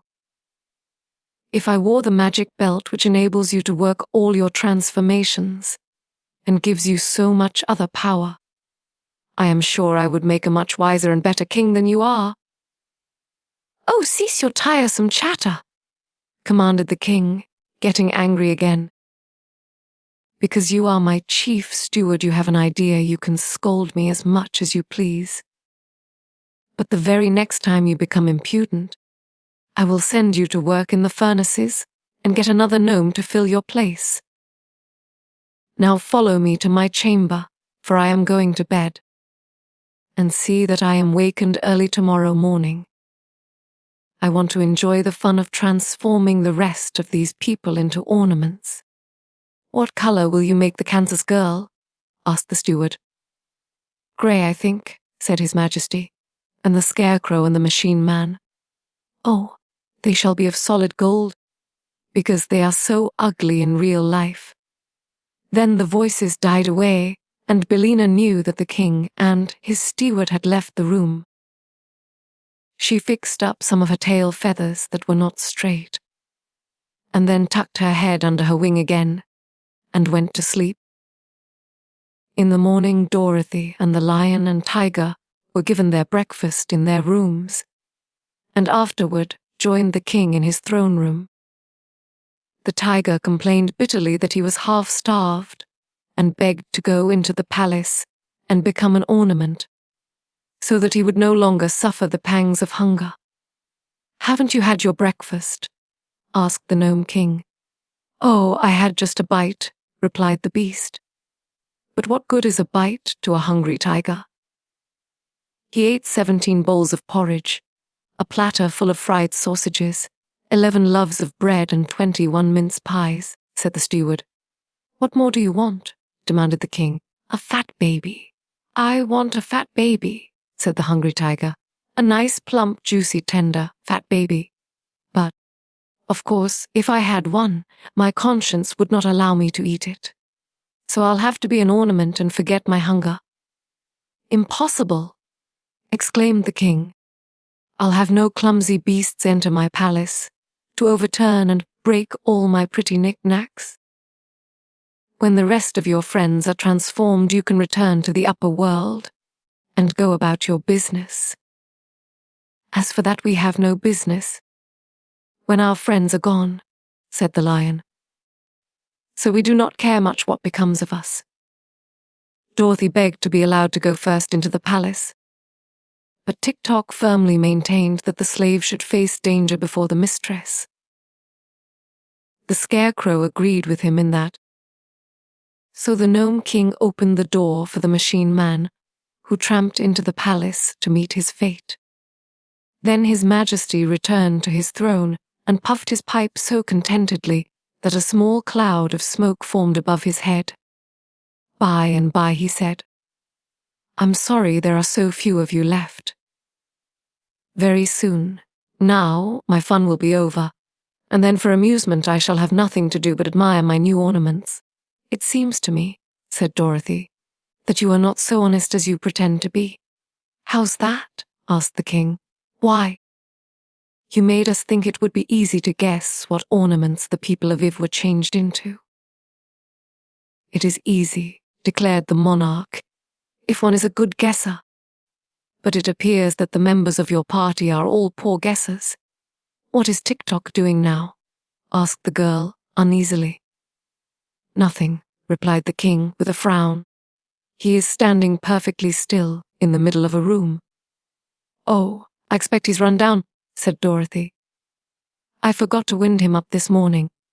How many guesses has he made?" "All that he is allowed except one," answered the king. "Suppose you go in and wind him up, and then you can stay there and make your own guesses." "All right," said Dorothy. "It is my turn next," declared the Scarecrow. "Why? You don't want to go away and leave me all alone, do you?" asked the girl. "Besides, if I go now I can wind up Tik-Tok so that he can make his last guess." "Very well then," said the Scarecrow, with a sigh. "Run along, little Dorothy, and may good luck go with you." So Dorothy, trying to be brave in spite of her fears, passed through the doorway into the gorgeous rooms of the palace. The stillness of the place awed her, at first, and the child drew short breaths, and pressed her hand to her heart, and looked all around with wondering eyes. Yes, it was a beautiful place, but enchantments lurked in every nook and corner, and she had not yet grown accustomed to the wizardries of these fairy countries, so different from the quiet and sensible common places of her own native land. Slowly she passed through several rooms until she came upon Tik-Tok, standing motionless. It really seemed then that she had found a friend in this mysterious palace, so she hastened to wind up the machine man's action and speech and thoughts. "Thank you, Dorothy," were his first words. "I have now one more guess to make." "Oh, be very careful, Tik-Tok, won't you?" cried the girl. "Yes, but the Nome King has us in his power, and he has set a trap for us. I fear we are all lost," he answered. "I fear so, too," said Dorothy sadly. "If Smith and Turhan give in me a guess in clockwork attachment," continued Tik-Tok, "I might have defied the Nome King. But my thoughts are plain and simple, and are not of much use in this case." "Do the best you can," said Dorothy encouragingly. "And if you fail I will watch and see what shape you are changed into." So Tik-Tok touched a yellow glass vase that had daisies painted on one side, and he spoke at the same time the word Ev. In a flash the machine man had disappeared, and although the girl looked quickly in every direction, she could not tell which of the many ornaments the room contained had a moment before being her faithful friend and servant. So all she could do was to accept the hopeless task set her and make her guesses and abide by the result. "It can't hurt very much," she thought, "for I haven't heard any of them scream or cry out, not even the poor officers. Dear me! I wonder if Uncle Henry or Aunt Em will ever know I have become an ornament in the Nome King's palace, and must stand forever and ever in one place, and look pretty, except when I'm moved to be dusted. It isn't the way I thought I'd turn out, at all, but I suppose it can't be helped." She walked through all the rooms once more, and examined with care all the objects they contained, but there were so many, they bewildered her, and she decided, after all, as Ozma had done, that it could be only guesswork at the best, and that the chances were much against her guessing aright. Timidly she touched an alabaster bowl and said, "Ev, that's one failure, anyhow," she thought. "But how am I to know which thing is enchanted, and which is not?" Next, she touched the image of a purple kitten that stood on the corner of a mantel, and as she pronounced the word, the kitten disappeared, and a pretty, fair-haired boy stood beside her. At the same time, a bell rang somewhere in the distance, and as Dorothy started back, partly in surprise and partly in joy, the little one exclaimed, "Where am I, and who are you, and what has happened to me?" "Well, I declare," said Dorothy. "I've really done it." "Done what?" asked the boy. "Saved myself from being an ornament," replied the girl with a laugh, "and saved you from being forever a purple kitten." "A purple kitten," he repeated. "There is no such thing." "I know," she answered. "But there was, a minute ago. Don't you remember standing on a corner of the mantel?" "Of course not. I am a prince of Ev." "And my name is Evring," the little one announced proudly. "But my father, the king, sold my mother and all her children to the cruel ruler of the gnomes, and after that I remember nothing at all." "A purple kitten be expected to remember, Evring," said Dorothy. "But now you are yourself again, and I'm going to try to save some of your brothers and sisters, and perhaps your mother as well. So come with me." She seized the child's hand and eagerly hurried here and there, trying to decide which object to choose next. The third guess was another failure, and so was the fourth and the fifth. Little Evering could not imagine what she was doing, but he trotted along beside her very willingly, for he liked the new companion he had found. Dorothy's further quest proved unsuccessful, but after her first disappointment was over, the little girl was filled with joy and thankfulness to think that after all she had been able to save one member of the royal family of Ev, and could restore the little prince to his sorrowing country. Now she might return to the terrible Nome King in safety, carrying with her the prize she had won in the person of the fair-haired boy. So she retraced her steps until she found the entrance to the palace. And as she approached, the massive doors of rock opened of their own accord, allowing both Dorothy and Evering to pass the portals and enter the throne room. Billina frightens the Nome King. Now when Dorothy had entered the palace to make her guesses, and the Scarecrow was left with the Nome King, the two sat in maudie silence for several minutes. Then the monarch exclaimed, in a tone of satisfaction, "Very good? Who is very good?" asked the Scarecrow. "The machine man. He won't need to be wound up any more, for he has now become a very neat ornament." "Very neat, indeed. How about Dorothy?" the Scarecrow inquired. "Oh, she will begin to guess, pretty soon," said the king cheerfully. "And then she will join my collection, and it will be your turn." The good Scarecrow was much distressed by the thought that his little friend was about to suffer the fate of Ozma and the rest of their party. But while he sat in gloomy reverie, a shrill voice suddenly cried, "Cut, cut, door, cut, cut, cut, car door, cut." The Nome King nearly jumped off his seat. He was so startled. "Good gracious, what's he at?" "Why, it's Billina," said the Scarecrow. "What do you mean by making a noise like that?" shouted the king, angrily, as the Yellow Hen came from under the throne and strutted proudly about the room. "I've got a right to cackle, I guess," replied Billina. "I've just laid my egg." "What? Laid an egg? In my throne room? How dare you do such a thing?" asked the king, in a voice of fury. "I lay eggs wherever I happen to be," said the hen, ruffling her feathers and then shaking them into place. "But thunderation! Don't you know that eggs are poison?" roared the king, while his rock-colored eyes stuck out in great terror. "Poison? Well, I declare," said Billina indignantly. "I'll have you know all my eggs are warranted strictly fresh and up to date." "Poison, indeed. You don't understand," retorted the little monarch nervously. "Eggs belong only to the outside world, to the world on the earth's surface, where you came from. Here, in my underground kingdom, they are rank poison, as I said, and we gnomes can't bear them around. Well, you'll have to bear this one around, declared Billina, for I've laid it. Where? Asked the king. Under your throne, said the hen. The king jumped 3 feet into the air, so anxious was he to get away from the throne.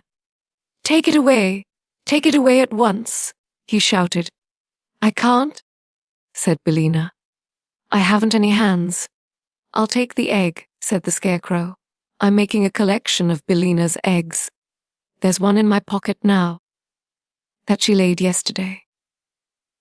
Hearing this, the monarch hastened to put a good distance between himself and the Scarecrow, who was about to reach under the throne for the egg when the hen suddenly cried. Stop! What's wrong? Asked the Scarecrow.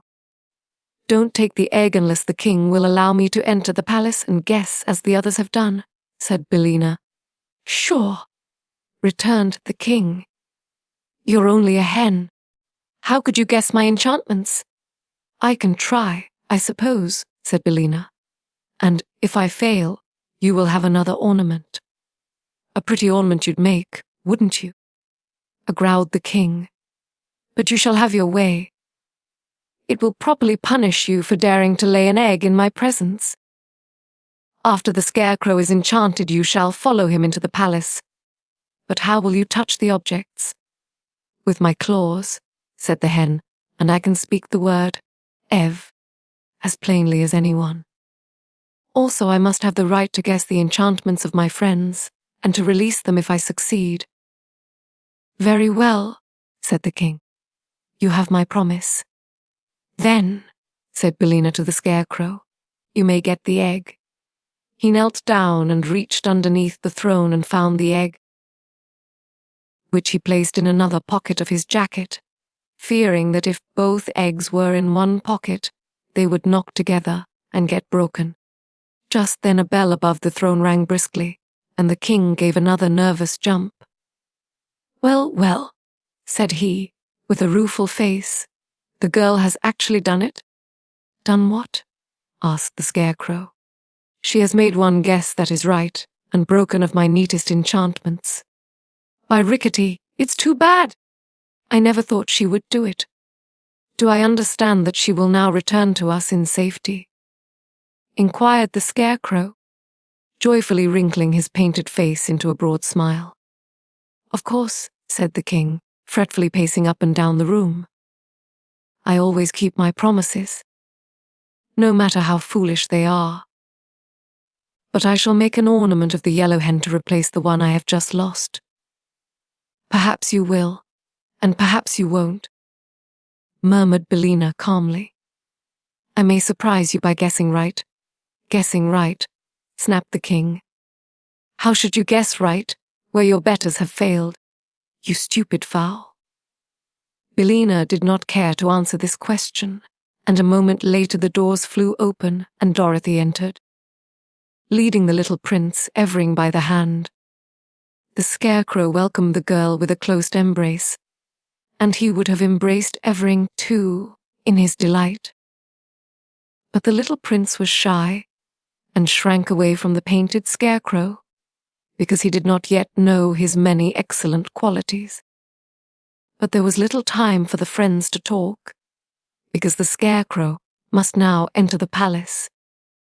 Dorothy's success had greatly encouraged him, and they both hoped he would manage to make at least one correct guess.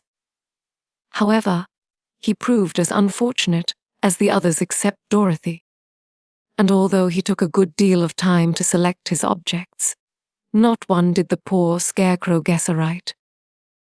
So he became a solid gold card receiver, and the beautiful but terrible palace awaited its next visitor. It's all over, remarked the king, with a sigh of satisfaction, and it has been a very amusing performance, except for the one good guess the Kansas girl made. I am richer by a great many pretty ornaments. It is my turn, now, said Billina briskly. Oh, I'd forgotten you, said the king, but you needn't go if you don't wish to. I will be generous and let you off." "No, you won't," replied the hen. "I insist upon having my guesses as you promised." "Then go ahead, you absurd feathered fool," grumbled the king, and he caused the opening that led to the palace to appear once more. "Don't go, Billina," said Dorothy earnestly. "It isn't easy to guess those ornaments, and only luck saved me from being one myself. Stay with me, and we'll go back to the land of Ev together. I'm sure this little prince will give us a home." "Indeed I will," said Evering, with much dignity. "Don't worry, my dear," cried Billina, with a cluck that was meant for a laugh. "I may not be human, but I'm no fool. If I am a chicken—" "Oh, Billina," said Dorothy, "you haven't been a chicken in a long time." "Not since you've been grown up." "Perhaps that's true," answered Billina, thoughtfully. "But if a Kansas farmer sold me to someone, what would he call me? A hen or a chicken?" "You are not a Kansas farmer, Billina," replied the girl. "And you said—" "Never mind that, Dorothy. I'm going. I won't say goodbye because I'm coming back. Keep up your courage, for I'll see you a little later." Then Billina gave several loud cluck-clucks that seemed to make the fat little king more nervous than ever, and marched through the entrance into the enchanted palace. "I hope I've seen the last of that bird," declared the monarch, seating himself again in his throne and mopping the perspiration from his forehead with his rock-colored handkerchief. "Hens are bothersome enough at their best, but when they can talk they're simply dreadful." "Billina's my friend," said Dorothy quietly. "She may not always be exactly polite, but she means well, I'm sure. Purple, green and gold." The Yellow Hen, stepping high and with an air of vast importance, walked slowly over the rich velvet carpets of the splendid palace, examining everything she met with her sharp little eyes. Billina had a right to feel important, for she alone shared the Gnome King's secret and knew how to tell the objects that were transformations from those that had never been alive. She was very sure that her guesses would be correct, but before she began to make them, she was curious to behold all the magnificence of this underground palace, which was perhaps one of the most splendid and beautiful places in any fairyland.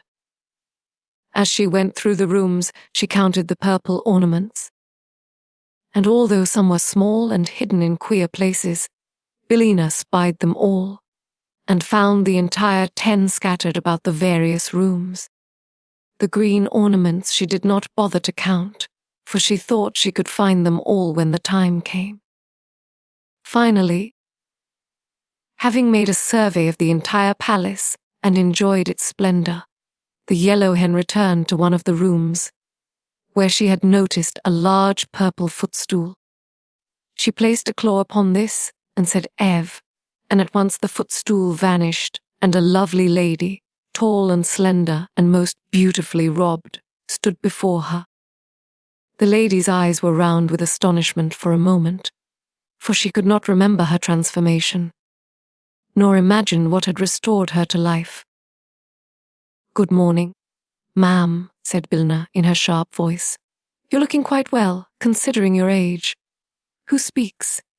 demanded the Queen of Ev, drawing herself up proudly. "Why?" "My name's Bill, by rights," answered the hen, who was now perched upon the back of a chair, although Dorothy has put scallops on it and made it Billina. "But the name doesn't matter.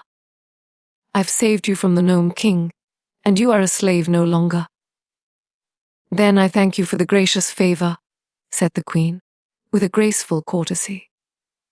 "But, my children, tell me, I beg of you, where are my children?" And she clasped her hands in anxious entreaty. "Don't worry," advised Billina, pecking at a tiny bug that was crawling over the chair back.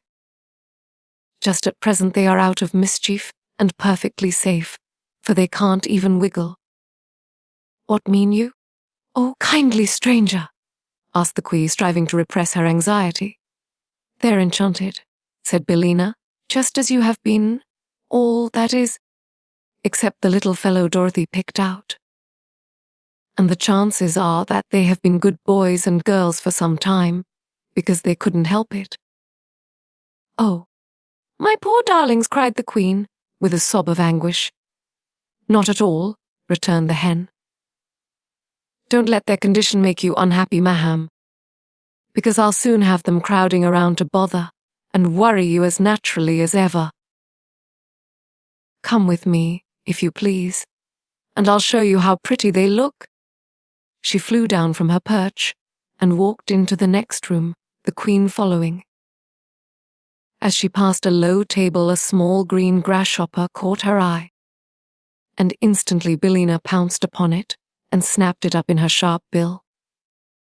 For grasshoppers are a favorite food with hens, and they usually must be caught quickly, before they can hop away. It might easily have been the end of Ozma of Oz, had she been a real grasshopper instead of an emerald one. But Billina found the grasshopper hard and lifeless, and suspecting it was not good to eat, she quickly dropped it, instead of letting it slide down her throat. "I might have known better," she muttered to herself, "for where there is no grass there can be no live grasshoppers. This is probably one of the king's transformations." A moment later, she approached one of the purple ornaments, and while the Queen watched her curiously, the hen broke the Nome King's enchantment, and a sweet-faced girl, whose golden hair fell in a cloud over her shoulders, stood beside them. "Ivana!" cried the Queen, "my own Ivana!" And she clasped the girl to her bosom and covered her face with kisses. "That's all right," said Billina, contentedly. "Am I a good guesser, Mr. Nome King?" "Well, I guess." Then she disenchanted another girl, whom the Queen addressed as Ivrose, and afterwards a boy named Ivardo, who was older than his brother Evering. Indeed, the Yellow Hen kept the good Queen exclaiming and embracing for some time, until 5 princesses and 4 princes, all looking very much alike except for the difference in size, stood in a row beside their happy mother. The princesses were named Ivana, Evrose, Ivella, Evrine and Evenna, while the princes were Evrob, Evington, Ivardo and Everland. Of these Ivardo was the eldest, and would inherit his father's throne and be crowned King Eve when he returned to his own country. He was a grave and quiet youth, and would doubtless rule his people wisely and with justice. Billina, having restored all of the royal family of Eve to their proper forms, now began to select the green ornaments which were the transformations of the people of Oz. She had little trouble in finding these, and before long all the 26 officers, as well as the private, were gathered around the Yellow Hen, joyfully congratulating her upon their release. The 37 people who were now alive in the rooms of the palace knew very well that they owed their freedom to the cleverness of the Yellow Hen, and they were earnest in thanking her for saving them from the magic of the Nome King. "Now," said Billina, "I must find Ozma. She is sure to be here, somewhere, and of course she is green, being from Oz. So look around, you stupid soldiers, and help me in my search." For a while, however, they could discover nothing more that was green. But the Queen, who had kissed all her 9 children once more, and could now find to take an interest in what was going on, said to the hen, "Mayhap, my gentle friend, it is the grasshopper whom you seek." "Of course it's the grasshopper," exclaimed Billina. "I declare, I'm nearly as stupid as these brave soldiers. Wait here for me, and I'll go back and get it." So she went into the room where she had seen the grasshopper, and presently Ozma of Oz, as lovely and dainty as ever, entered and approached the Queen of, greeting her as one high-born princess greets another. "But where are my friends, the Scarecrow and the Tin Woodman?" asked the girl ruler, when these courtesies had been exchanged. "I'll hunt them up," replied Billina. "The Scarecrow is solid gold, and so is Tik-Tok. But I don't exactly know what the Tin Woodman is, because the Nome King said he had been transformed into something funny."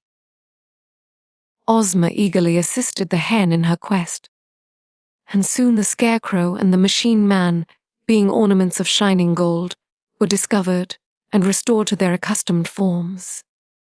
But, search as they might, in no place could they find a funny ornament that might be the transformation of the Tin Woodman. "Only one thing can be done," said Ozma, at last, "and that is to return to the Nome King and oblige him to tell us what has become of our friend." "Perhaps he won't," suggested Billina. "He must," returned Ozma, firmly. "The king has not treated us honestly, for under the mask of fairness and good nature he entrapped us all. And we would have been forever enchanted had not our wise and clever friend, the Yellow Hen, found a way to save us." "The king is a villain," declared the Scarecrow. "His laugh is worse than another man's frown," said the Privateer. "I thought he was honest, but I was mistaken," remarked Tik-Tok. "My thoughts are you, all I correct, but it is Smith and Tinker's fault if they sometimes go wrong or do not work proper lie." "Smith and Tinker made a very good job of you," said Ozma kindly. "I do not think they should be blamed if you are not quite perfect." "Thank you," replied Tik-Tok. "Then," said Billina, in her brisk little voice, "let us all go back to the Nome King and see what he has to say for himself." So they started for the entrance, Ozma going first, with the Queen and her train of little princes and princesses following. Then came Tik-Tok, and the Scarecrow with Billina perched upon his straw-stuffed shoulder. The 27 officers and the private brought up the rear. As they reached the hall, the doors flew open before them, but then they all stopped and stared into the domed cavern with faces of astonishment and dismay.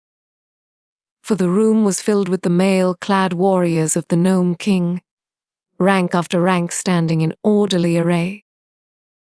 The electric lights upon their brows gleamed brightly. Their battle axes were poised, if to strike down their foes, yet they remained motionless as statues, awaiting the word of command. And in the center of this terrible army sat the little king upon his throne of rock. But he neither smiled nor laughed. Instead, his face was distorted with rage, and most dreadful to behold. The Scarecrow wins the fight. After Billina had entered the palace, Dorothy and Evering sat down to await success or failure of her mission. And the Nome King occupied his throne and smoked his long pipe for a while in a cheerful and contented mood. Then the bell above the throne, which sounded whenever an enchantment was broken, began to ring, and the king gave a start of annoyance and exclaimed, "Rockety rickets!" When the bell rang a second time, the king shouted angrily, "Smudge and blazes!" And at a third ring he screamed in a fury, "Hippicaloric!" Which must be a dreadful word, because we don't know what it means. After that the bell went on ringing time after time. But the king was now so violently enraged that he could not utter a word, but hopped out of his throne and all around the room in a mad frenzy, so that he reminded Dorothy of a jumping jack. The girl was, for her part, filled with joy at every peal of the bell, for it announced the fact that Billina had transformed one more ornament into a living person. Dorothy was also amazed at Billina's success, for she could not imagine how the Yellow Hen was able to guess correctly from all the bewildering number of articles clustered in the rooms of the palace.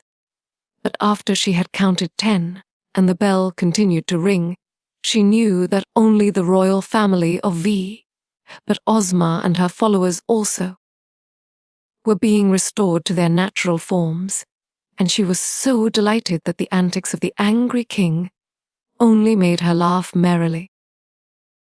Perhaps the little monarch could not be more furious than he was before, but the girl's laughter nearly drove him frantic, and he roared at her like a savage beast.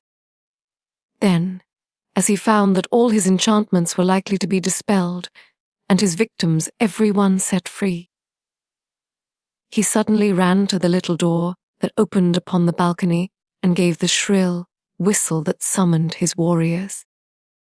At once the army filed out of the gold and silver doors in great numbers and marched up a winding stairs and into the throne room, led by a stern-featured gnome who was their captain.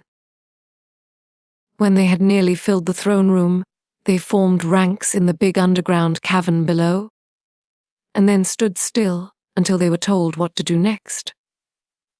Dorothy had pressed back to one side of the cavern when the warriors entered, and now she stood holding little Prince Evering's hand, while the great lion crouched upon one side and the enormous tiger crouched on the other side. "Seize that girl!" shouted the king to his captain, and a group of warriors sprang forward to obey. But both the lion and tiger snarled so fiercely and bared their strong, sharp teeth so threateningly that the men drew back in alarm. "Don't mind them," cried the Nome King. "They cannot leap beyond the places where they now stand." "But they can bite those who attempt to touch the girl," said the captain. "I'll fix that," answered the king. "I'll enchant them again, so that they can't open their jaws." He stepped out of the throne to do this, but just then the Sahos ran up behind him and gave the fat monarch a powerful kick with both his wooden hind legs. "Ow! Murder! Treason!" yelled the king, who had been hurled against several of his warriors and was considerably bruised. "Who did that?" "I did," growled the Sahos viciously. "You let Dorothy alone, or I'll kick you again." "We'll see about that," replied the king, and at once he waved his hand toward the Sahos and muttered a magical word. "Ah!" he continued. "Now let us see you move, you wooden mule." But in spite of the magic, the Sahos moved, and he moved so quickly toward the king that the fat little man could not get out of his way. Thump-bang! Came the wooden heels, right against his round body, and the king flew into the air and fell upon the head of his captain, who let him drop flat upon the ground. "Well, well," said the king, sitting up and looking surprised. "Why didn't my magic belk, I wonder?" "The creature is made of wood," replied the captain. "Your magic will not work on wood. You know, I'd forgotten that," said the king, getting up and limping to his throne. "Very well, let the girl alone. She can't escape us anyway." The warriors, who had been rather confused by these incidents, now formed their ranks again, and the Sahos pranced across the room to Dorothy and took a position beside the hungry tiger. At that moment the doors that led to the palace flew open, and the people of E and the people of Oz were disclosed to view. They paused, astonished, at sight of the warriors and the angry Nome King seated in their midst. "Surrender!" cried the king in a loud voice. "You are my prisoners." "Go along," answered Billina, from the Scarecrow's shoulder. "You promised me that if I guessed correctly my friends, and I might depart in safety. And you always keep your promises." "I said you might leave the palace in safety," retorted the king, "and so you may, but you cannot leave my dominions. You are my prisoners, and I will hurl you all into my underground dungeons, where the volcanic fires glow, and the molten lava flows in every direction, and the air is hotter than blue blazes." "That will be the end of me, all right," said the Scarecrow, sorrowfully. "One small blaze, blue or green, is enough to reduce me to an ash heap. Do you surrender?" demanded the king. Billina whispered something in the Scarecrow's ear that made him smile and put his hands in his jacket pockets. "No," returned Ozma, boldly answering the king. Then she said to her army, "Forward, my brave soldiers, and fight for your ruler and yourselves unto death." "Pardon me, most royal Ozma," replied one of her generals, "but I find that I and my brother officers all suffer from heart disease, and the slightest excitement might kill us. If we fight, we may get excited. Would it not be well for us to avoid this grave danger?" "Soldiers should not have heart disease," said Ozma. "Private soldiers are not, I believe, afflicted that way," declared another general, twirling his moustache thoughtfully. "If your Royal Highness desires, we will order our private to attack yonder warriors." "Do so," replied Ozma. "Forward march!" cried all the Gen 1 voice. "Forward march!" yelled the colonels. "Forward march!" shouted the majors. "Forward march!" commanded the captains. And at that the private leveled his spear and dashed furiously upon the foe. The captain of the gnomes was so surprised by this sudden onslaught that he forgot to command his warriors to fight, so that the 10 men in the first row, who stood in front of the private spear, fell over like so many toy soldiers. The spear could not go through their steel armor, however, so the warriors scrambled to their feet again, and by that time the private had knocked over another row of them. Then the captain brought down his battle axe with such a strong blow that the private spear was shattered and knocked from his grasp, and he was helpless to fight any longer. The Nome King had left his throne and pressed through his warriors to the front ranks, so he could see what was going on. But as he faced Ozma and her friends the Scarecrow, as if aroused to action by the veiler of the private, drew one of Billina's eggs from his right jacket pocket and hurled it straight at the little monarch's head. It struck him squarely in his left eye, where the egg smashed and scattered, as eggs will, and covered his face and hair and bared with its sticky contents. "Help! Help!" screamed the king, clawing with his fingers at the egg in a struggle to remove it. "An egg! Run for your lives!" shouted the captain of the gnomes in a voice of horror. And how they did run! The warriors fairly tumbled over one another in their efforts to escape the fatal poison of that awful egg. And those who could not rush down the winding stair fell off the balcony into the great cavern beneath, knocking over those who stood below them. Even while the king was still yelling for help, his throne room became emptied of every one of his warriors. And before the monarch had managed to clear the egg away, from his left eye the Scarecrow threw the second egg against his right eye, where it smashed and blinded him entirely. The king was unable to flee because he could not see which way to run, so he stood still and howled and shouted and screamed in abject fear. While this was going on, Billina flew over to Dorothy, and perching herself upon the lion's back, the hen whispered eagerly to the girl, "Get his belt! Get the Nome King's jeweled belt! It unbuckles in the back. Quick, Dorothy, quick!" The fate of the Tin Woodman. Dorothy obeyed. She ran at once behind the Nome King, who was still trying to free his eyes from the egg.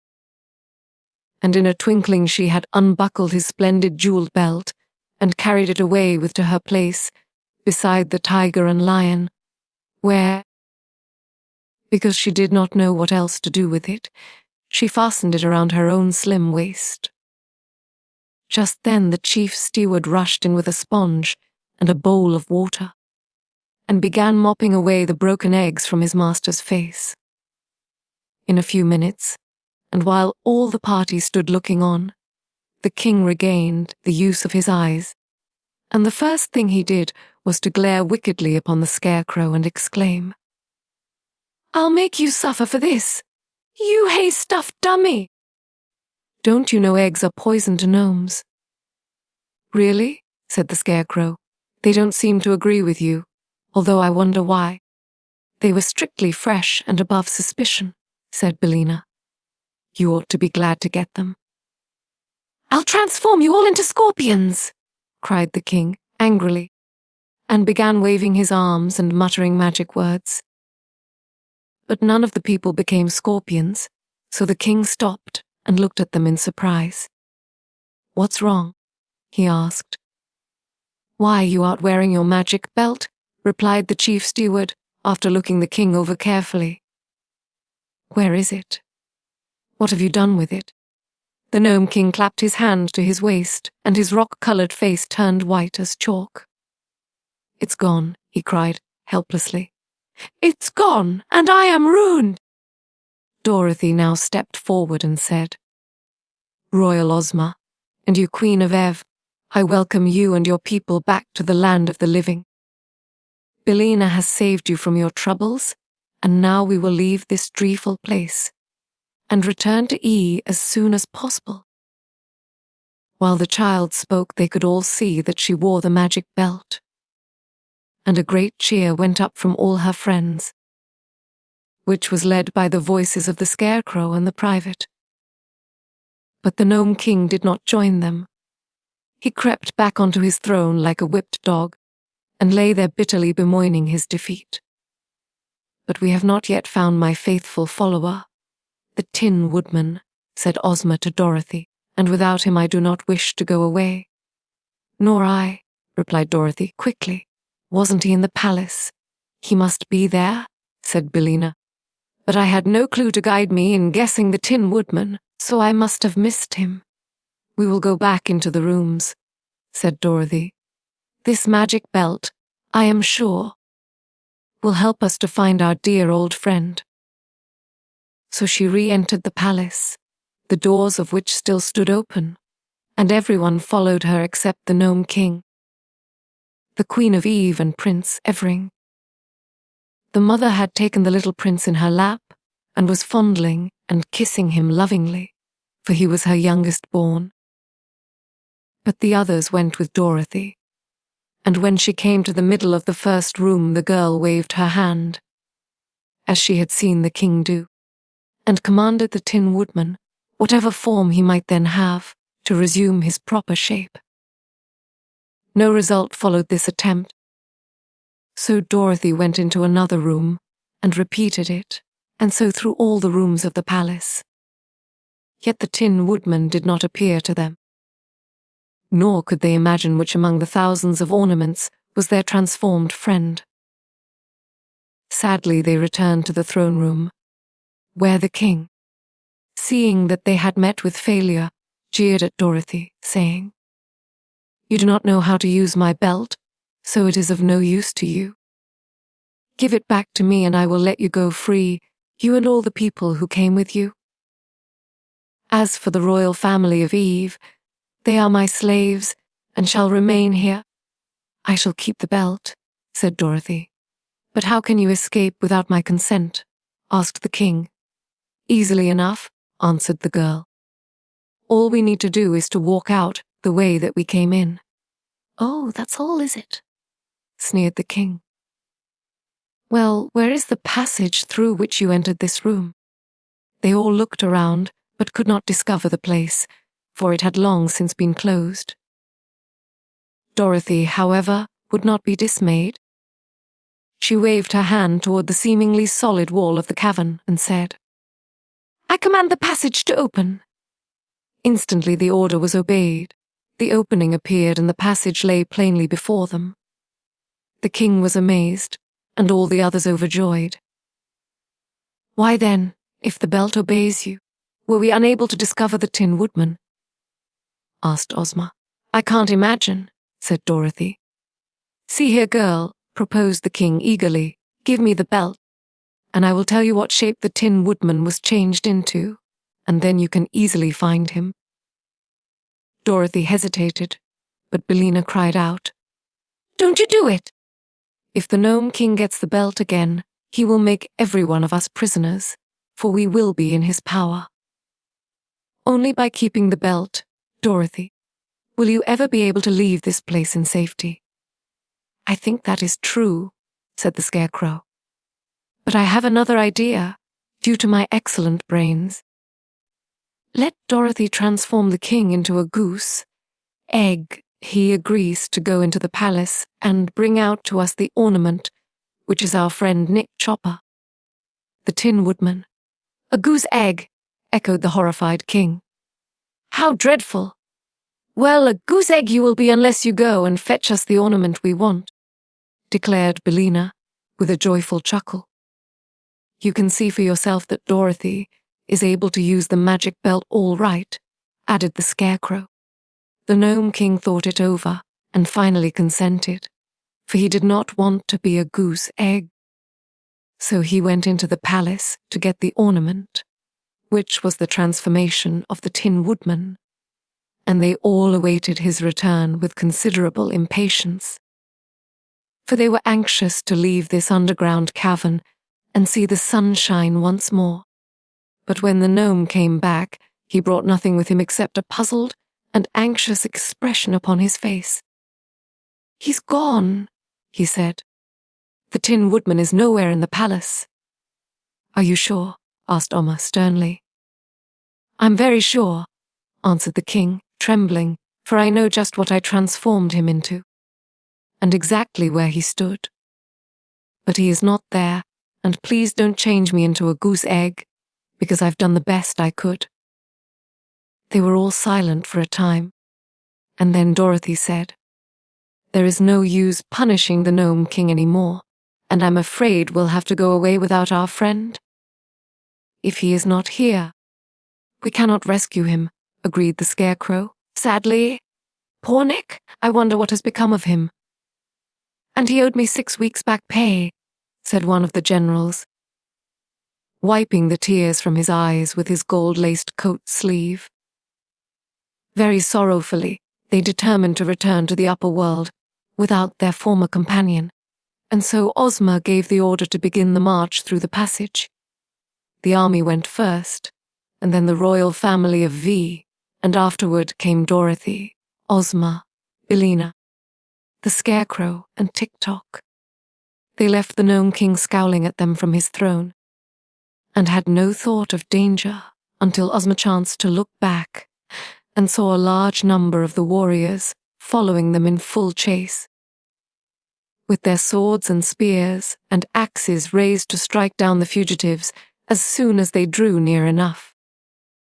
Evidently the Nome King had made this last attempt to prevent their escaping him, but it did him no good. For when Dorothy saw the danger they were in, she stopped and waved her hand and whispered a command to the magic belt. Instantly the foremost warriors became eggs, which rolled upon the floor of the cavern in such numbers that those behind could not advance without stepping upon them. But when they saw the eggs, all desire to advance departed from the warriors, and they turned and fled madly into the cavern, and refused to go back again. Our friends had no farther trouble in reaching the end of the passage, and soon were standing in the outer air upon the gloomy path between the 2 high mountains. But the way to Eve lay plainly before them, and they fervently hoped that they had seen the last of the Nome King and of his dreadful palace. The cavalcade was led by Ozma, mounted on the Cowardly Lion, and the Queen of Ev, who rode upon the back of the tiger. The children of the Queen walked behind her, hand in hand. Dorothy rode the Sawhorse, while the Scarecrow walked and commanded the army in the absence of the Tin Woodman. Presently the way began to lighten, and more of the sunshine to come in between the 2 mountains. And before long they heard the thump, thump of the giant's hammer upon the road. How may we pass the monstrous man of iron? Asked the Queen, anxious for the safety of her children. But Dorothy solved the problem by a word to the magic belt. The giant paused, with his hammer held motionless in the air, thus allowing the entire party to pass between his cast iron legs in safety. The King of E. If there were any shifting, rock-colored gnomes on the mountainside now, They were silent and respectful, for our adventurers were not annoyed, as before, by their impudent laughter. Really, the gnomes had nothing to laugh at since the defeat of their king. On the other side, they found Ozma's golden chariot, standing as they had left it. Soon the lion and the tiger were harnessed to the beautiful chariot, in which was enough room for Ozma and the Queen and 6 of the royal children. Little Evering preferred to ride with Dorothy upon the sawhorse, which had a long back. The prince had recovered from his shyness and had become very fond of the girl who had rescued him. So they were fast friends and chatted pleasantly together as they rode along. Billina was also perched upon the head of the wooden steed, which seemed not to mind the added weight in the least, and the boy was full of wonder that a hen could talk and say such sensible things. When they came to the gulf, Ozma's magic carp carried them all over in safety, and now they began to pass the trees, in which birds were singing. And the breeze that was wafted to them from the farms of Eve was spicy with flowers and new-mown hay, and the sunshine fell full upon them, to warm them and drive away from their bodies the chill and dampness of the underground kingdom of the gnomes. "I would be quite content," said the Scarecrow to Tik-Tok, "were only the Tin Woodman with us. But it breaks my heart to leave him behind. He was a fine fellow," replied Tik-Tok, "although his matter I all was not of rye-do-rabble." "Oh, tin is an excellent material," the Scarecrow hastened to say. "And if anything ever happened to poor Nick Chopper, he was always easily soldered. Besides, he did not have to be wound up, and was not liable to get out of order." "I sometimes wish," said Tik-Tok, "that I was stuffed with straw, as you are. It is hard to be made of copper." "I have no reason to complain of my lot," replied the Scarecrow. "A little fresh straw, now and then, makes me as good as new. But I can never be the polished gentleman that my poor departed friend, the Tin Woodman, was. You may be sure the royal children of Ev and their queen mother were delighted at seeing again their beloved country. And when the towers of the palace of Ev came into view, they'd not forbear cheering at the sight." Little Evering, riding in front of Dorothy, was so overjoyed that he took a curious tin whistle from his pocket and blew a shrill blast that made the sawhorse leap and prance in sudden alarm. "What is that?" asked Billina, who had been obliged to flutter her wings in order to keep her seat upon the head of the frightened sawhorse. "That's my whistle," said Prince Evering, holding it out upon his hand. It was in the shape of a little fat fox, made of tin and painted green. The whistle was in the tail of the fox. "Where did you get it?" asked the Yellow Hen, closely examining the toy with her bright eyes. "Why, I picked it up in the Nome King's palace, while Dorothy was making her guesses. And I put it in my pocket," answered the little prince. Billina laughed, or at least she made the peculiar cackle that served her for a laugh.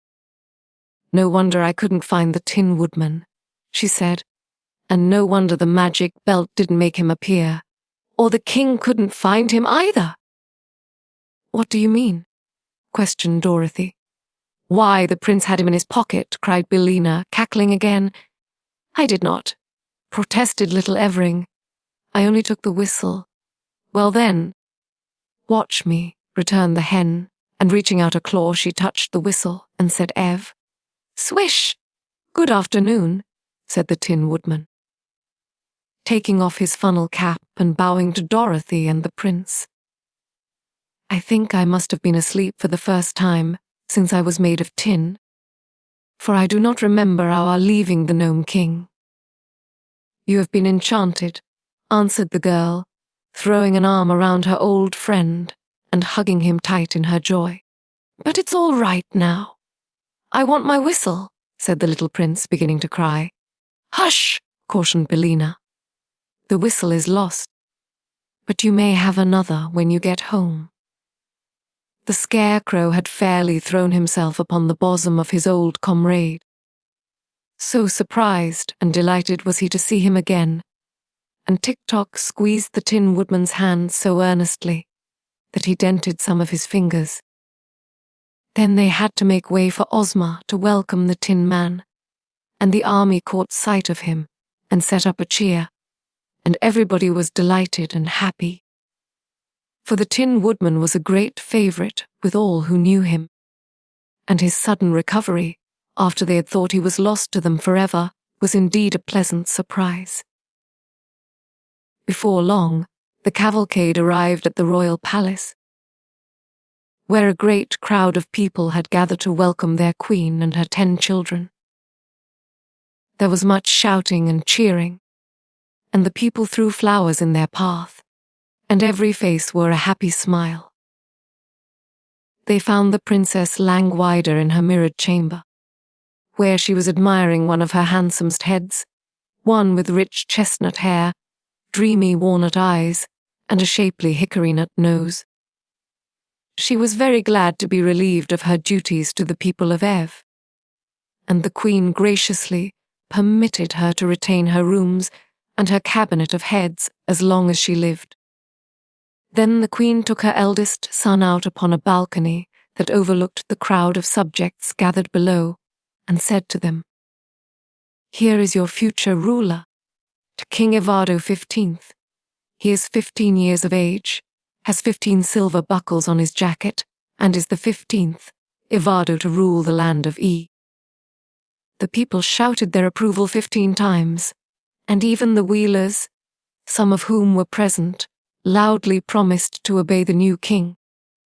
So the Queen placed a big crown of gold, set with rubies, upon Evado's head, and threw an ermine robe over his shoulders, and proclaimed him king. And he bowed gratefully to all his subjects, and then went away to see if he could find any cake in the royal pantry.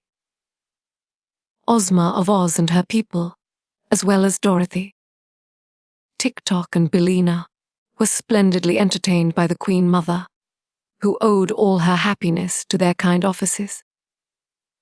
And that evening the Yellow Hen was publicly presented with a beautiful necklace of pearls and sapphires as a token of esteem from the new king. The Emerald City. Dorothy decided to accept Ozma's invitation to return with her to the land of Oz. There was no greater chance of her getting home from Ev than from Oz, and the little girl was anxious to see once more the country where she had encountered such wonderful adventures. By this time Uncle Henry would have reached Australia in his ship, and had probably given her up for lost. So he couldn't worry any more than he did if she stayed away from him a while longer. So she would go to Oz. They bade goodbye to the people of Ev, and the king promised Ozma that he would ever be grateful to her and render the land of any service that might lie within his power. And then they approached the edge of the dangerous desert, and Ozma threw down the magic carpet, which at once unrolled far enough for all of them to walk upon it without being crowded. Tik-Tok, claiming to be Dorothy's faithful follower because he belonged to her, had been permitted to join the party. And before they started, the girl wound up his machinery as far as possible, and the copper man stepped off as briskly as any one of them. Ozma also invited Billina to visit the land of Oz, and the Yellow Hen was glad enough to go where new sights and scenes awaited her. They began the trip across the desert early in the morning, and as they stopped only long enough for Billina to lay her daily egg, before sunset they espied the green slopes and wooded hills of the beautiful land of Oz. They entered it in the Munchkin territory, and the king of the Munchkins met them at the border and welcomed Ozma with great respect, being very pleased by her safe return. For Ozma of Oz ruled the king of the Munchkins, the king of the Winkies, the king of the Quadlings, And the king of the Gilly Kings, just those kings, ruled their own people. And this supreme ruler of the land of Oz lived in a great town of her own, called the Emerald City, which was in the exact center of the 4 kingdoms of the land of Oz. The Munchkin King entertained them at his palace that night, and in the morning they set out for the Emerald City, traveling over a road of yellow brick that led straight to the jewel-studded gates. Everywhere the people turned out to greet their beloved Ozma and to hail joyfully the Scarecrow, the Tin Woodman, and the Cowardly Lion, who were popular favorites. Dorothy, too, remembered some of the people who had befriended her on the occasion of her first visit to Oz, and they were well pleased to see the little Kansas girl again and showered her with compliments and good wishes. At one place, where they stopped to refresh themselves, Ozma accepted a bowl of milk from the hands of a pretty dairymaid. Then she looked at the girl more closely and exclaimed, "Why, it's Ginger, isn't it?" "Yes, Your Highness," was the reply, as Ginger dropped a low curtsy, and Dorothy looked wonderingly at this lively-appearing person, who had once assembled an army of women and driven the Scarecrow from the throne of the Emerald City, and even fought a battle with the powerful army of Glinda the Sorceress. "I've married a man who owns 9 cows," said Ginger to Ozma, "and now I am happy and contented and willing to lead a quiet life and mind my own business." "Where is your husband?" asked Ozma. "He is in the house, nursing a black eye," replied Ginger calmly. "The foolish man would insist upon milking the red cow when I wanted him to milk the white one, but he will know better next time, I am sure."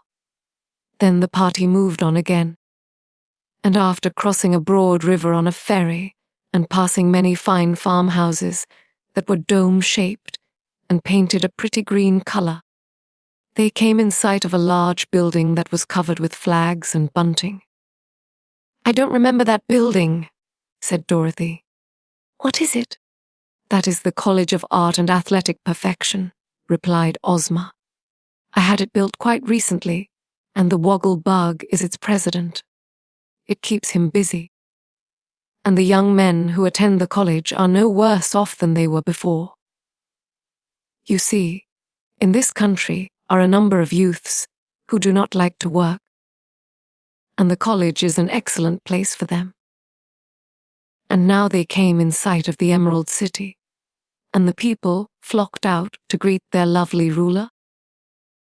There were several bands and many offers and officials of the realm, and a crowd of citizens in their holiday attire. Thus the beautiful Ozma was escorted by a brilliant procession to her royal city.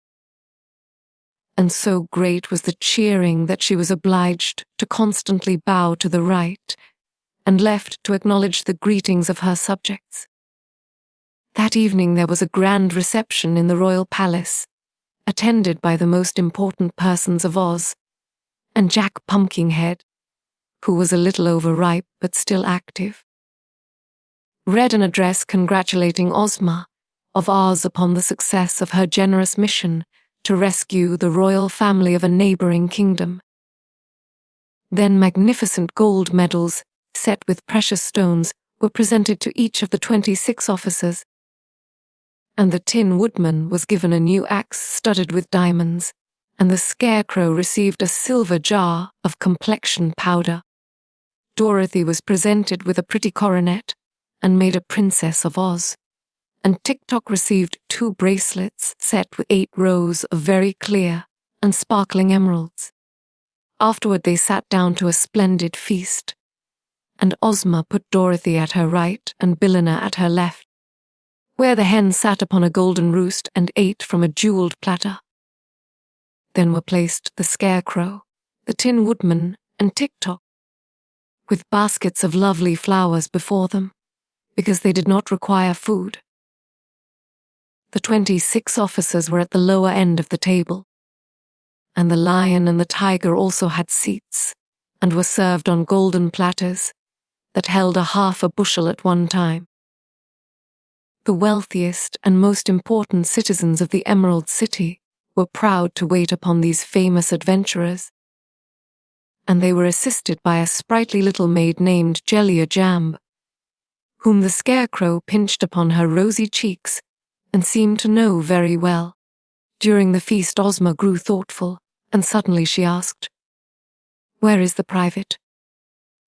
"Oh, he is sweeping out the barracks," replied one of the generals, who was busy eating a leg of a turkey.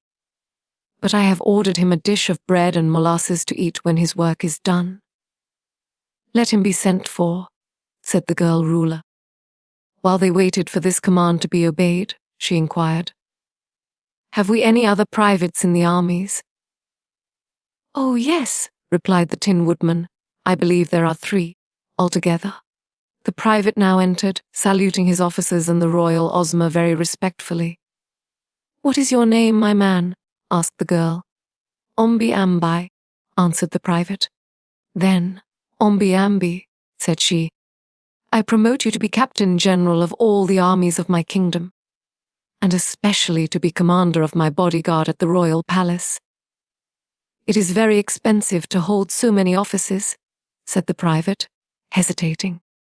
"I have no money with which to buy uniforms." "You shall be supplied from the royal treasury," said Ozma.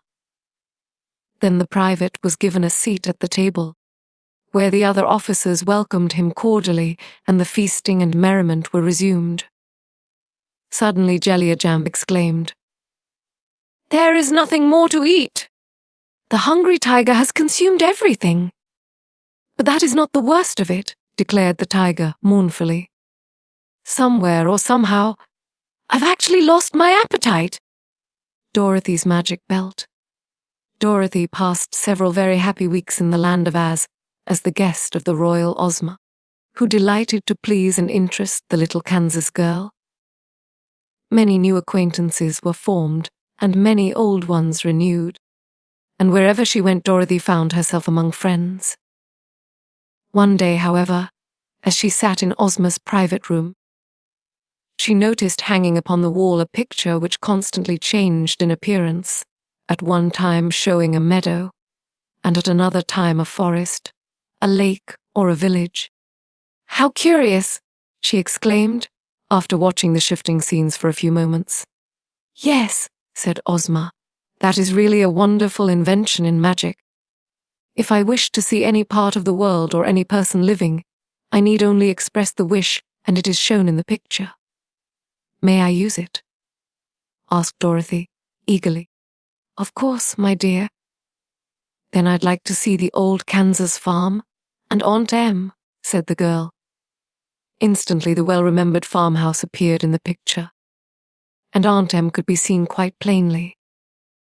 She was engaged in washing dishes by the kitchen window and seemed quite well and contented. The hired men and the teams were in the harvest fields behind the house, and the corn and wheat seemed to the child to be in prime condition. On the side porch, Dorothy's pet dog, Toto, was lying fast asleep in the sun. And, to her surprise, old Speckles was running around with a brood of 12 new chickens trailing after her. "Everything seems all right at home," said Dorothy, with a sigh of relief. "Now I wonder what Uncle Henry is doing." The scene in the picture at once shifted to Australia, where, in a pleasant room in Sydney, Uncle Henry was seated in an easy chair, solemnly smoking his briar pipe. He looked sad and lonely, and his hair was now quite white and his hands and face thin and wasted. "Oh," cried Dorothy in an anxious voice, "I'm sure Uncle Henry isn't getting any better, and it's because he is worried about me. Ozma, dear, I must go to him at once." "How can you?" asked Ozma. "I don't know," replied Dorothy, "but let us go to Glinda the Good. I'm sure she will help me and advise me how to get to Uncle Henry." Ozma readily agreed to this plan and caused the sawhorse to be harnessed to a pretty green and pink phaeton, and the 2 girls rode away to visit the famous sorceress. Glinda received them graciously and listened to Dorothy's story with attention. "I have the magic belt." "You know," said the little girl, "if I buckled it around my waist and commanded it to take me to Uncle Henry, wouldn't it do it?" "I think so," replied Glinda, with a smile. "And then," continued Dorothy, "if I ever wanted to come back here again, the belt would bring me." "In that you are wrong," said the sorceress. "The belt has magical powers only while it is in some fairy country, such as the land of Oz or the land of Ev. Indeed, my little friend, were you to wear it and wish self in Australia, with your uncle, the wish would doubtless be fulfilled, because it was made in Fairyland. But you would not find the magic belt around you when you arrived at your destination." "What would become of it?" asked the girl. "It would be lost, as were your silver shoes when you visited Oz before, and no one would ever see it again. It seems too bad to destroy the use of the magic belt in that way, doesn't it?"